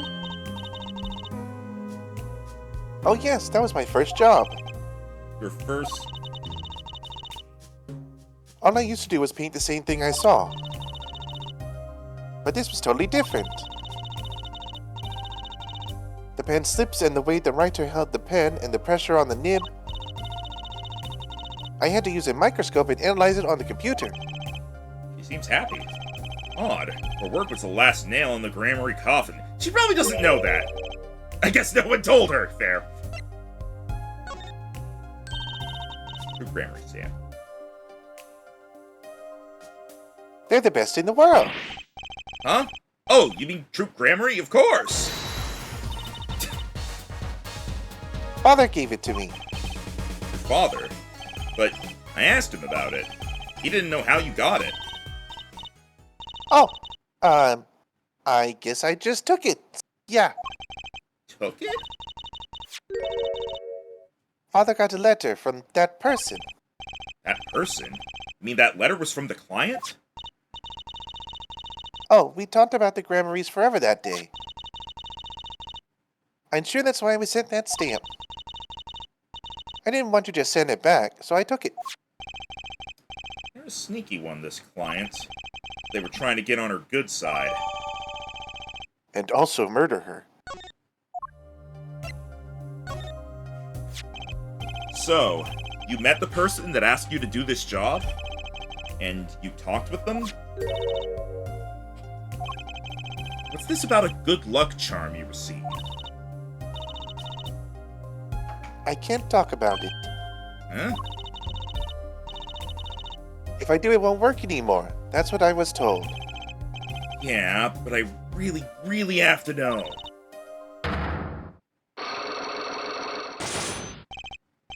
Right, time to do some psych unlocking. Let's have a look.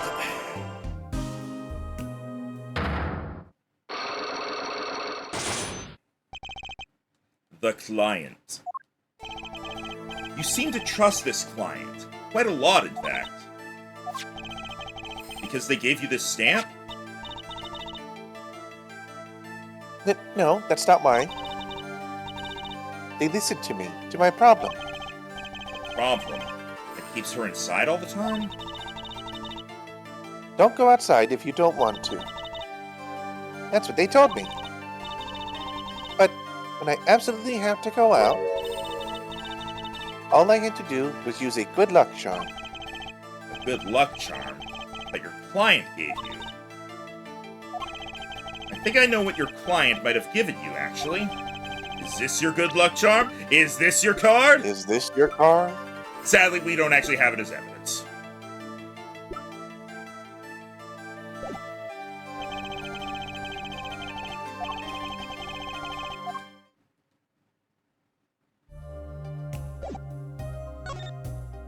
Curious how this works in universe. Is this just Phoenix having manually entered all this stuff? It's Maybe? like, and then 7 years ago, I found this out. Maybe? I mean, he did say, like, he put this whole thing together himself. And that he, like, basically... It definitely seemed like he already knew everything about the case going into it. Alright, I think this is everything we can do here at the moment. Let's go back to the detention center and see if we can get any more progress on Valent. I don't know, I feel like the number of Cyclops he has means he's gonna be the last thing we do. Well, yeah, but I need to know what we need to figure out next, basically, if that makes sense.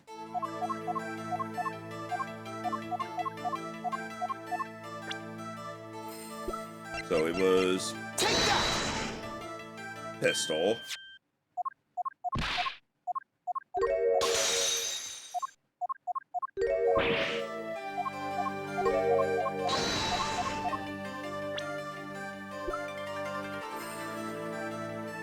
The stamp, maybe?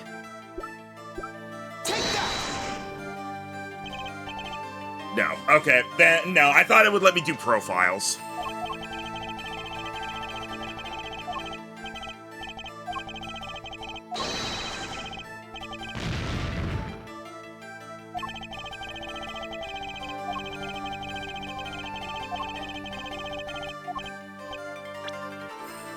Okay. We do. Like, I know what the idea here is, but... Oh, wait! Would it Yeah, I be... think we need to go... Actually... Oh, Is actually... it this? Yeah. Aha! Okay! But that's... Zach Gramarye's wife, and Trucy's mother. Thalassa, I believe was her name. Alakazar! But how can you say this? How can you say she was struck by one of our bullets? Still in denial mode, eh? Thalassa was at the greatest risk of being shot. And this clearly shows just how much danger she was in. I don't think we have jack shit for this. I think I know what we need, what we're meant to use here. We're meant to use, like, something that shows the trick being performed. Because it was they would fire it around her. So we know what we need now. And that's kind of what I was going for here. All right. I think now that means it's time for the present. Now, do we stop here or do we keep going because normally we'd be doing D&D for like the next 6 hours anyway? I think we can keep going. Okay. I will say, I feel like if we're not close to the end of the whole case, I feel like at the very least, we can probably finish up the whole thing with the Mason system here. I wouldn't think the case would have too much after we're done with the Mason system, but maybe I'm wrong. I think, well, bear in mind, like, we're figuring out a lot of stuff here. Are we figuring out Drew Measham's death? That's true. We are still on that. This has been one big pause. Yeah, because, like, Drew Measham... Where Javier was freaking out. Yeah, and then Vera, like, passed out. This is all, like, us figuring out what happened with Magnific Gramarye, which is related, but I assume once we finish with all the Mason stuff, we'll probably have one more trial day. So let's get through the Mason stuff, I think. Borscht Bowl Club. Alright. And this is in the present day. Careful, buddy. That's a spiky toy after you've been chewing on it.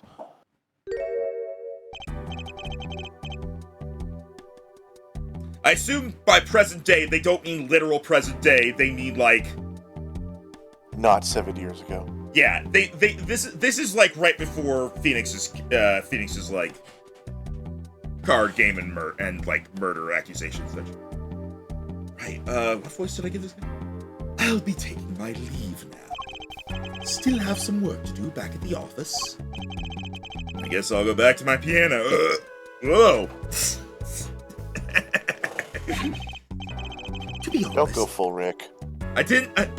No, I fucking hate that. No, that was just an accident.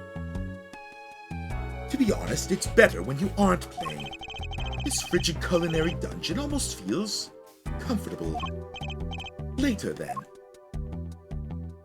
That was the grape juice. 2 hours left on my shift. Wonder if we'll get any customers tonight. Ahem. Do you know who I am? Who I am? No, but if you hum it, I can play it. Just kidding. I don't do requests. How about a different sort of request? You see, I play cards. Oh, a customer. I was just hoping someone would come in and save me from a night at the Keys. I seek a true competition. I have heard the Borscht Bowl Club is the place for this. Now I see the rumor is true. And this it... Why? Is he here? Why? And this is a friend of yours? Hmm.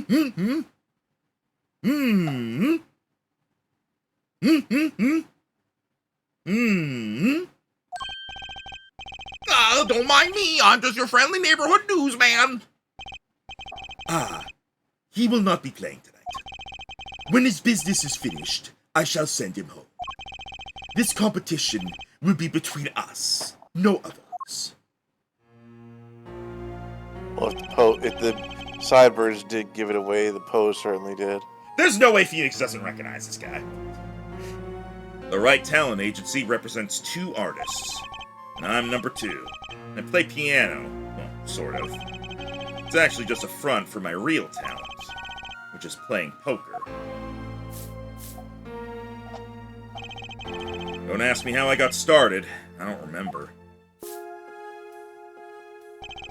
But I'm good, real good. Didn't take long for the rumors to get around. Go to the Borscht Bowl Club if you want a real game. That guy's never lost. People don't come to hear me tickle the ivory. They come to watch me play cards.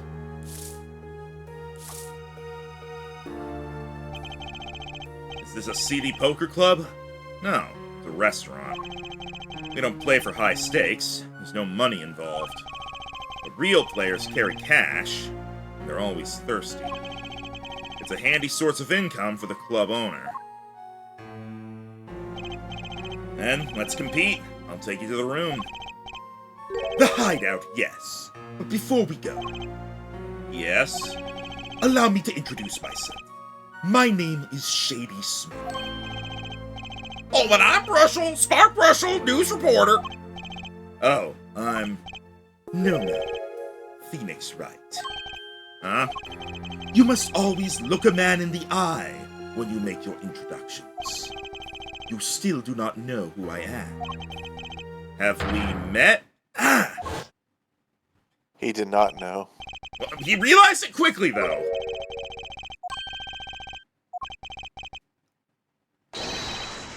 Peace, bitch!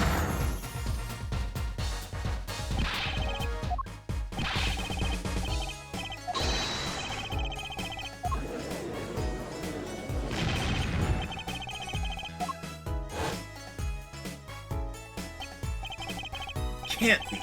You're... Zach Gramarye?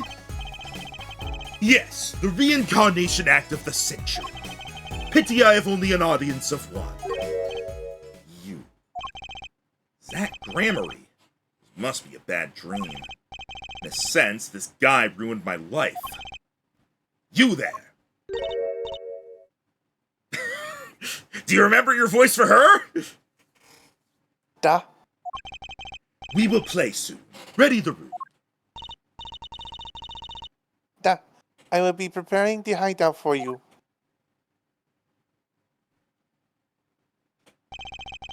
Are you really him? The Zach Gramarye? Now I am Sure, I'm Shady saying his Smith. name a lot. Remember this. In front of a reporter. How many years has it been now? 6? In exactly 3 days from now, it will be 7. I caused you much inconvenience, I fear. Yeah, you could say that. Is she well? Trucy? She's fine. I've got her working already. Hope you don't mind. I need hardly express my gratitude, but you have it. This is why I have come. That, and to settle a matter of cards. By which you mean poker. Those eyes, he's serious. I despise losing above all else. And so, I have decided that I will win tonight, no matter what it takes. I know this guy's type, and they're dangerous. Everything's about the competition. All else is secondary. Perhaps we should take this time to talk before we play. I know you have much to ask me. And I have a theory real quick. I feel like he came back. Because remember, initially, Shady Smith, quote-unquote, was going to get Phoenix, like, accused of being a cheater at cards through, you know, through, like, forgery, essentially. And I think that's sort of, I think his idea is he's doing that as payback, because he thinks Phoenix, you know, cheated with the case. And that's his idea. I think that might be what he's going for. Right, Interesting. So you think he didn't believe in Phoenix? I think maybe he did, but then when the forged evidence was presented, he thought Phoenix did that himself, and he lost his faith in Phoenix. Also, out of curiosity... Oh yeah, no, I still have everything from the past, apparently. Alright, meaning of competition. We competed that day 7 years ago, too. Ah, yes. You must have been surprised. Called to the detention center out of the blue. 2, 1. Showdown time. I got word of a settlement that needs our help. I'll mark the location on your map. That made me twitch. Jiro gets so pissed off whenever I play that, so I play it as much as possible.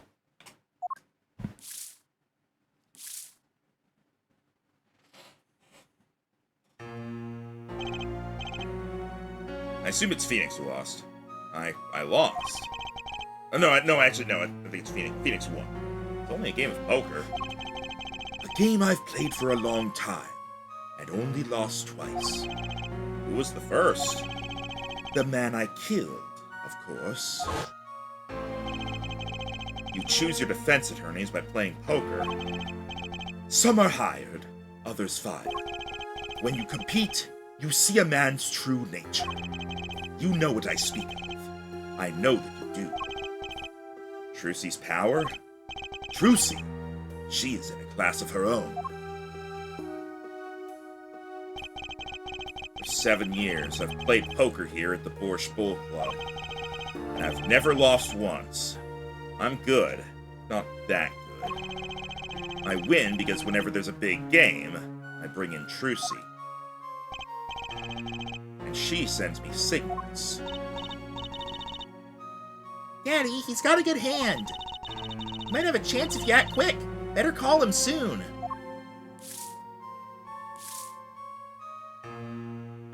So he kind of has been cheating. Can you tell me what her power is? Judging a person's thoughts by reading their reactions is a staple of performance magic. But those of Trucy's line possess far greater skill. Her line? Recall, you were the second man to whom I've lost. Magnific Grammary.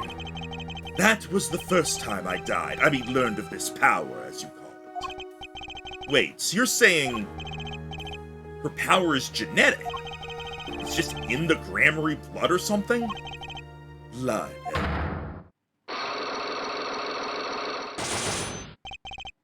Okay, so the girl was his daughter and Trucy's his granddaughter. Wait, what? Trucy is Magnifique's granddaughter. Oh, okay. I thought you meant it was she was Zach's granddaughter, in which case I'm like, I don't think the ages line up for that. I am sorry, but it is not something told lightly to outsiders. And it is nothing you need to know at this time. Some kind of Grammary secret, then. Fine. What about Trucy? She's 15 this year. She's still trying her best, following your footsteps, you know. I see. When I planned my disappearing act, it was the thought of her alone that gave me pause. Wait, you were planning on vanishing from the get-go? Yes, and for that I must apologize. However, I could not be found guilty that day. Because of this. This? A transferal of rights. You see the signature. A transfer? That's Magnific Grammary's signature, isn't it? I hereby give all rights to the secret staging and performance of my magic to the recipient named below. The recipient's name is you, Zach Grammary. Yes, it is I. Wait, this page looks torn. You recall the diary, yes? Diary. It's torn. How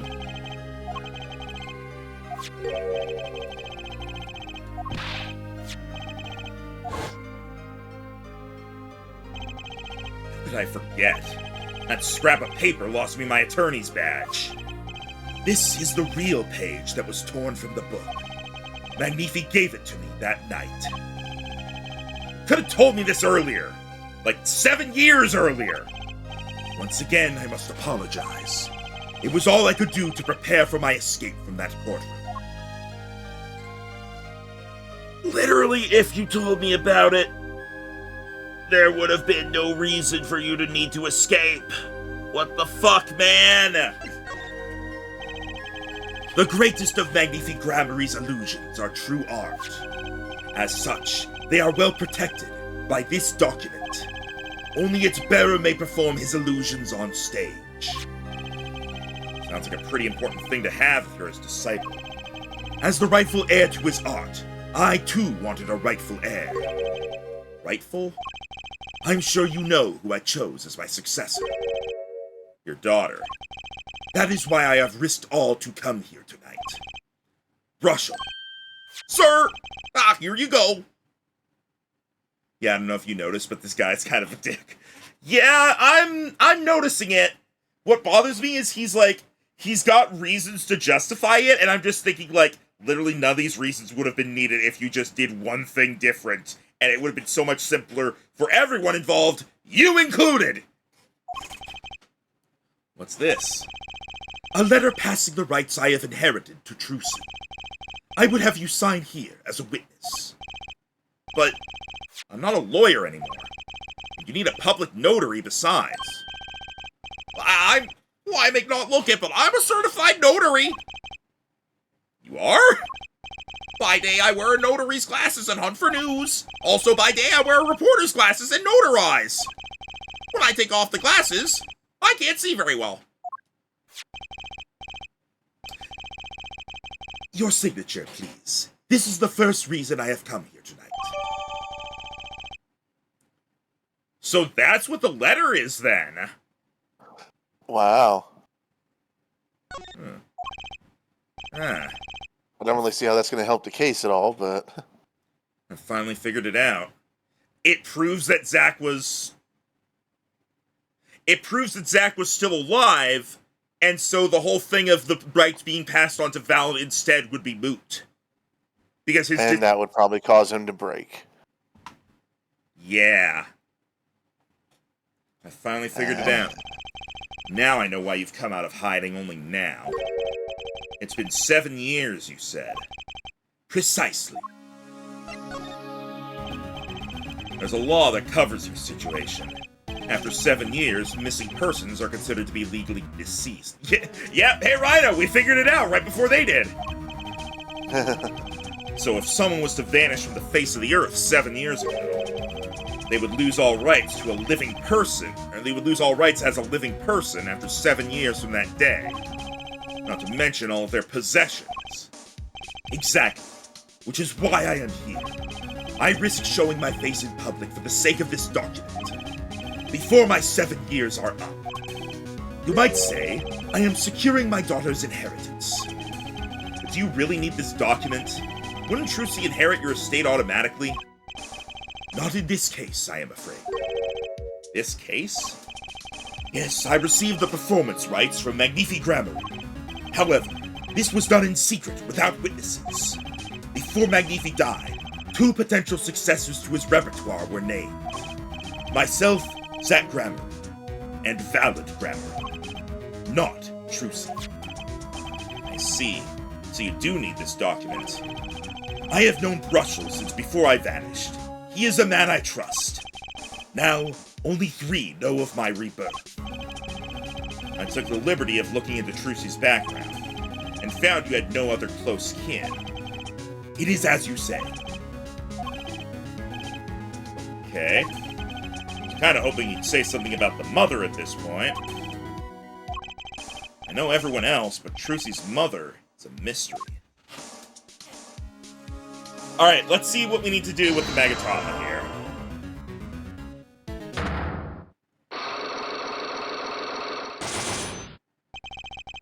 Grammary secret. I have to know more about this power of Trucy's. It's like she could see right into people's minds. The first time I saw her do it, it blew mine. Have we seen her do it? I assume he means like during poker or something. Also, how did this man meet that guy and went, nah, I trust him with my life? I don't know. And after you were done having your mind blown, you took her to play cards with you. Yeah, it was something off screen. Gotta use the resources at hand, I always say. Yet, I myself have no such power. But Trucy does. Why is that? Maybe Trucy got her power from her mother, the Lassa Grammary. I will not speak of that.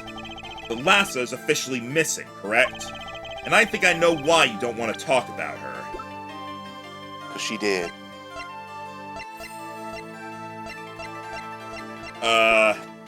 I mean, we don't really have anything for this. Wait! This? Oh, yeah. Take that! No. Sure, I do not wish to talk about. Now there is another idea that's about you.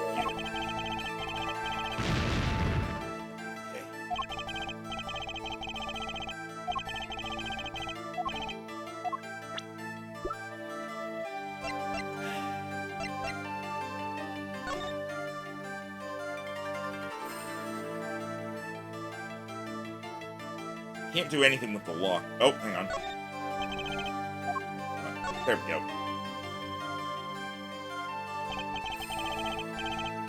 This is Trucy's mother, Thalassa. She's pretty. Could picture her on stage with Zack. Still, she looks like a down-to-earth type, too. Guess Trucy takes after her. I don't think this is what we need. This doesn't really prove anything. I think we're still missing something.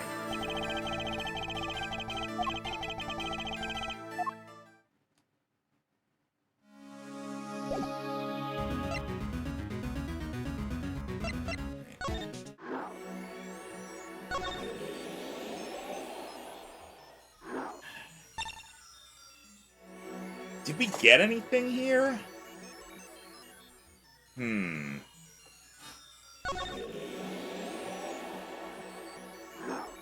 on. Go back here real quick. Okay, court record. So, the only thing we got from this was the transferal of rights. Right. And that does not help for either of the two other things we currently have ongoing. I imagine it's going to come up for Valent at some point. Yeah, but what do we present for Valent? Because we can't access any of the other present areas yet.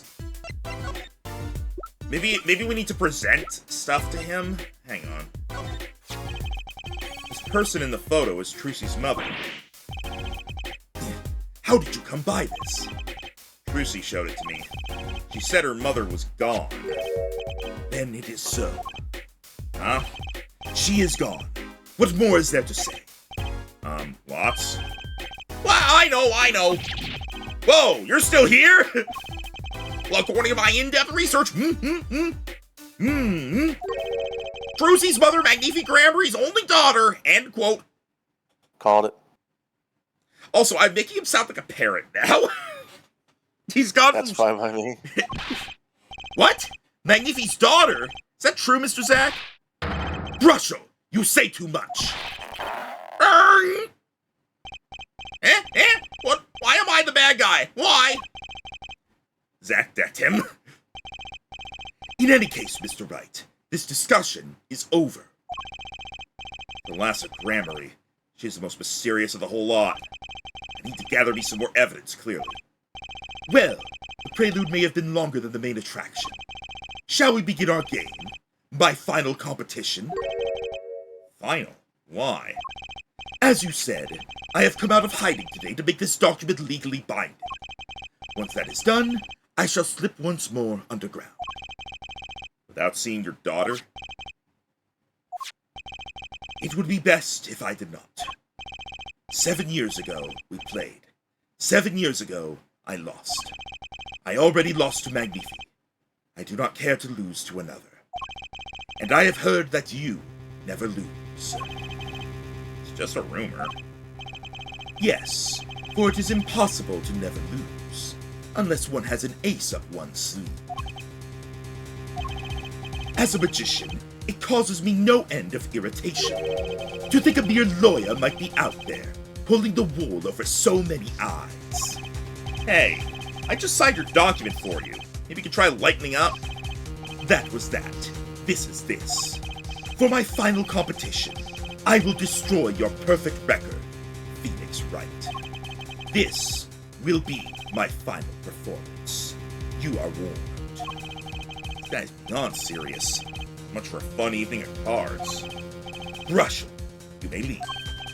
Wow, but it's your last game! I mean, what a scoop!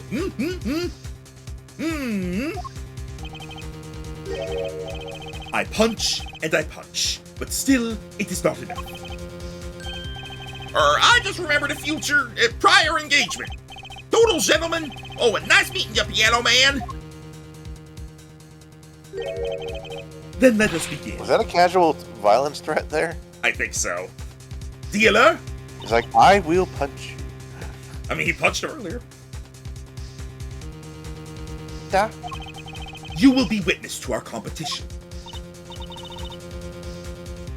Da. It is honor for me.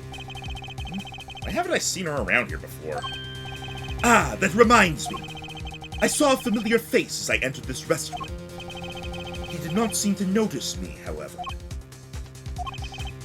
Gavin, I believe was his name. You know him? After a fashion. Listen, Phoenix Wright. One can learn much from a true competition. Remember this. Wait, is that the end? We didn't even do the Cyclops! The Grammary power. I was close to understanding it, but I needed more. And I knew where to get it. Trucy's mother. I'd need to meet that reporter again, that was clear. And one other thing. From the moment my final competition with Zack began that night, a name was running through my head. The name of a man now in prison. Yep. A name Zack Grammary knew.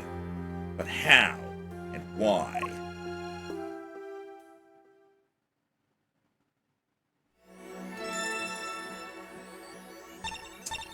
Okay, so I assume we can come back here. Yeah, okay, so we can come back to actually do the Megatama thing, once we have the stuff for it. Solitary Cell 13.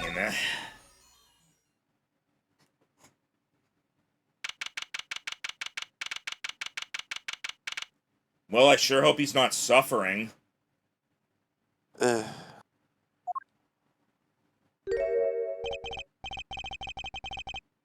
God, why do I have to voice everyone in the present? Hang on, I need water. Because I was everyone in the past.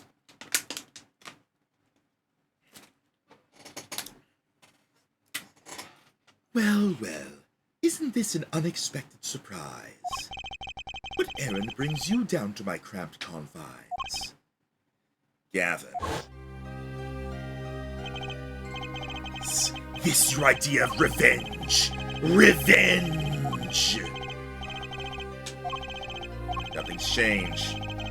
Point finger of justice. You're a bitch.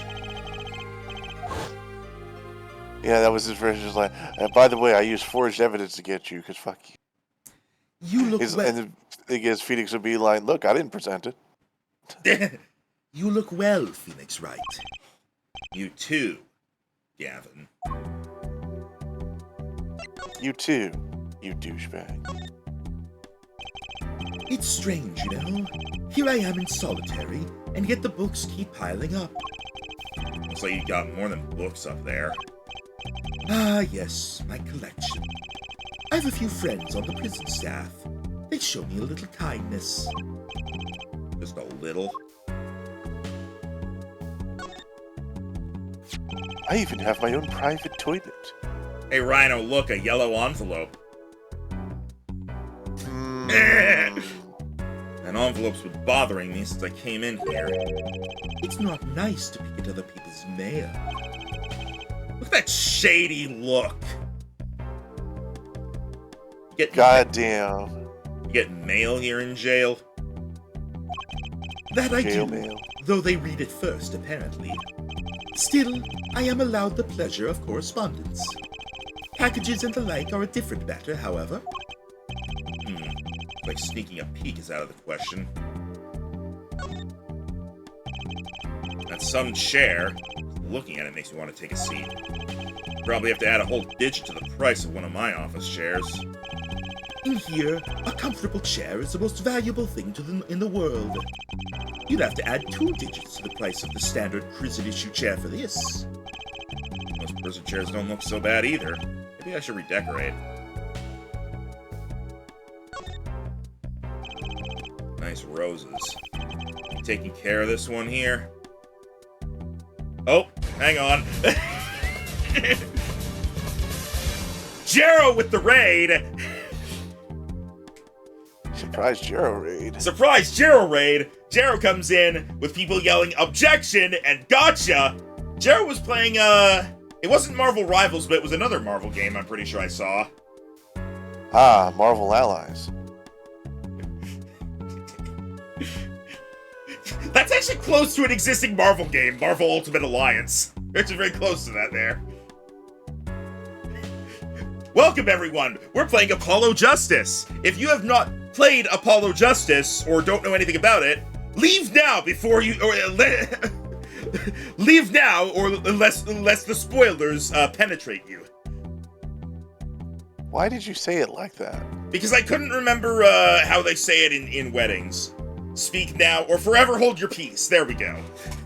Yeah, the word penetrate is never offered in weddings. I couldn't think of it. I had to say something. Leave now, or forever hold your spoilers. There.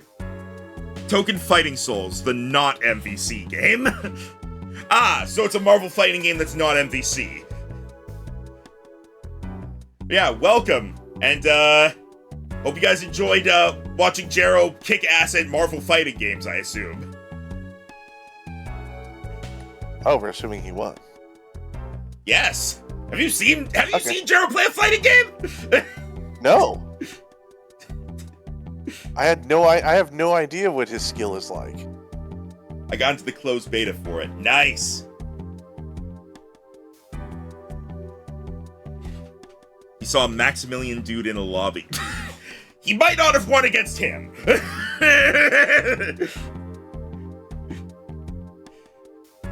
Taking care of this one here? Ah, yes. She's surprisingly delicate, you know. Requires careful tending. But she is my best friend, so they say. Best? Come on, now I'm starting to feel bad for you. Oh? Of course. She's known to bite if handled roughly. Rose bites?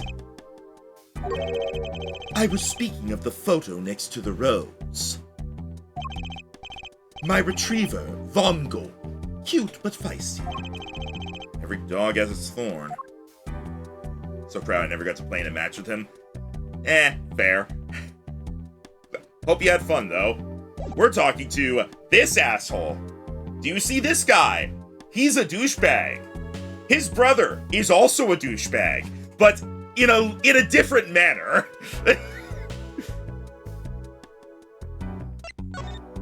Alright.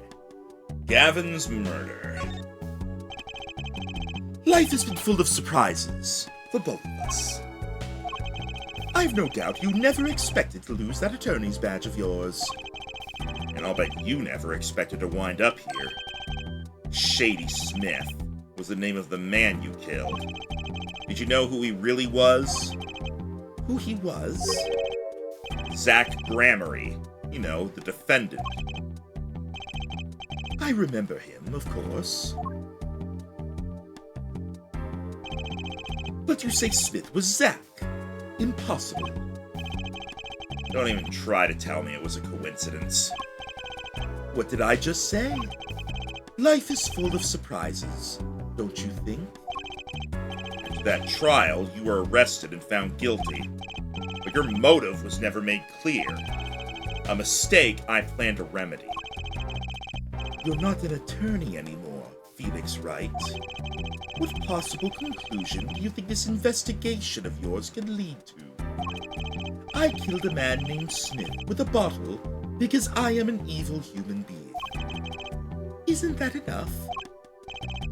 Not for me, it isn't. I need to know why you did it, Gavin.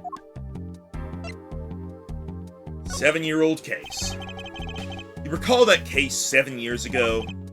Ah, yes. The trial where Zach Gramery pulled his famous vanishing act. My brother won his fair share of praise and adoration for that trial, as I recall. Genius prosecutor reveals crooked attorney, was it? That was when I met you, wasn't it? Was it now? The Bar Association Review Board voted unanimously for the strictest punishment. Unanimous, save for one dissenting opinion. Yours. It was my brother who was responsible for putting you in that position, after all. For 7 years, we've been friends. And yet, I still don't understand you. But right, your friendship toward me was never pure. You suspected me then as you still do now, don't you? Honestly, right now, I'm not sure what I think.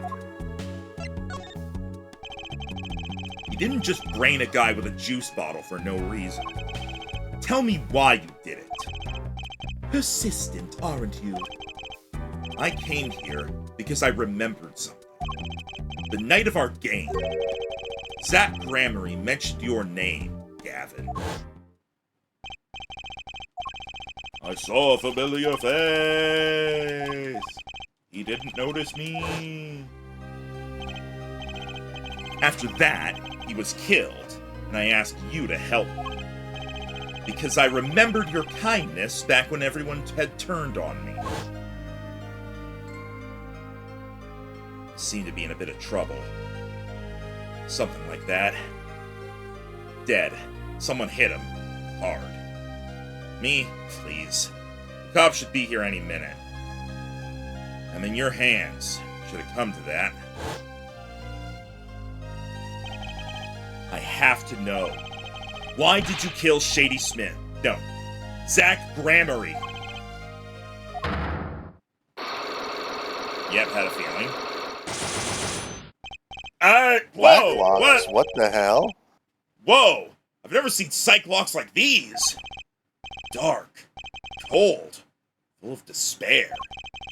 Can I even unlock these things? Something wrong, right? No, it's nothing. You shouldn't push yourself so hard. Life is to be taken easy, you know. Did that just appear there? I swear that just appeared there. That was not there before. Right? Right? That was not there before. I don't know now. He's doing his nails. I can't use the Magatama.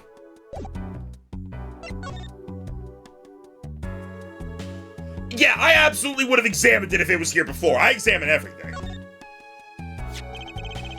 You're thinking, what self-respecting man would use nail polish? Not really. I know appearances are a big thing with you. You know what I say. One cannot live a beautiful life without beautiful nails. First rate in all things, except nothing less. That certainly does look like first rate nail polish. I like the sparkly bottle. It's crystal. If you're so drawn to it, please have one. It's on me. Huh. Down in Christoph Gavin's cell, the nail polish is colorless.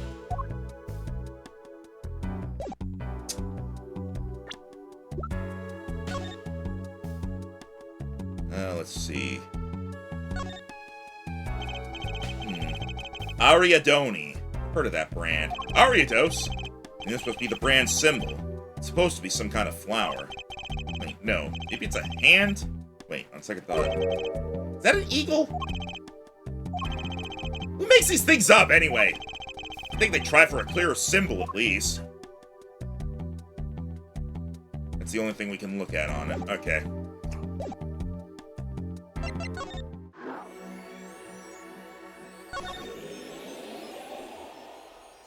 Back to the past, Rhino.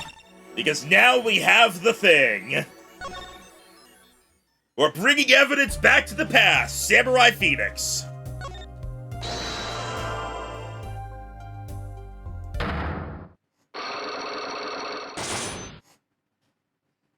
I assume that so much easier than compared to the evil locks. I assume this is, like, not what happened in the past. I assume that this is, like, Phoenix, like, creating sort of a... Like, in the program, he's basically creating a summary of everything without having to have everyone... Without having to, like, involve a bunch of different people and documents and whatnot. Make it a more, understandable format. Take that! This was what they gave you, wasn't it?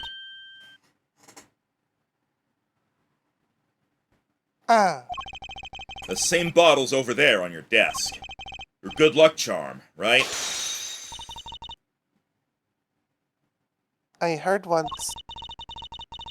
Cosmetics were once thought to ward off evil. This is a magic bottle. It has the power. Of course it does. I'll just refrain from commenting any more on that one. I think I know who gave you that bottle, actually. The one who asked you to do this job. Was this the client? Take that! This man is a friend of mine. Know him? He streamlined 7 years of investigation into a 30-ish minute experience. You know what? Yeah, considering he figured this out over 7 years. Yeah, makes sense. His name is Christoph Gavin. He's a lawyer, actually. I know, I remember renting Apollo and I stopped because the game gave me a literal headache. The trilogy, in terms of how it looked or the logic, because if it's the logic, yeah, the Ace Attorney games are like that. But yeah, I imagine, in the past, he probably, was like, you had a good luck charm, what might it be? And then maybe, I don't know, 5 years later, he met her again and was like, is it this?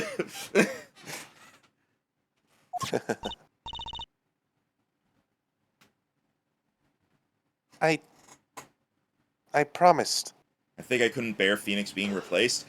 For what's worth, Phoenix is still a major character in this game, and I do know that he returns to being, if not the only main character, a main character in the next 2 games. So, he comes back. I promised not to tell.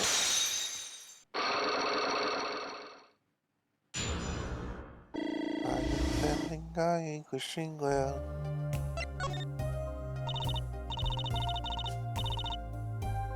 I'm sorry. I can't talk about the client. I promised. And if I broke my promise, the spell won't work. I don't need a name anymore. Got my answer. You're pretty confident in this charm, then. I think they might be the devil. Huh? Or maybe an angel? I could be your angel or your devil. What do you mean? I saw it. Or I think I saw it. When they gave me this. I saw the devil's face. You saying the client's face looked like the devil's? No, the client was gentle. With a gentle smile. So, where'd you see this devil, then? It was so quick. I don't remember well. But that's when I knew that person wasn't like other people. That's why I believe in my good luck charm. It came from Satan! Not sure what this devil she saw was. It's pretty clear that Christoph Gavin has her charmed. Well, I think that's all. I'll be leaving now. I am so sorry for what happened. If you want to apologize, try my client, Zach Gramery.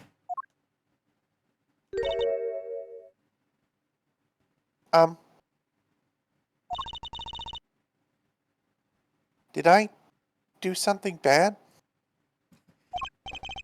What makes you think that? Your eyes, they're sad. Very sad. Also, David, that's great. I'll put on my smile next time I come, promise. I hope to see you smile then too, Vera.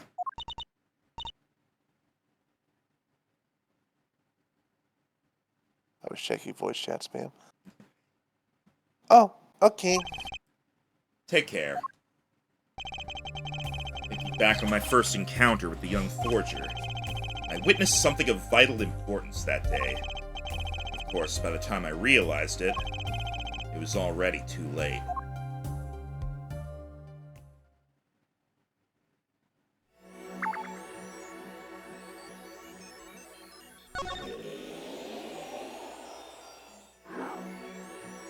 Really? You didn't unlock anything here.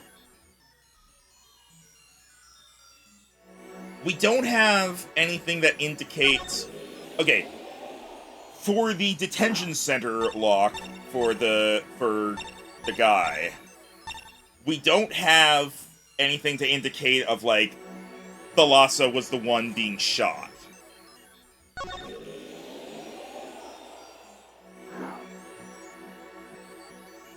Thanks, David. Bye. So, and in Not solitary, really sure where logically it wants us to do something. I think maybe we need to present something to Gavin, because we can't do the Cyclops. But the fact that we're not done here means we probably need to present something to him, because we can't talk to him about anything else.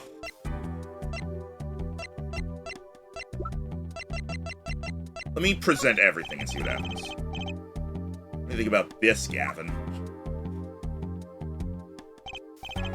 I hardly need to remind you that I am not a free man. I care little about the outside world, save advances in chair technology. No information forthcoming there, I guess. I'm gonna try it because I don't know what it is we need to present here.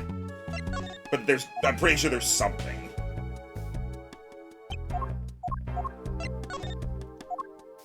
Get ready to keep seeing him shake his head like that.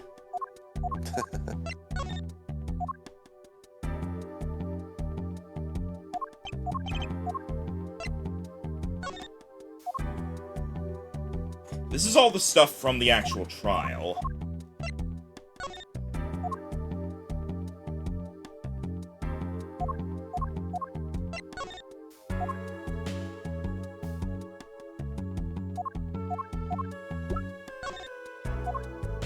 What do you think about this gun? Bang! What do you think about this diary? Bang! What do you think about Mr. Hat? Bang!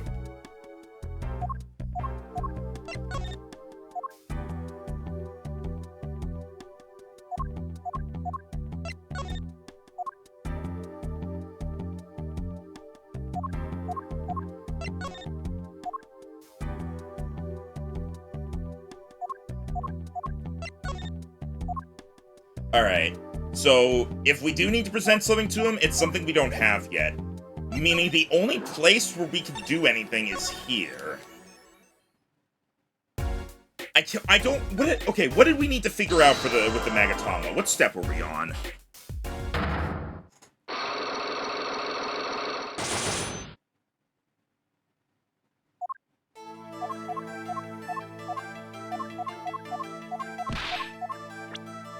Why you don't want to talk about Thalassa? Right.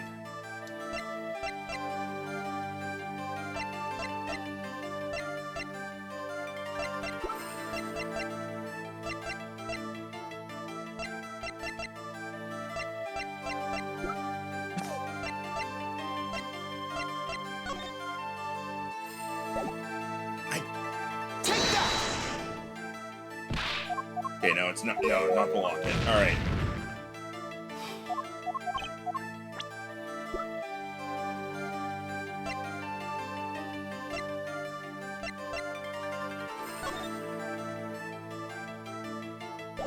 Yeah, no, we don't. I feel like what we need for both of them is the same thing. Talking, proof of like that she was shot.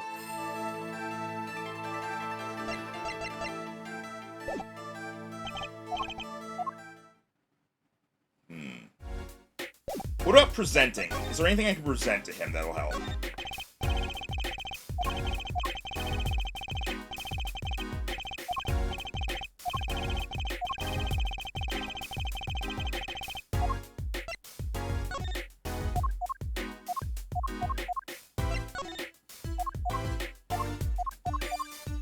We're kind of in that trying everything stage of the game.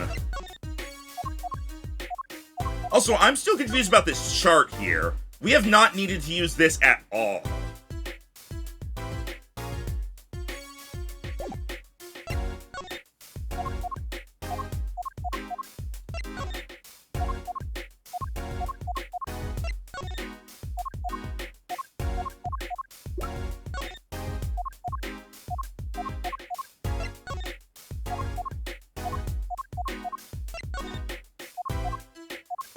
Okay, presenting the locket was how we got the thing before.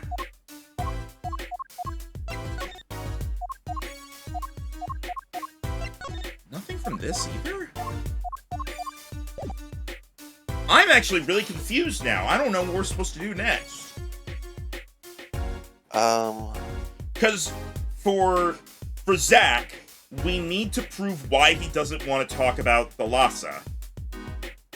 And I did already try, presenting this to be like, is she related to the reason why or something? And what'd they say? It just wasn't a correct option. So, we got nothing from it. And nothing from that.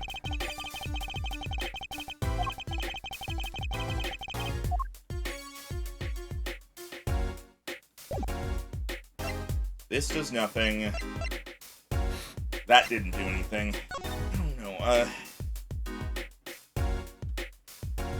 This is the only thing I can think of, but this doesn't prove anything, it just shows she was part of the troop.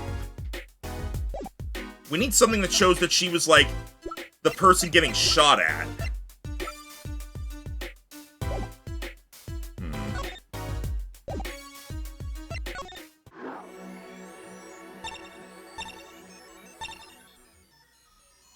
We can't do anything with this. Maybe there's something in the detention center that I've missed. Okay.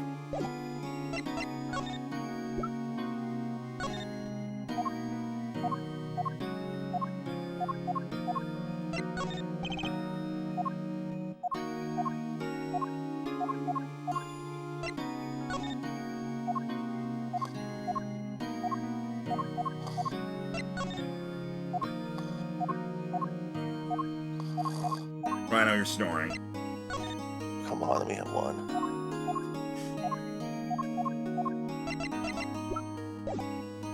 I mean, I'm still trying to figure stuff out. You have time. It's just when you're snoring that I'm gonna stop you.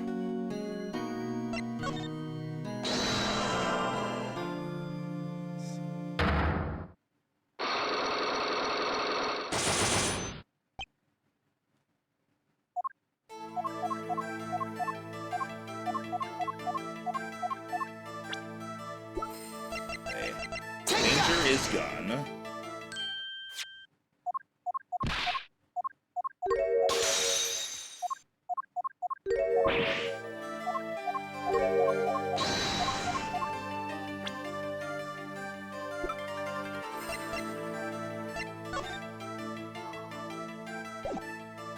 Take that!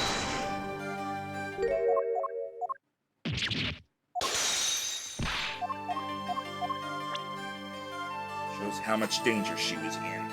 Ugh. Specific.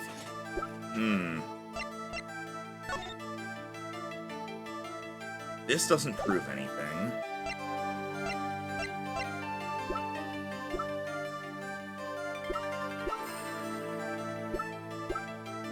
I guess the pistol, maybe? Again? Because it is firing a real bullet.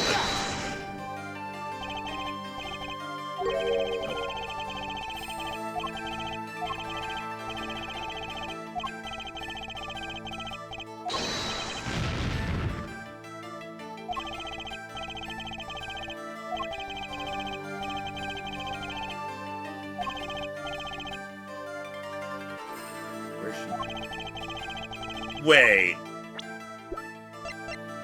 Is it really this? Oh my god, what? Really? That doesn't really make sense. Rhino, are you there? Yep. Okay, we solved it. Oh. It turns out I needed to show him the stamp because it shows that she stands in the middle. Yeah. You didn't say anything about that before, Rhino. Don't yeah me. I said that she was the one in the middle, so she was the one that got shot, but I agreed that I thought we needed a diagram. Yeah, I thought we needed, like, a picture of the actual thing being performed. Troop Gramarye's performances were very, very popular. So popular, they even made a commemorative stamp at the height of your fame. We were not merely the latest craze. We were an age, a golden age. It's all here on this stamp. There's the Lhasa, yes? Ugh. Trucy's mother is missing, I hear. What happened to her?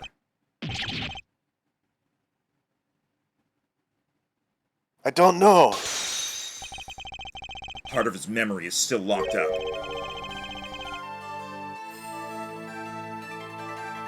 There's one thing you're failing to address. What's that? As you say, our troop was a world unto itself. If our leader, Magnifi, was so inclined, he could hide anything he wished. Finish the line. With ease. But Mr. Right. Then he would have hid a crime, making him an accomplice. Not a great foundation for blackmail. Well, it's got a point. If one of the troop members died in an accident and Magnifi covered it up, his innocence would come into question.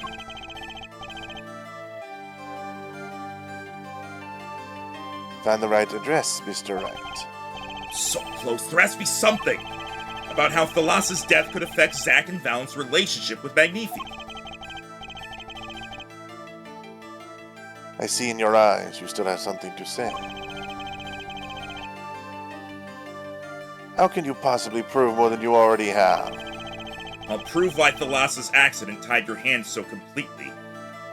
Let me check something.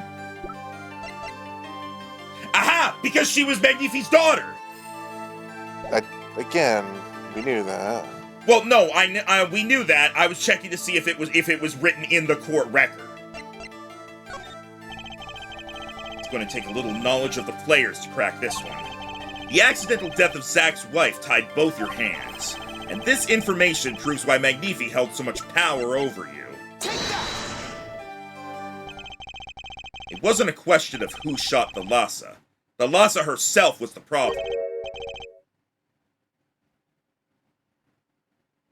What do you mean? She was Zack Gramarye's wife, Trucy's mother, and Magnifi Gramarye's only daughter. There was a terrible accident, and the two of you killed your mentor's only daughter. If that wasn't the key to Magnifi's power over you, I don't know what was. It was. It was an accident. Whew! Alright, we got through him and his 4 locks.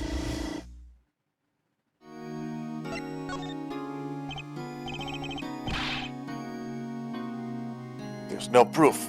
None at all. But Thalassa went missing, and your mentor blackmailed both of his disciples.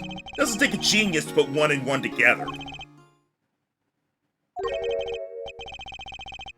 Ours was a complex family. You mean Troop Gramarye? The master, Magnifi Gramarye, his only daughter, and his 2 disciples. It does sound like a recipe for disaster, doesn't it? Do not be tempted to do faulty flights of fancy. Yes, there was an accident. That is all it was. An accident.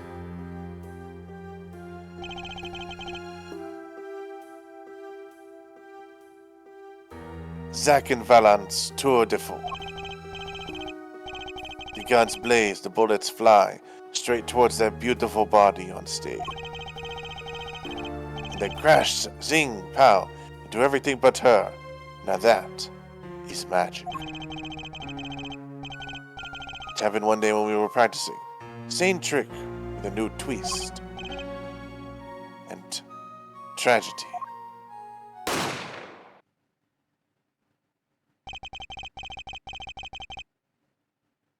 But as for whose bullet stole Thalassa's life, we shall never know the answer. Thalassa disappeared from our lives, and Zack was bereft of his wife.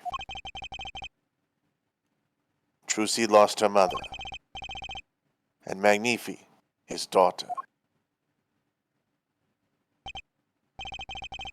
That led to blackmail, I take it. It is all part and parcel of the darkness that comes when the curtain falls. Why did Magnifi Gramarye try to cover up the accident? It was his own daughter who died. All I can say is it was a critical time for true grammar. Passing of the torch from Magnifi to Zack and Valan. We all sacrificed so that it might be a success. Thalassa's death was the greatest sacrifice of all, yet even when her life was extinguished, her presence was not. What do you mean? In time, we, myself and Zack, found we could no longer oppose Magnifi's wishes. Magnifi forced us to perform his art for his benefit. I see. Guess I can understand. I mean, he did lose his only daughter. But do you not find cowardice in his actions? Huh? To decide to hide the truth of your own daughter's death is one thing. But then to hang that death as a guillotine above our heads. Things were dark behind the scenes in True Gramarye, that's for sure. Does Trucy know? She was not told, naturally. Who would want to know their father might have taken their mother's life? True. I had not thought of that accident for a very long time. I'm sorry to dredge up old memories. This has helped a lot. Not to find Magnifi's slayer, I should think. True. Ah. Hmm? After that accident, there was one who came sniffing quite persistently. A reporter? He called himself a newsman at the time. I often spied him lurking about the dressing room, doing his research. Do you happen to remember his name? What was his name? Sorry, I have forgotten. But in the course of his interviewing, he came quite close to my partners. Is Brussel gonna be a lot more important to this case than we thought? Maybe. I thought he was just gonna be like a one-off He now has witness. connection to like everyone in this case. Yeah, because he was hanging with Zack. He was investigating around with Thalassa died. Holy shit. Russell is suddenly, like, really important. And he sounds like if Shaggy were a parrot. Yeah. And now I'm sitting here looking at Valent, I'm like, did he do it? I'll admit, for like, killing Magnifi, I mean... I don't know anymore. It wasn't I don't Zack. think he very much liked him, but... It wasn't Zack. I feel like... Here's the thing. Valent actually has a legitimate motive. Because Yeah, he wanted the secrets. Yeah, we don't have the page, apparently. But, yeah, it would have gone to Zack. So, like, there is a motive. But, I don't know. At least this version of him just seemed like he was bitter in general. But it also seems like he does love his craft. He just didn't like how it ended up being used against him. This might be a case where it's like, he might be the killer, but it's in a more sympathetic way than we thought it would be.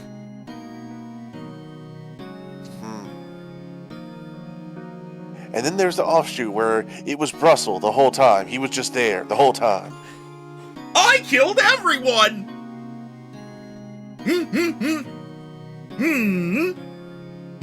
End quote.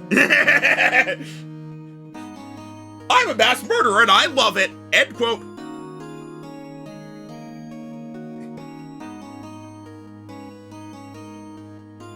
I liked him not. I see. Because he was a mass murderer. His name I do not recall, but his scent, cloying aroma of mint. Yes, whenever he smiled, which was far, far too often. Little did you know, this pen is a hidden gun! Bang! I see. Thanks for your help. It does no good to interfere with the past, Mr. Wright. You will not uncover answers, only wounds. I'm sorry. I had begun to notice a dark curtain hanging over Troop Grammary, and I began to realize what I had to do. I had to stop all the ghosts that were coming through. I had to protect Trucy from that darkness. The reporter he mentioned. The newsman. I never learned who that was at the time. Shaggy voice. I killed your mother, Miss Trucy! End quote! Though I've got a pretty good idea who it is now. That smile and the sickly sweet smell of mint. The last floss-thin thread connecting Zach Grammary to this world. Sooner or later, I'd have to track him down.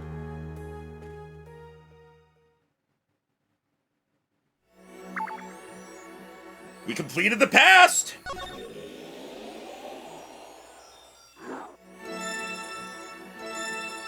Oh, geez, we unlocked two things here.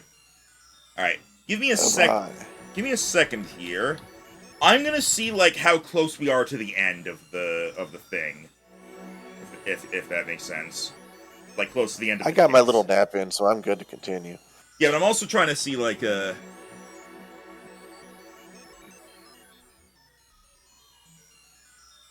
I'm basically, like, looking up someone else's playthrough and seeing, like, how long was left when they were at this point, if that makes sense.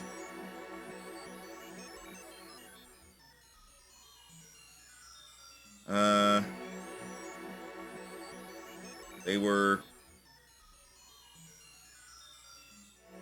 Oh, wow. Rhino, we might actually finish the case tonight. Oh, so it is quick once we're done with this. Yeah, there's like,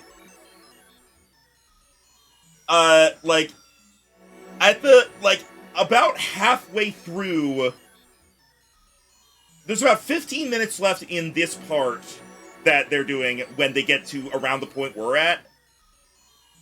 10 to 15 minutes. And then there's basically 2 hours left. Oh, jeez. Yeah, okay. Not that close, but I will let you decide. Do we finish this tonight in one big one? Or do we stop here and finish everything in a shorter session another day? I am fine either way.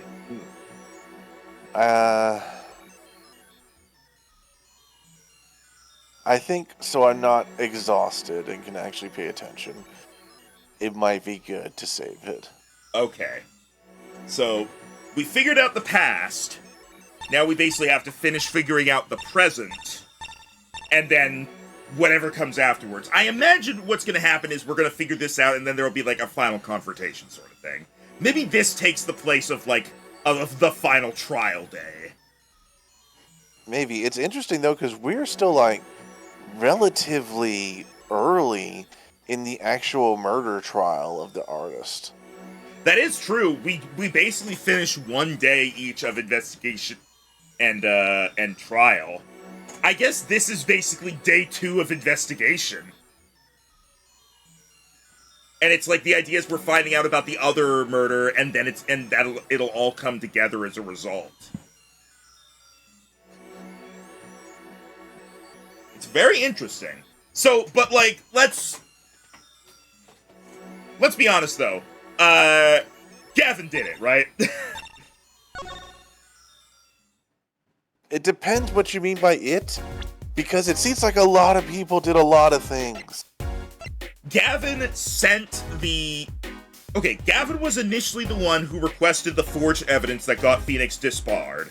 So he did that to get Phoenix disbarred. And then he later... he later received an envelope from Drew that had the... It was the yellow envelope, the one that he sent out while Russell was there. And so that was the envelope that had the poison stamp attached to it. So, for some reason, he contacted Drew a second time while he was in prison. And it definitely seemed like he was trying to wipe out all the loose ends by pre-poisoning the stamp. Yeah, he pre-poisoned the stamp, and then he also gave Vera poisoned nail polish because he knew she was the actual artist. He was like, one way or another, everyone in this is going to die. So I just needed to be known. He basically, gained the trust of a 12-year-old and then attempted to murder her to clear up loose ends about her forging evidence to get someone disbarred for what we think is no reason. Well, he does have his mysterious black side clock, so he's got a lot going on. Doesn't excuse what he did, but he has a lot going on. Yeah, but look, if you are ever willing to kill a child, You are not correct. you are not correct, and you are likely beyond redemption. There are, like, incredibly few exceptions to that. Like, I can't think of any. I'm just covering my bases by saying one or two might exist. If the child is a super genius and is just planning on destroying the world.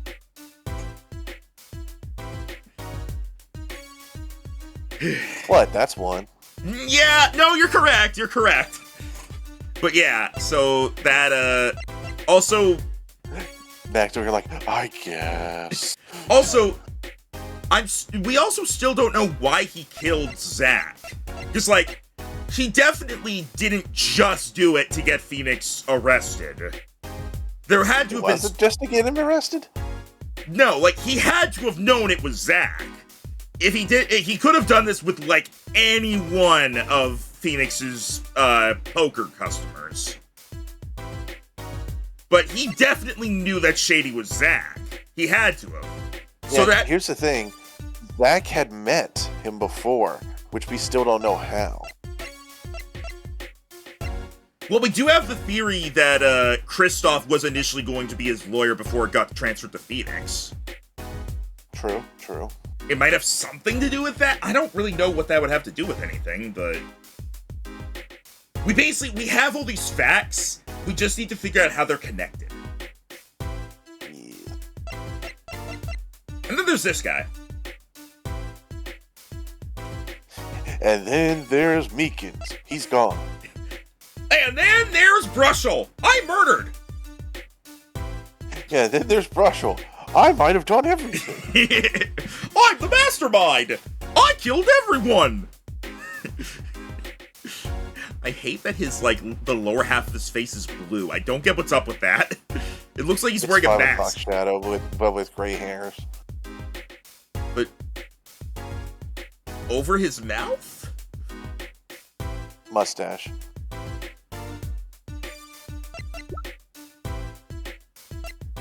I guess it's not as crazy as this I facial hair. I did not expect Brussel to be... Oh yeah, I thought after he disappeared during the trial, that was going to be the end of him. Me And too. then when he popped up in the flashback with Zack, I'm just like, wait, what? I figured it was like he popped up in the flashback with Zack, and I was like, oh, a cameo from him. And then it's like, also, he investigated Thalassa's dying, and he was always there, and he knew everything, and he's actually the mastermind, and I'm just like, holy shit! I really thought he was gonna be like Just the Meekins of this case, one might say. not Meekins, I can't remember his name, and honestly, I don't really care to remember his name, but the Snatcher guy from the second case, who basically existed to give a testimony that proved one point of the case and then we moved on. I don't even remember. But that's kind of what I expected from him. Or like, no, I guess we didn't really have an instance of that in the third case. It's hard to really think of it. I thought he was going to show up, talk about something, and that would get us on the right track, and then he would be irrelevant at that point. They're really making use of all their characters. all their characters are being very important. Every character is extremely crucial to this case. I'm pretty sure Meekins is just a recurring character who's never too important, is always just a cog. Because, Yeah. small, insignificant spoilers, Max, he's also in one of the Investigations games. Yeah, Just as a character. I think he's just a recurring character that they pull out sometimes when they need stuff. Kind of like Larry. Though Larry's presence is usually like, if he shows up, you're like, all right, we're gonna have to deal with him in court. Yep. But also, can I point something out? Magnificrammery, deceased. Thalassogrammery, age 40, not deceased. What's going on with that? They keep saying disappeared, But they all disappeared, and then eventually you're like, she died, right? And they're like, they didn't really comment on it. well, like But it seemed like they agreed she was dead, so... Valent was agreeing that she died, yeah. I think maybe what might have happened is, like, maybe she didn't die, but she got injured and was, like, is like, in a coma or something? critically injured. Yeah, critically injured, and, like... I don't know. I don't really know why that would be kept secret. Well, I guess her death, quote-unquote death, was also kept secret, but... I don't really know what the difference there would be.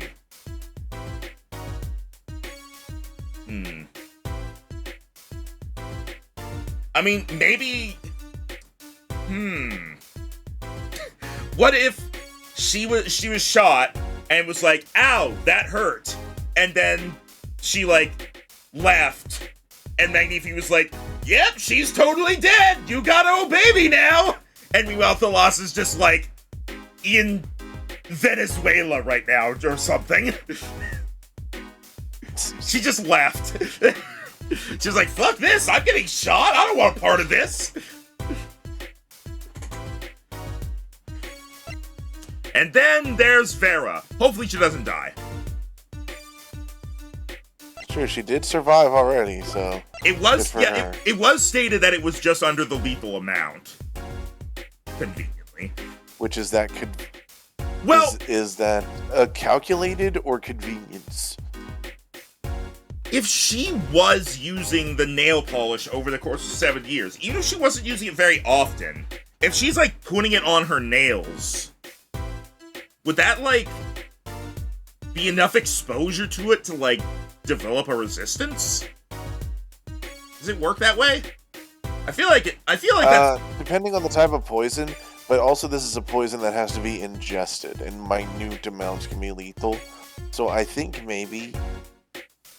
Well, like, maybe if it, I wonder if maybe it's because it was fresh. So maybe once it dries, it's not something to worry about. but Drew licked the stamp and he died. You know what? Never mind.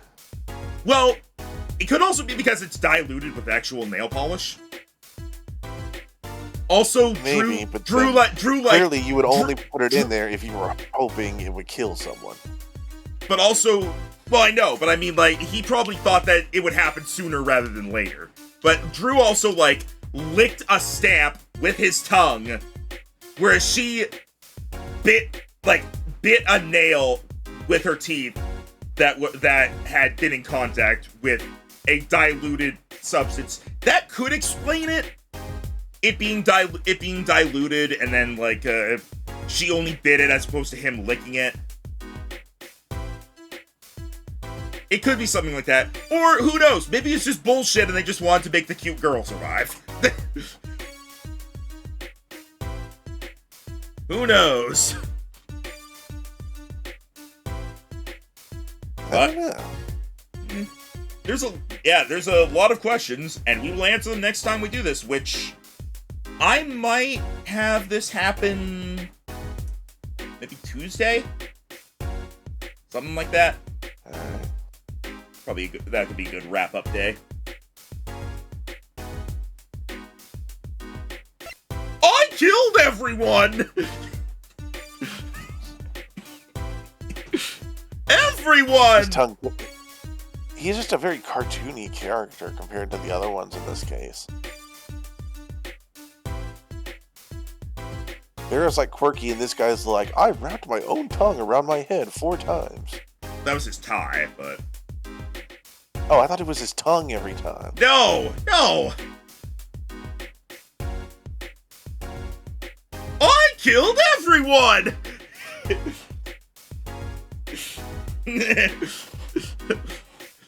Look me in the eyes as I kill you next! End quote.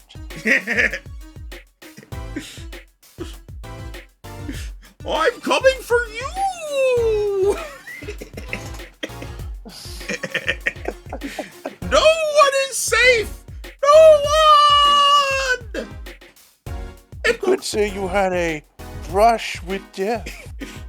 I became a serial murderer just so I could use that pun! I kept forgetting to use it for the first, 5 victims, that's why I kept going!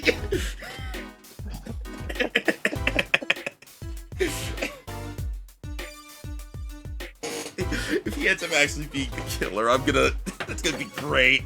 Oh, what would his freak out be? He turns adorable. What? He turns adorable. Ah! You figured it out. It was me. I It killed was everyone. me, Christoph Gavin, the whole time. Christoph Gavin. Hey, I haven't seen Christoph Gavin and Spark Russell in the same room. Have you? Nope, they got close, but no. All right. So, tomorrow, the ink in my pen is atriquinine.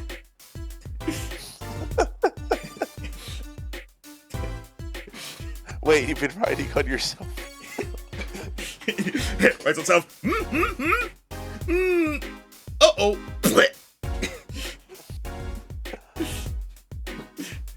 Well, that settles that. All right, that's going to end this off. Tomorrow is Poke D&D, most likely. Oh, you may want to respond to Tim then. Oh, yeah, I should do that. Most likely, yes. And then we'll be finishing this sometime next week, probably early in the week. And next week, we'll also be starting something new. Yay! Yay! Do I know what it is? It's the thing we were talking about earlier. We talked about a lot of things. It's a thing where I was asking you about your opinion between a few different things. Ah, Also, you're on the wrong reactive thing. again? Like, it's currently, you're currently on, hang on, what if I... It says active model plushie. Huh. Is it like... Huh. Is it on now? It says... I noticed the UI has changed a lot. Maybe it's just an update thing they did. Hang on, let me try, not that. Let me turn on my PNG thing. Oh yeah, my PNG thing also, it got logged out, so... Okay, so I think it's not the wrong one, it's just something updated. Basically, you're no longer, darkened, and then you light up when you speak. It doesn't do that anymore. Weird, it shows that as still the thing it should do. We'll figure it out off stream, but for now, goodbye, everybody! Better run, or I'll write about you next!